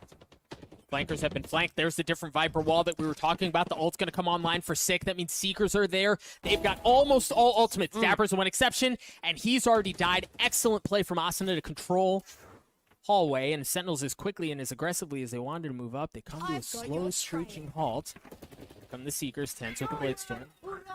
Looking for a little something. Hunter Fury's going to come out as well. As Steel gets concussed. Here comes the Viper's Pit as well. Sick just, excuse me. TENZ just on the other side, but Sick gets cleaned up. TENZ looking to dance around. He's still got the op in his hands. Steel with 4 health. Got one. That was all he gets. As Zamzu's left alone, he's still able to dance through his Viper's Pit, right? And the spike is down. This is a decent, well, maybe less so now, but a decently winnable situation. He's going to get cleaned up in the Viper's Pit. They're going to be able to get the defuse. What a half to get us at 6 apiece. This is exactly what whets my appetite for a map like this. You know, when it's so evenly balanced going into the half, 6-6. It's not like Haven where, you know, one team was just always winning on defense. It seems like, no, both teams have been able to throw some pretty excellent punches and show us why this map can be a little bit more fun. You know, a newer map into the rotation, but one where you already saw Asuna had some big plays going for flanks of his own. TENZ on the other side too, working up mid. There's a lot of room for individual agency to take those kills, to take that space, and just go for some crazy plays. I mean, really, for both squads, very similar to Haven, right? Like, it's just been a pop-off performance from a couple of players. We called that. Ethan was in an excellent spot and delivered to get him as far as he did. So we're knotted up at 6 apiece. Now we're going to see how 100 Thieves contest their metal on the attack side. It seems like a pretty heavy stack towards A right now. They're going to try to work the middle of the map, presumably to get in through double doors. But the thing is, there's all sorts of Killjoy utility on A. Yeah, big difference between the two comps is that it's going to be double controllers from 100 Thieves. Got all those smokes coming in with an Omen, but less tools to scout out. And, well, they just want to run on through, but they meet the barrel of a Sheriff right there, and that's not one you want to be feeling. Oh, TENZ looks like he had another shot at one, but no, Shazam's the one that cleans it up. Dapper does as well. As quickly as it starts, it's just Asuna's alone. Now, Arena in a pistol. We talked about it. It can be gross. Oh no! Drop Is them it down to happening? 1v2, but he has no idea where they are. Right? Like he's guessing, and the footstep. The water footstep's gonna give him away, but Dapper's weak. Sick not able to. Sick does land the shots onto Asuna to win the round. I mean, it did feel like it was happening for just a moment. It felt like it was gonna happen. Sentinels take the round though. I think we've all played enough pistol rounds where there's Arena in the game and they clutch it up 1v3, 1v4, 1v5, doesn't really matter. The decision to drop the ghost a little bit interesting. I feel like at the end there in the 1v2, I think there was a player on the side, but ultimately it was just a little bit too much. You know, playing around those pyramids, you really can just do that dance, and Asuna has to commit one way or the other, so Sentinels do take the pistol. That'll be important from them, and it looks like it's going to be another Ares for Dapper. It's been a bit of a fan of that weapon so far today. Yeah, so this time for 100 Thieves, it's another look for day, but it's a slightly different one, right? Like previously we saw the wall go up, they controlled the middle of the map. You've got Sick who's fighting for that area as well, but for now, 100 Thieves quietly work their way all the way up into Hall. Ethan's already good onto one. As Shazam drops it, and listen to him, like freaking Clydesdale's working their way around. God. But Dapper, oh my gosh, she was right under their noses. Is good for 3, and remember, they have is pistols, right? But, my gosh, what a round from Sentinels. Doug, Dapper was just the troll under the bridge right there, and you know you have to pay the troll toll if you want to get past. You hate to see that for 100 Thieves. They didn't expect that, but it's not going to be fun at all. They didn't have the economy to pay the toll, Doug. My gosh. Oh, what positioning. So Sentinels have a 2-round lead. They win the pistol. They win the following. Now 100 Thieves are going to have rifles. They're also going to have full armor across the board. Keep an eye on Asuna, just a couple of points away, as is Steel, from having their ultimates online. And it feels like a little bit of rinse and repeat. It may be a slightly different flavor, but we're still going back to day. TENZ. Yeah, okay, sure, why not? What? Gets a second shot. He just gets 2 kills with the Marshal. The Marshal is in season, ladies and gentlemen, and TENZ is on the hunt. 100 Thieves, and they still have guns, so they're still in the spot. Ethan good onto TENZ. That pesky Marshal offline. Wall's in a great spot, too, to provide some covers. It looks like Ethan is going to be able to get the spike down. Shot darts coming through. Nitro get messed up. But take a look at how Hiko's playing offside, ensuring there's no flanks. They're going to get back to their post-plant positions. You imagine Hiko, with where that's dropped, right on the other side of the Sage wall, probably has a good snake bite lineup. We'll see how things play out. Nitro's been spotted. Nitro's been cleaned up, and now Sentinels can continue to push forward. Yeah, Sentinels kind of have to early. Shazam drops. Sick drops as well. Yeah, they've got to take the fight to them. Zoms is left alone. The tap. It's a bait. It's sneaky. The wall comes down. Zoms gets cleaned up as he's met by 2 members of 100 Thieves who deliver the business. 100 Thieves get the first round of the half. Yeah, Hiko living on just a sliver there.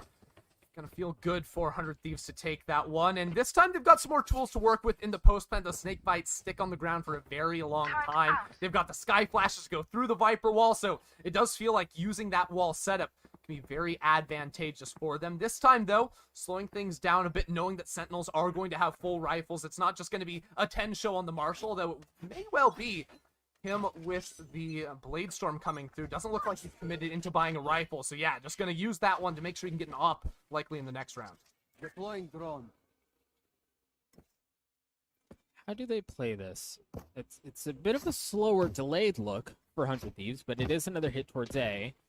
You see Sentinels are starting to wise up to it a little bit. They've got heavy kill utility, but they've also got a little bit more presence. Seekers are going to come out. And between the Seekers and the wall, really, there's no question about it. They want to hit this. They've also gotten up on the wall, or excuse me, on the hall. The door goes up. Asuna gets one onto TENZ. Still not been planted. Could feel like it all. 6 HP gets taken out by Dapper.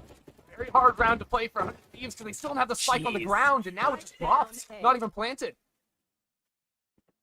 I mean, it's so difficult. It's going to be so difficult for them to get through to this, but they've got to try Nitro. That's a huge step in the right direction. Hiko gets onto one as well, but now he's left alone. He's got the Viper's Pit. Oh, but the lockdown is beautiful. Is he going to be able to get it and then get away?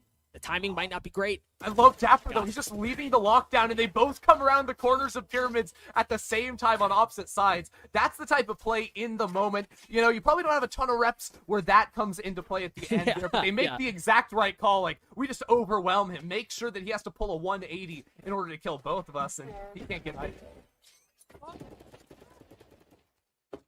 Oh, the series just continues to deliver. If it, like, moments like that, super tense moments, but for Sentinels, that was a big round win as they look to continue to pile it on. For 100 Thieves, though, you've got a couple of very key ultimates. Ethan and Nitro are very close to having theirs online as well, but it's just pistols across the board. We'll see what they dial up.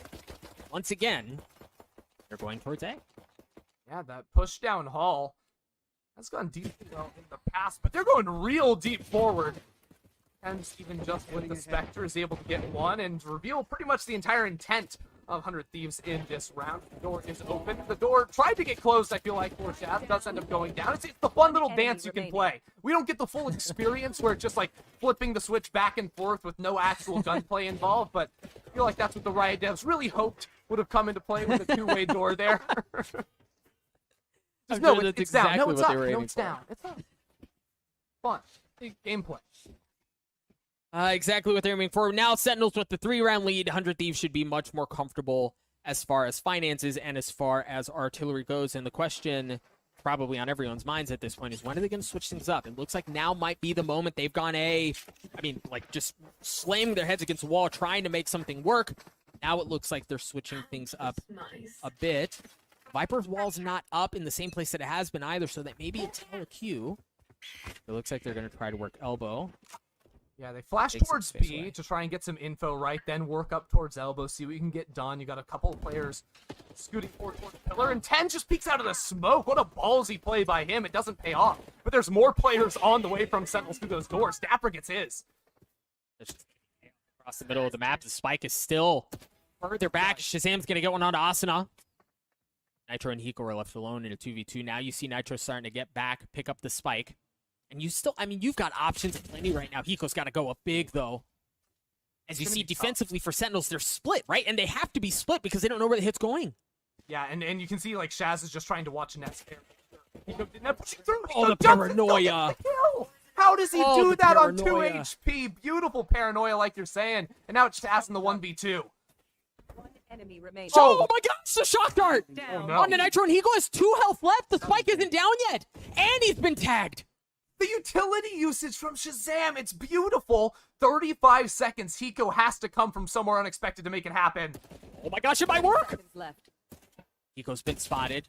Shazam's still fully healthy, still has full armor, still has the Hunter Siri. Doesn't have any other shock darts, so the spike is going to go down. But it's still going to require some insane heroics from Hiko. Pull this thing off, and that's certainly going to help. So make it the close range fight. It's beautiful. Yep. I love it. Now you just try to play time. Shazam just trying to spam a little bit. Doesn't want to wear himself down inside of the smoke. That'll do a lot of damage. And Hiko pops out from behind. A huge win and a huge clutch from Hiko. My gosh, he always does it. He always does it. I don't know how it happens, but he constantly finds himself in situations like that, and he delivers beautifully played, right? The Viper's Pit. And obviously, all of that is only possible because of the paranoia from Nitro, right? Yeah. If that paranoia from Nitro doesn't happen, Hiko doesn't get that first kill, and then the round is probably wrapped up. But Hiko played the utility so well. You called it. Utility from both of those players was a masterclass in that moment. Yeah, it's a moment where Shazam gets all the information that he could possibly ask for, gets so beautiful shock dart, beautiful info dart as well, but at the end of the day, it's kind of a 50-50. Once that wall drops, you got to choose the right direction to be facing, and it was Hiko with faster reaction times. Right decision to get that kill. Now, 100 Thieves, they're geared up outside of A. A lot of Killjoy utility down on this site, so it can be a little bit hard to take and actually get that spike on the ground, especially if you don't get an initial kill on TENZ, who's playing around with that Marshall that's looked so good in his hands before. Got Shazam controlling all as best as he can. Nitro does not fully commit. Talk about ballsy plays. Dude does it again. Why not? What a shot! Spike down. All right, but for 100 Thieves, they still have to work their way onto the site. The Hunter Fury is going to come out. Dapper drops. Shazam looking to stop things and delay as best as he can. And so far, it seems to be working. Nitro's gotten onto the site. He's got the spike. He doesn't have any health. Sentinels with 2 members remaining take the round away to get them into a 3-round lead. Nearly a lineup there for Nitro, but hey, it is once again the utility and the hold there from Sentinels standing strong, getting through the Killjoy. Not easy. Getting through TENZ with a Marshall, that's almost, it's crowd control, right? You know, just shooting people is going to get the job done. It's going to stop them in their tracks, and well, when you have that Hunter's Fury to play with 2 from Shazam, the spike is never going to hit the ground. So 100 Thieves, they have to take this moment to regroup a little bit. Down 3 rounds, Sentinels 2-round wins away from just taking the series 2-0 and getting that long-awaited rematch against XSET. Well, and look for 100 Thieves, like, they're broke, right? Like, they don't have any money to work with. They're not going to bring a ton of rifles into this. So we presume that Sentinels should be able to get to match point, all things considered. And then it's going to be on 100 Thieves to once again claw their way back up to this thing to force overtime. They've shown that they can do it, right? Like, we saw this exact same story play out on Haven, and I'm not going to lie to you, I'm kind of hoping it happens again.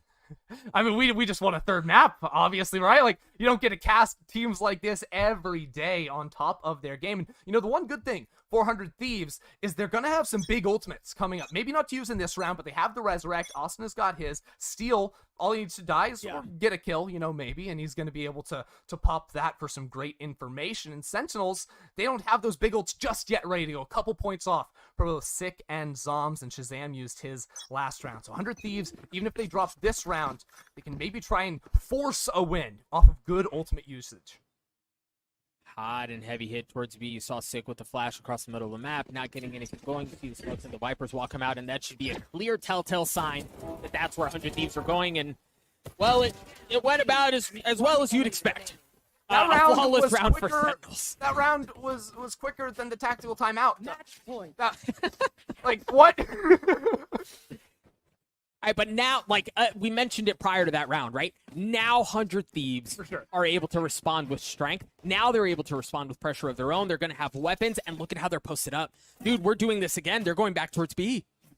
Yeah, a little bit of, right, you know, you full send it into B site when you're on, you know, the util buy, the eco buy, and it's not looking great for you, and then you run it back again. That's not going to be expected for Sentinels. They don't have to deal with the Killjoy, but they do have to get past a Viper, and if Zombies get 1 kill, all of a sudden, that pick can go down. It's going to be that elbow control here. Sick gets knocked. He gets CC'd and taken down. That's so huge. So now they have elbow control, but take a look at how Zoms is pushing his way up. That's going to be a big one under Nitro's. TENZ works in the middle of the map. TENZ, good for 1. Ethan drops as well. TENZ gets a 2nd.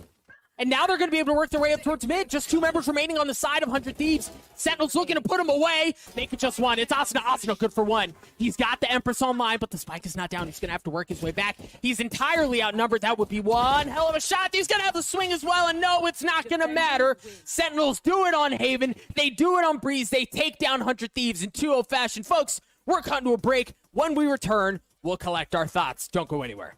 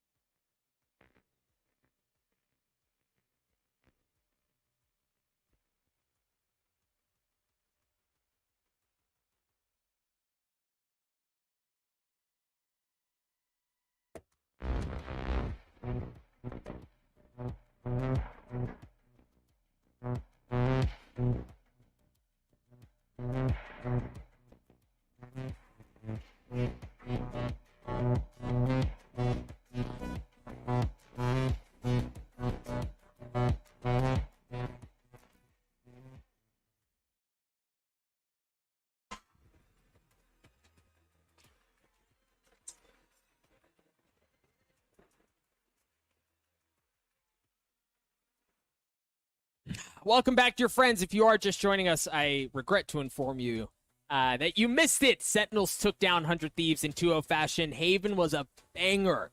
And Breeze was pretty competitive as well, but Sentinels was just able to run away with it. We'll take a look at a couple of the replays because, I mean, when you've got performances like this, honestly, I don't know, Ender, I'd love your thoughts on this. I don't know that the 13-9 accurately depicts how close of a series, how close of a map that was. Yeah, it definitely felt like it was very close in terms of, like, especially these clutch situations. I mean, Ethan absolutely stepping up for 100 Thieves, but at the same time, a lot of the site just got stopped in their tracks from 100 Thieves. You know, even just like the Marshall plays from TENZ, picking up 2-3 kills in rounds, he has absolutely no business getting.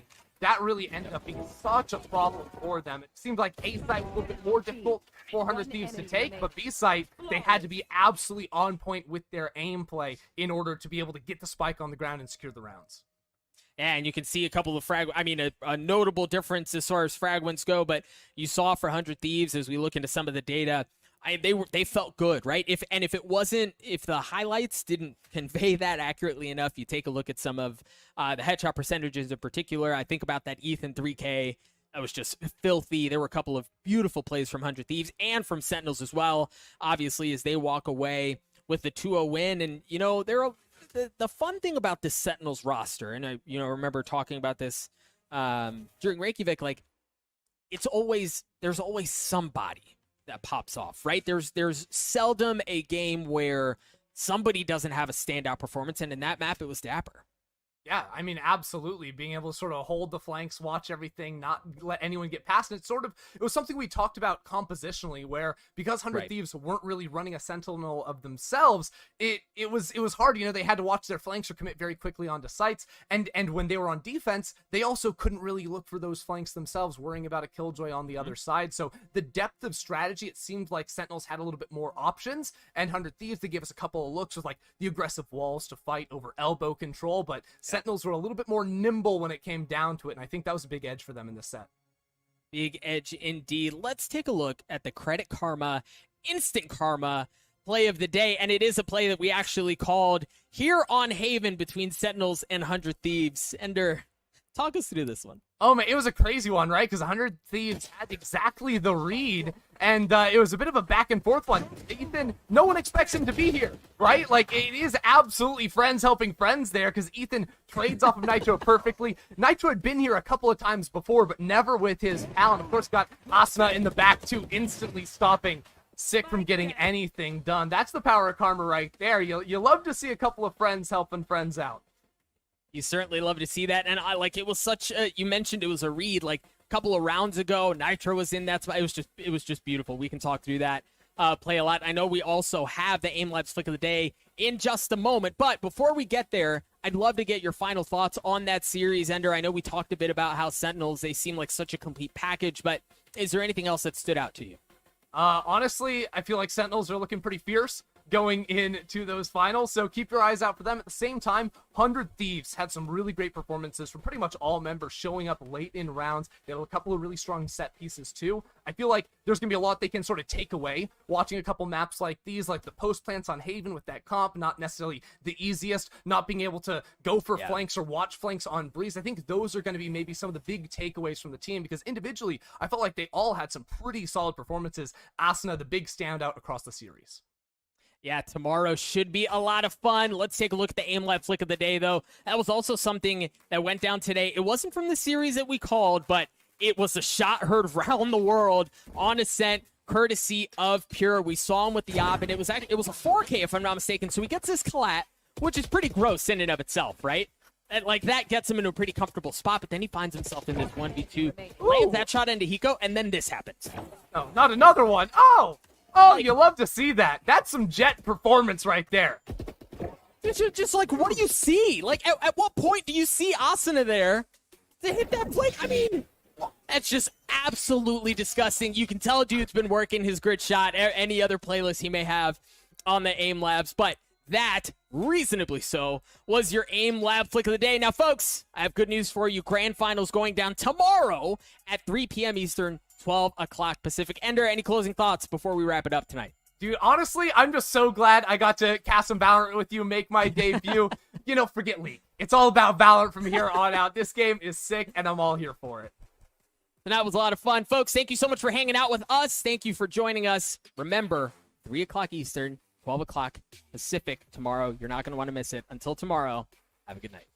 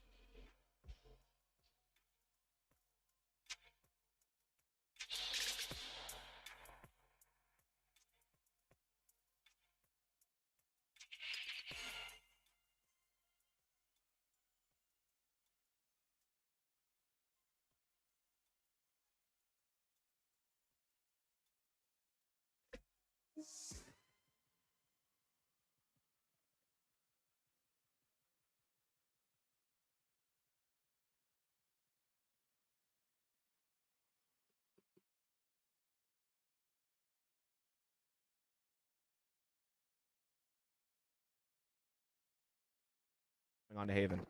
Well, here we go. Round 1, map 1. XSET 100 Thieves, pistol underway, and 100 Thieves looking to get aggressive. Abram trying to back away. Depth there for a bit of assistance, and it does go even trades for now, but I don't believe XSET really recognized how many 100 Thieves members were here, and that results in a 2-for-1 exchange favoring the defense. Yeah, you thought it was maybe just the Sky Flash and the Jet, but no, it got short up by Nitro and Hiko as well. And they're doing a great job, and they're also concerned that a C push might be coming in. They do read this. Paranoia is still in play for Nitro, but BCJ just walks onto the site. Oh, but Nitro able to stay alive because the dark cover into play, finds one, and then eventually Hiko comes from behind. Kind of far off of the site. Yeah, love this call from XSET, knowing that they got the Sentinel down first and foremost. Ethan tries to poke and prod his way in through the Nebula, gets one elimination before being traded. Def should surely be able to get this plant off, and 100 Thieves are going to have to retake if they even can find an elimination, because you've got an operator as a mix of this 3v4. This is a really tough look for 100 Thieves. They might back off and save the finish. Yeah. Well, Austin is able to make this a 3v3. Time is going to be a little bit of a problem. Both of the flashes have been spent from... Well, actually, just one flash has been sent from second. There's the last one. Paranoia on the way in. Dercher wants to contest. Hiko right behind, but the trades will come through, and Asuna. Control style, play the information game. Be a little bit more methodical in there. That's the IGL. XSET. And now they're looking to burst the site. Nitro, though, gets going. Stays alive. Asuna coming on the way forward. Eligible to find second. So, actually, beyond this, you thought the Trailblazer initial kill was going to be good for XSET, but and go to B, but that they could just sneak away from heaven. There is an opportunity for them to open some stuff up. Here is going to find Asuna up top. Hiko is down, point of contact, but Hiko has been stranded on a bit of an island. He's going to be finding himself on one of these fields with the start, but can't deal with the Cypher player himself. Now, as far as the retake is considered for 100 Thieves, what is going to be the play? Because Def is starting to set up stars around the key entry point. Hiko does not have a recon bolt as of yet. There is an owl drone to play with, as well. We can at least see what's going on with the lobby. Kills. Oh, there we go. Back on into it. And second, Aaron will actually fall, so the retake will be complete for 100 Thieves. The shot, but 100 Thieves, they still have a huge advantage here. 5-on-3 timing though, not favoring Hiko. Zekin able to get that kill onto A-Link, and